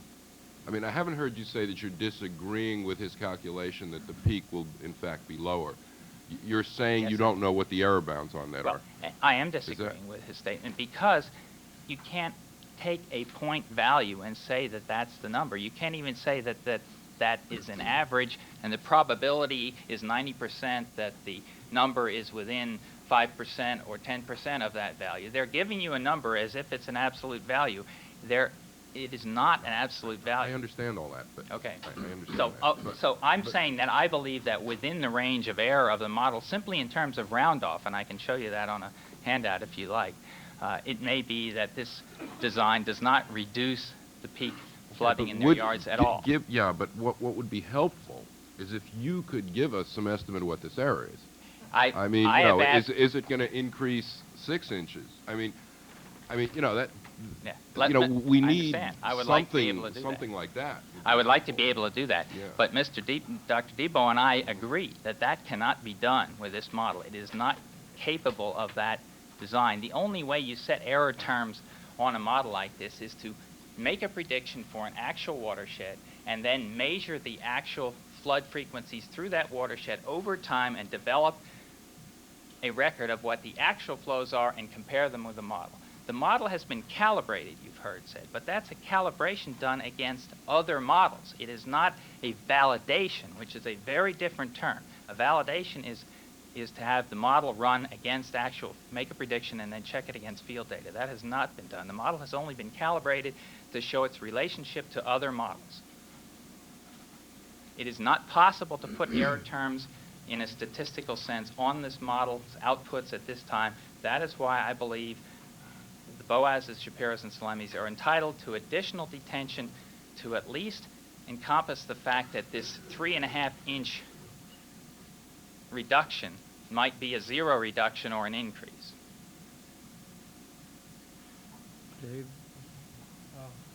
Mr. Smythe, could you say a word or two about your background? Are you a civil engineer, a No, sir. hydrologic engineer? No, What is my your- background is in ecology. I have a PhD in ecology from this university. I've worked for 15 years on environmental management issues as a consultant for the state of North Carolina, for the county of Loudoun, Virginia, for the American Farmland Trust, for the North Carolina Wildlife Federation, the Sierra Club, and other clients. I have also worked at the President's Council on Environmental Quality. My first job there was the Water Resources desk officer. As Mayor Wallace knows, we corresponded from time to time about a certain reservoir that the Corps of Engineers was building, discussed the probabilities of flood reduction and other factors. I have, I think, considerable experience in the matter of floodplain management and wetlands protection. I helped write the floodplain management executive order that President Carter issued. I'm not an engineer, and I am not telling them how to design this facility. I'm telling them what, as an environmental analyst, I think the result should be. I don't think it takes a hydrologist to understand that deterministic computer models cannot give you an error term. I've done computer programming myself in BASIC. This model is written in BASIC. I can read its code.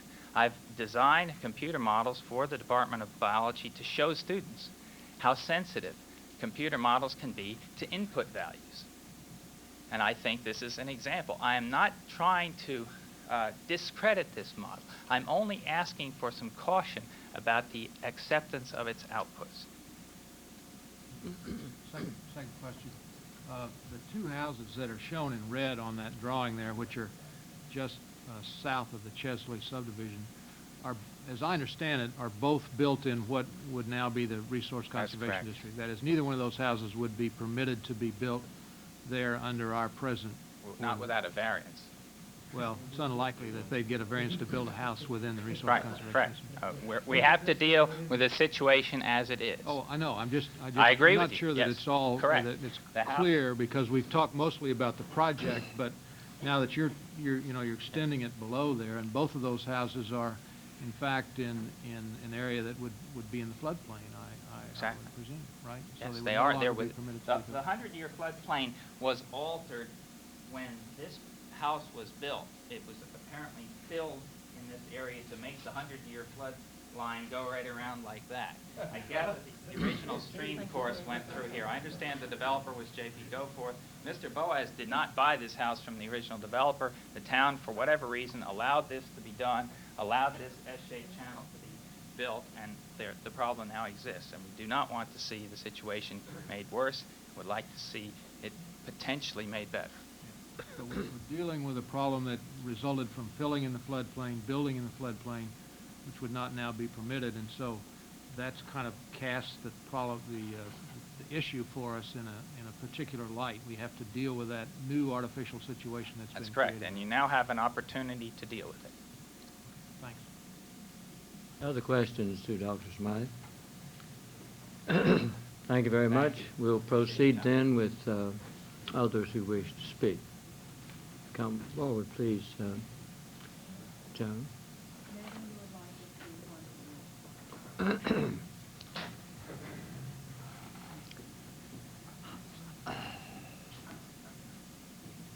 Mayor Wallace, members of the council, I'm Joan Shapiro, and I have lived at 2415 Honeysuckle Road for the past 13 years. My property and that of the Boazes next door abut the southern end of the proposed Chesley subdivision and lie at the point where the entire 72 acres of that hilly parcel now and will drain. I have just given you some photos taken in September 1985, which illustrate the typical condition of the channel during heavy rains, which occur frequently, as it carries water from that upland parcel down behind the Boazes' house and right beside mine. That channel on the Boazes' side overflows even in ordinary years. If more water is allowed to come down from the Chesley subdivision, we will have water at or in our houses. I haven't provided photos of our front yards, which are flooded during heavy rains as well, but I think that this will show you what does happen in our front yards. These conditions are produced in part by the town's having allowed the builder of the Boaz lot to rechannelize the water as it comes out of the woods into a ditch with 2 right-angle bends and which meet no recognized standards of design. But these conditions are produced most of all by the town's having deliberately allowed the original developer of the plat to build Honeysuckle Road as a detention dam across the front of our properties. That is, to build it higher than the land on either side with only a 4-foot diameter culvert through it, so that it turns our front yards into detention basins and pours water out powerfully on Mr. Salami's property on the other side of the road, causing erosion of the channel there. It is an effective dam. But nothing was put in the plat which the town approved or in any document filed in Hillsborough to alert us when we bought the house to the fact that it is a dam and that our front yards are detention basins. More important, the dam was conceived without any allowance being made for a development being put on the natural amphitheater behind us. Now that the town is being asked to approve a development there, it has an obligation, because of what it has neglected or permitted, to see to it that the Chesley development be approved only if it manages its stormwater runoff in such a way as to prevent our detention basins from being turned into floods, creating the risk of personal injury, damaging our houses, and threatening our life savings. The developer says that her plan provides more than adequate protection against stormwater runoff, but we have seen that her assurances are based on the predictions of a new hydrologic computer program which has a great many uncertainties and which has never been tested in an actual subdivision. All of us who have lived in town for some years have seen the unreliability of such assurances that no damage will be done to adjacent neighborhoods. Assurances based on programs which were state-of-the-art in their day. Nor is it reasonable to ask us, given the present dangers, to be the guinea pigs on whom this program will be tested, to provide the town, in time, with the data it needs to determine the adequacy of the program. Added to the uncertainties of the Hydros program, and adding to our alarm, is the fact that the adjacent Tillman property will be developed in the future, and that more runoff will pour onto our properties, which the Chesley subdivision does not take into account. Indeed, One of the defects of planning in Chapel Hill is made clear by the Chesley subdivision as now proposed. Developments have been considered one at a time, and little consideration has been given to the total effect of all of them. We ask the council in this case to take responsibility for the town's past and its future, and see to it that we have the margin of protection which Dr. Smythe has requested. Let me say parenthetically that should the council take seriously its own land use plan of last July 1986, that was reviewed and supported by representative groups of the community, and set aside that part of the Chesley parcel designated conservation and open space, or should it accept Mrs. Brigham's petition that a somewhat smaller part of that parcel be acquired as an extension of Cedar Falls Park, or should it even accept the recommendation of its Parks Commission and acquire 10 acres of it, the water problem created by the Chesley subdivision would be proportionally reduced. In sum, we don't wish to seek a remedy after we have suffered damage, and we don't wish to appear before you, as an unfortunate young couple in Colony Woods did this fall, asking for relief. We simply wish to be protected now. We believe that the actions we have requested are reasonable, and that we should have assurance that these actions will be taken before you approve the plat that you now have in hand. Thank you. Any questions? What year was your house built and the house is enough to make us real wrong way to take us back for now? Your house built. When How was- old is your house? What year was it built? My house, 15? So the other house 15 too? The other no, house- the other house is about 13. Thank you. Thank you very much. Continue now.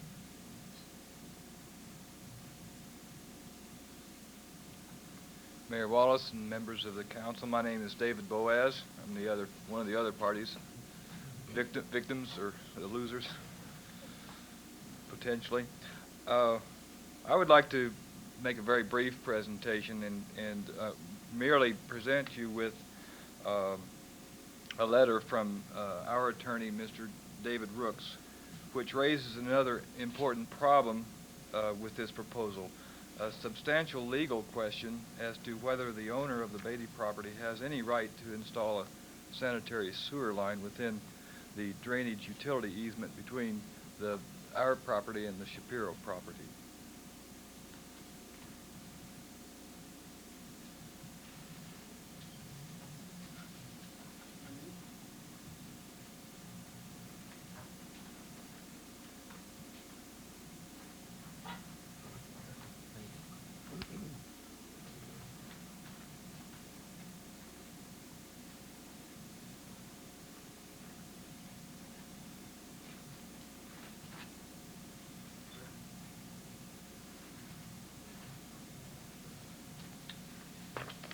Are there any questions? Thank you. Thank you very much. Go ahead. Brown? Ladies and gentlemen, my name is Lightning Brown. I live on Cobb Terrace, and I'm speaking to you this evening on behalf of the Last Woods Group. I gave all of you a copy of our membership brochure. In case y'all have not had enough of meetings yet, please fill out the coupon and send it in. We'll be glad to provide you some more to go to. I came and wanted to preach out of Chapter 6 of the Development Ordinance and Section 3 of the Design Manual, but I think what I'll try to do is offer you some post-hypnotic suggestion for later consideration about some underlying policy issues that have to do with road crossings and the Resource Conservation District. There are actually two of them involved here. One of the road crossings across the RCD is the one in front of the houses that you've been looking at, and it's a very strong argument for very close attention to keeping roads out of the RCD. I realize that Plan A is moot. However, in the 15 months that the Last Woods Group has been working with the Planning Board, with the Board of Adjustment, with the town staff on this issue, this is the first time we have managed to get the manager to recommend that a road not be placed in an environmentally sensitive area in a difficult site area. We believe that the staff needs some instruction and some guidance from y'all on the issues that are involved specifically in section 6.5.2 of the ordinance, which has to do about road standards and how much roads to put in subdivisions, and very much in paragraphs 2 and 3 of section 3.c of the design manual. I'm not going to take any more time, I hope, than I need, but I do want to read very briefly just one paragraph out of that I think should instruct the staff to please, in the future, leave the roads out of the RCD. These standards, says the design manual, and they're guidelines for interpreting the ordinance. These standards represent specific interpretations of the general intentions embodied in the Chapel Hill Development Ordinance. Because the terrain of Chapel Hill varies from plains to rolling hills, the standards have been written as broadly as possible. Nevertheless, the conscientious designer may occasionally find the street design in specific areas might be better accomplished in a manner which does not coincide with every standard here. In such exceptional cases, a strong argument will be considered by the town manager that demonstrates that strict adherence to all standards would create significantly undesirable conditions, or that deviation from the standards would provide a significantly better roadway. This is that sort of case. We're happy that the manager has at last concurred to carry out these provisions that the council has established as policy. We hope that this will be strictly the policy in the future, and we are very glad that the sensitivity of this developer and of this site design, which allowed for to do the double work of presenting 2 site plans, even though one initially had the opposition of the staff, that double work was done so that this area, with its greenways and with its open space and the ecological areas in it, could be preserved in Plan B. And I thank you for considering it, and I do wish that you would give these issues further serious consideration in the future. Thank you. Thank you. Have we heard from all of those who wish to speak? Is there anyone else who wishes to speak on this, who signed up? Thorpe. Sitting here all night, I thought he was getting ready to run for the council again, so he wants to talk about this one. Mr. Letter, Mr. Rook's letter, so. Yeah. Mr. Mayor, if I might just take 1 minute, still, I'm borrowing your Yes, sir. The previous attorney had 1 minute also, but I had understood, I'm here on behalf of the Orange Water and Sewer Authority tonight as their general counsel. The OWASA does not wish to get into a quarrel with the neighbors who own these lots, but I think Mr. Rook's opinion bears some challenge in order to defend easements that are on plats, that are recorded in Hillsborough, that are yet to be built within. The law of North Carolina is that when you record a plat, and that plat shows an easement on the plat for highway purposes, or as in this case for water and sewer line installation. Yes, if I might just continue. The law is that in that respect, an easement is created by recordation of the plat.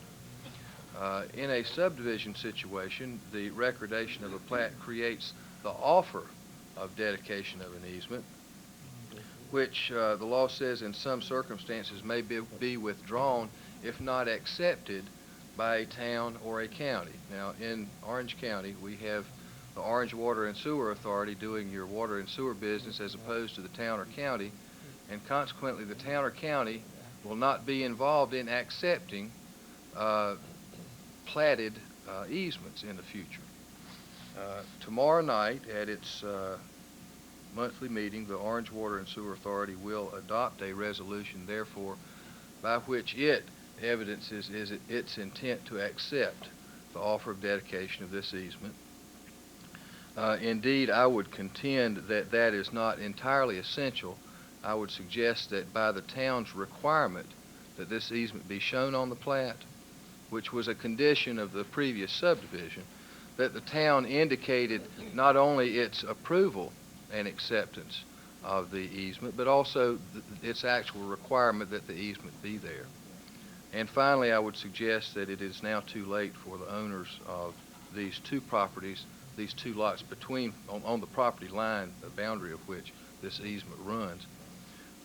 It would be too late for them to now attempt to withdraw it, and that withdrawal of the easement, if it could be done before tomorrow night, and if it would be even then effective, would have to be done by the owners of all the properties within that particular subdivision, whom the covenants and the deeded plat, the dedicated plat actually benefited. So I'm here tonight again, as I say, not to want to be in any quarrel with these two lot owners. I certainly understand their position, but in order simply to attempt to defend those easements which have been required to be shown on plats and which the Water and Sewer Authority will be using along the way unless and until there is litigation which results in a judgment banning us from doing that. So in my opinion, this is not a problem.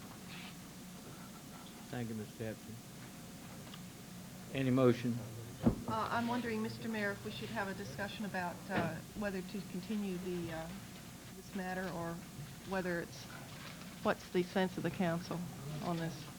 I would be happy if Mr. Kenny back together Friday night for 3.5 hours of testimony on it. The 2 days. I would like to wait till Friday. Go to 2 days.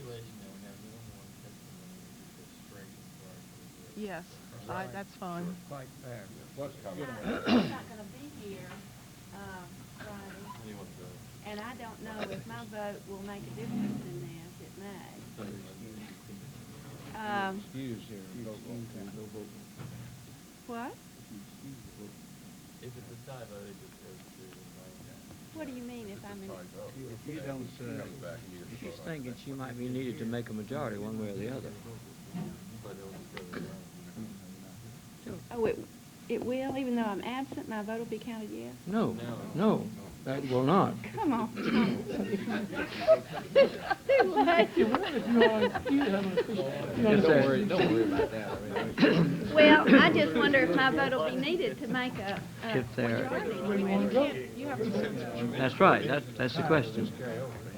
I will entertain a motion, any motion. So move. What are you moving Until so? Friday. Delay the vote till Friday. We're going to recess. I move this meeting be recessed until Friday at 6 or... Yeah. We're not going to With hear. the- No, wait a minute, we have to hear Excuse, one with item. the exception of Oh, wait a item minute. 8, One item. which we will now consider. Is there a second? Hold it. Items 8. That motion was out of order. Because we're going to hear from Eunice. All right, we'll do it first. So, I don't know. We're recessing this The motion. manager's got the clock. I'm trying to make sure that the clerk and I understand what you're doing, but I think I hear you say that you're going to defer any further discussion on item 6C until Friday. 6 p.m. on Friday. In that case, I'd like to move that this matter be tabled until Friday. That's good. That's all right, is there a second to Is that that? okay? Okay. There's no discussion, let's vote. All those in favor of tabling say aye. Aye. Opposed by like sign. Now, we'll hear from Ms. We Brown. will now hear from, on item 8, please, co-chairs Eunice Brock and Rebecca Clark. And then, after that, we will go home. Thank you, Mrs. Brock, for waiting so long. Hell, yes.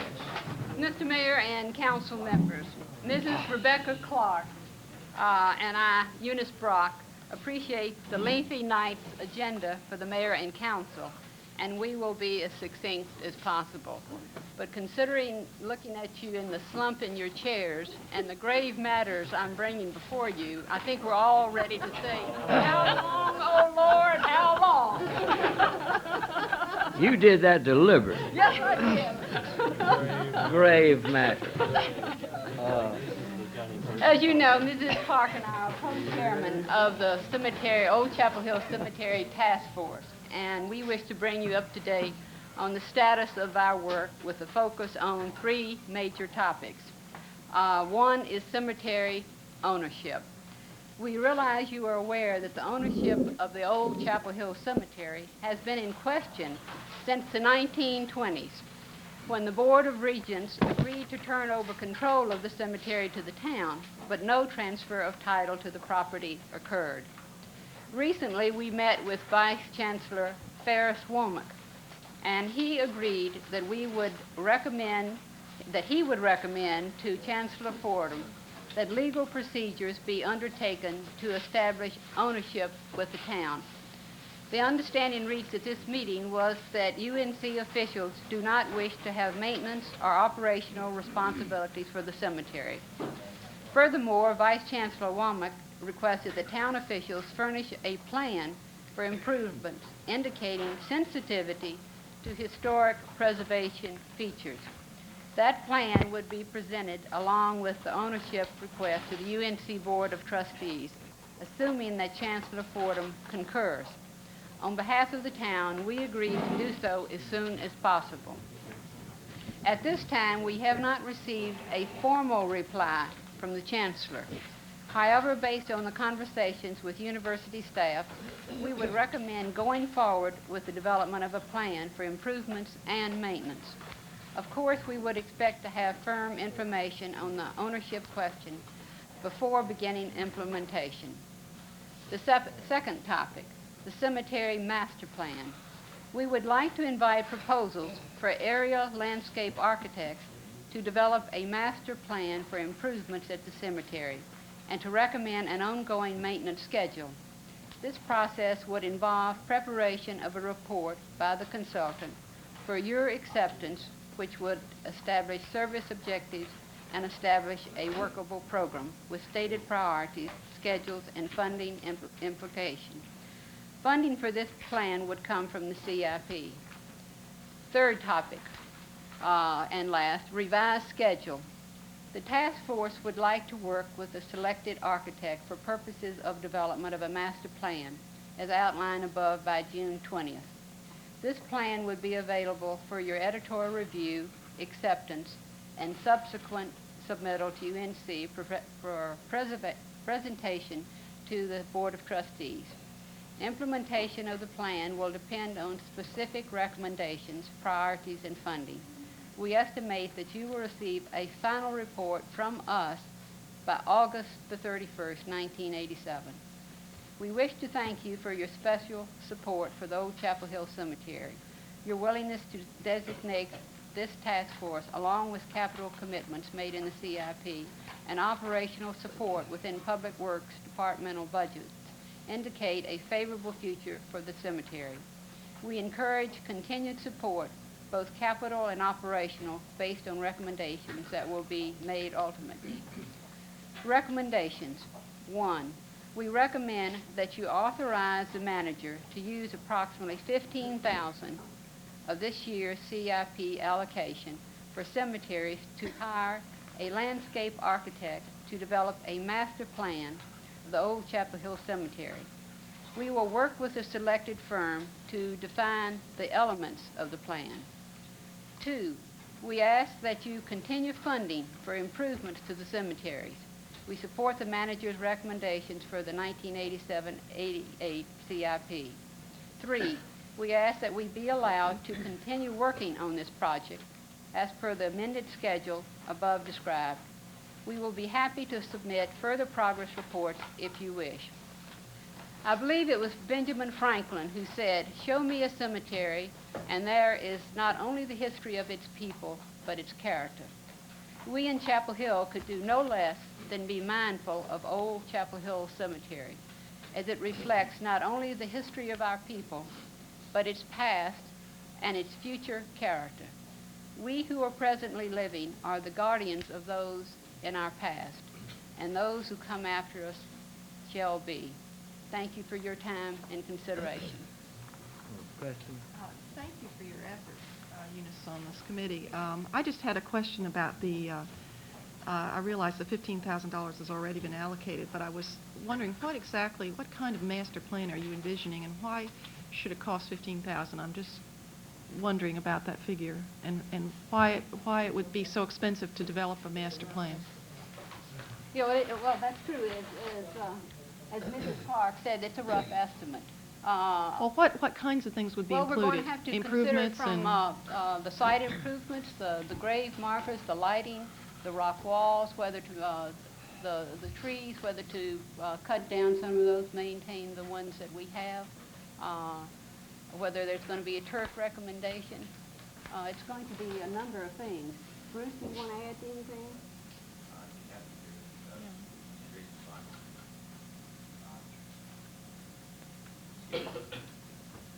The master plan, as discussed by the task force, would do a number of things. It would provide a general blueprint of how the cemetery could be improved if improvements are desired by this group.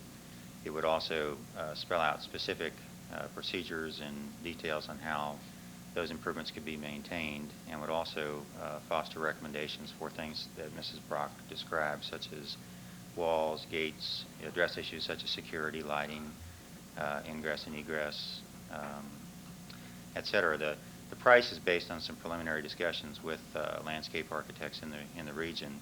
I agree that it seems like a lot of money, but in my dealings with that profession, it seems to be pretty much what you pay nowadays for those kinds of services. We see this being an interactive process where the task force would actually set the criteria for the development of the plan, but the task force felt that they would work best in having something concrete to work off of and to react to. So it sounds like the plan might be very detailed. I mean, Yes, ma'am.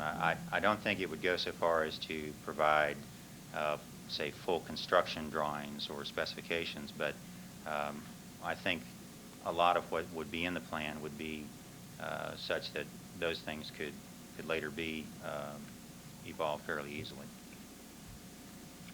I want to thank very much both Eunice and Rebecca. Would you care to make a statement at this time? No, thank you. It's bedtime. Yeah, well, that's well said, and we accept your report with appreciation. And is there a motion to adopt R5? Is there a second? Discussion. All those in favor of R5, which would authorize the hiring of the landscape architect, say aye. Aye. Opposed? Carried. Is there a motion to recess the remainder of the agenda until 6 o'clock on Friday? Is there a second? All those in favor say aye. Opposed? Carried. We'll think about it. Yeah. Been a long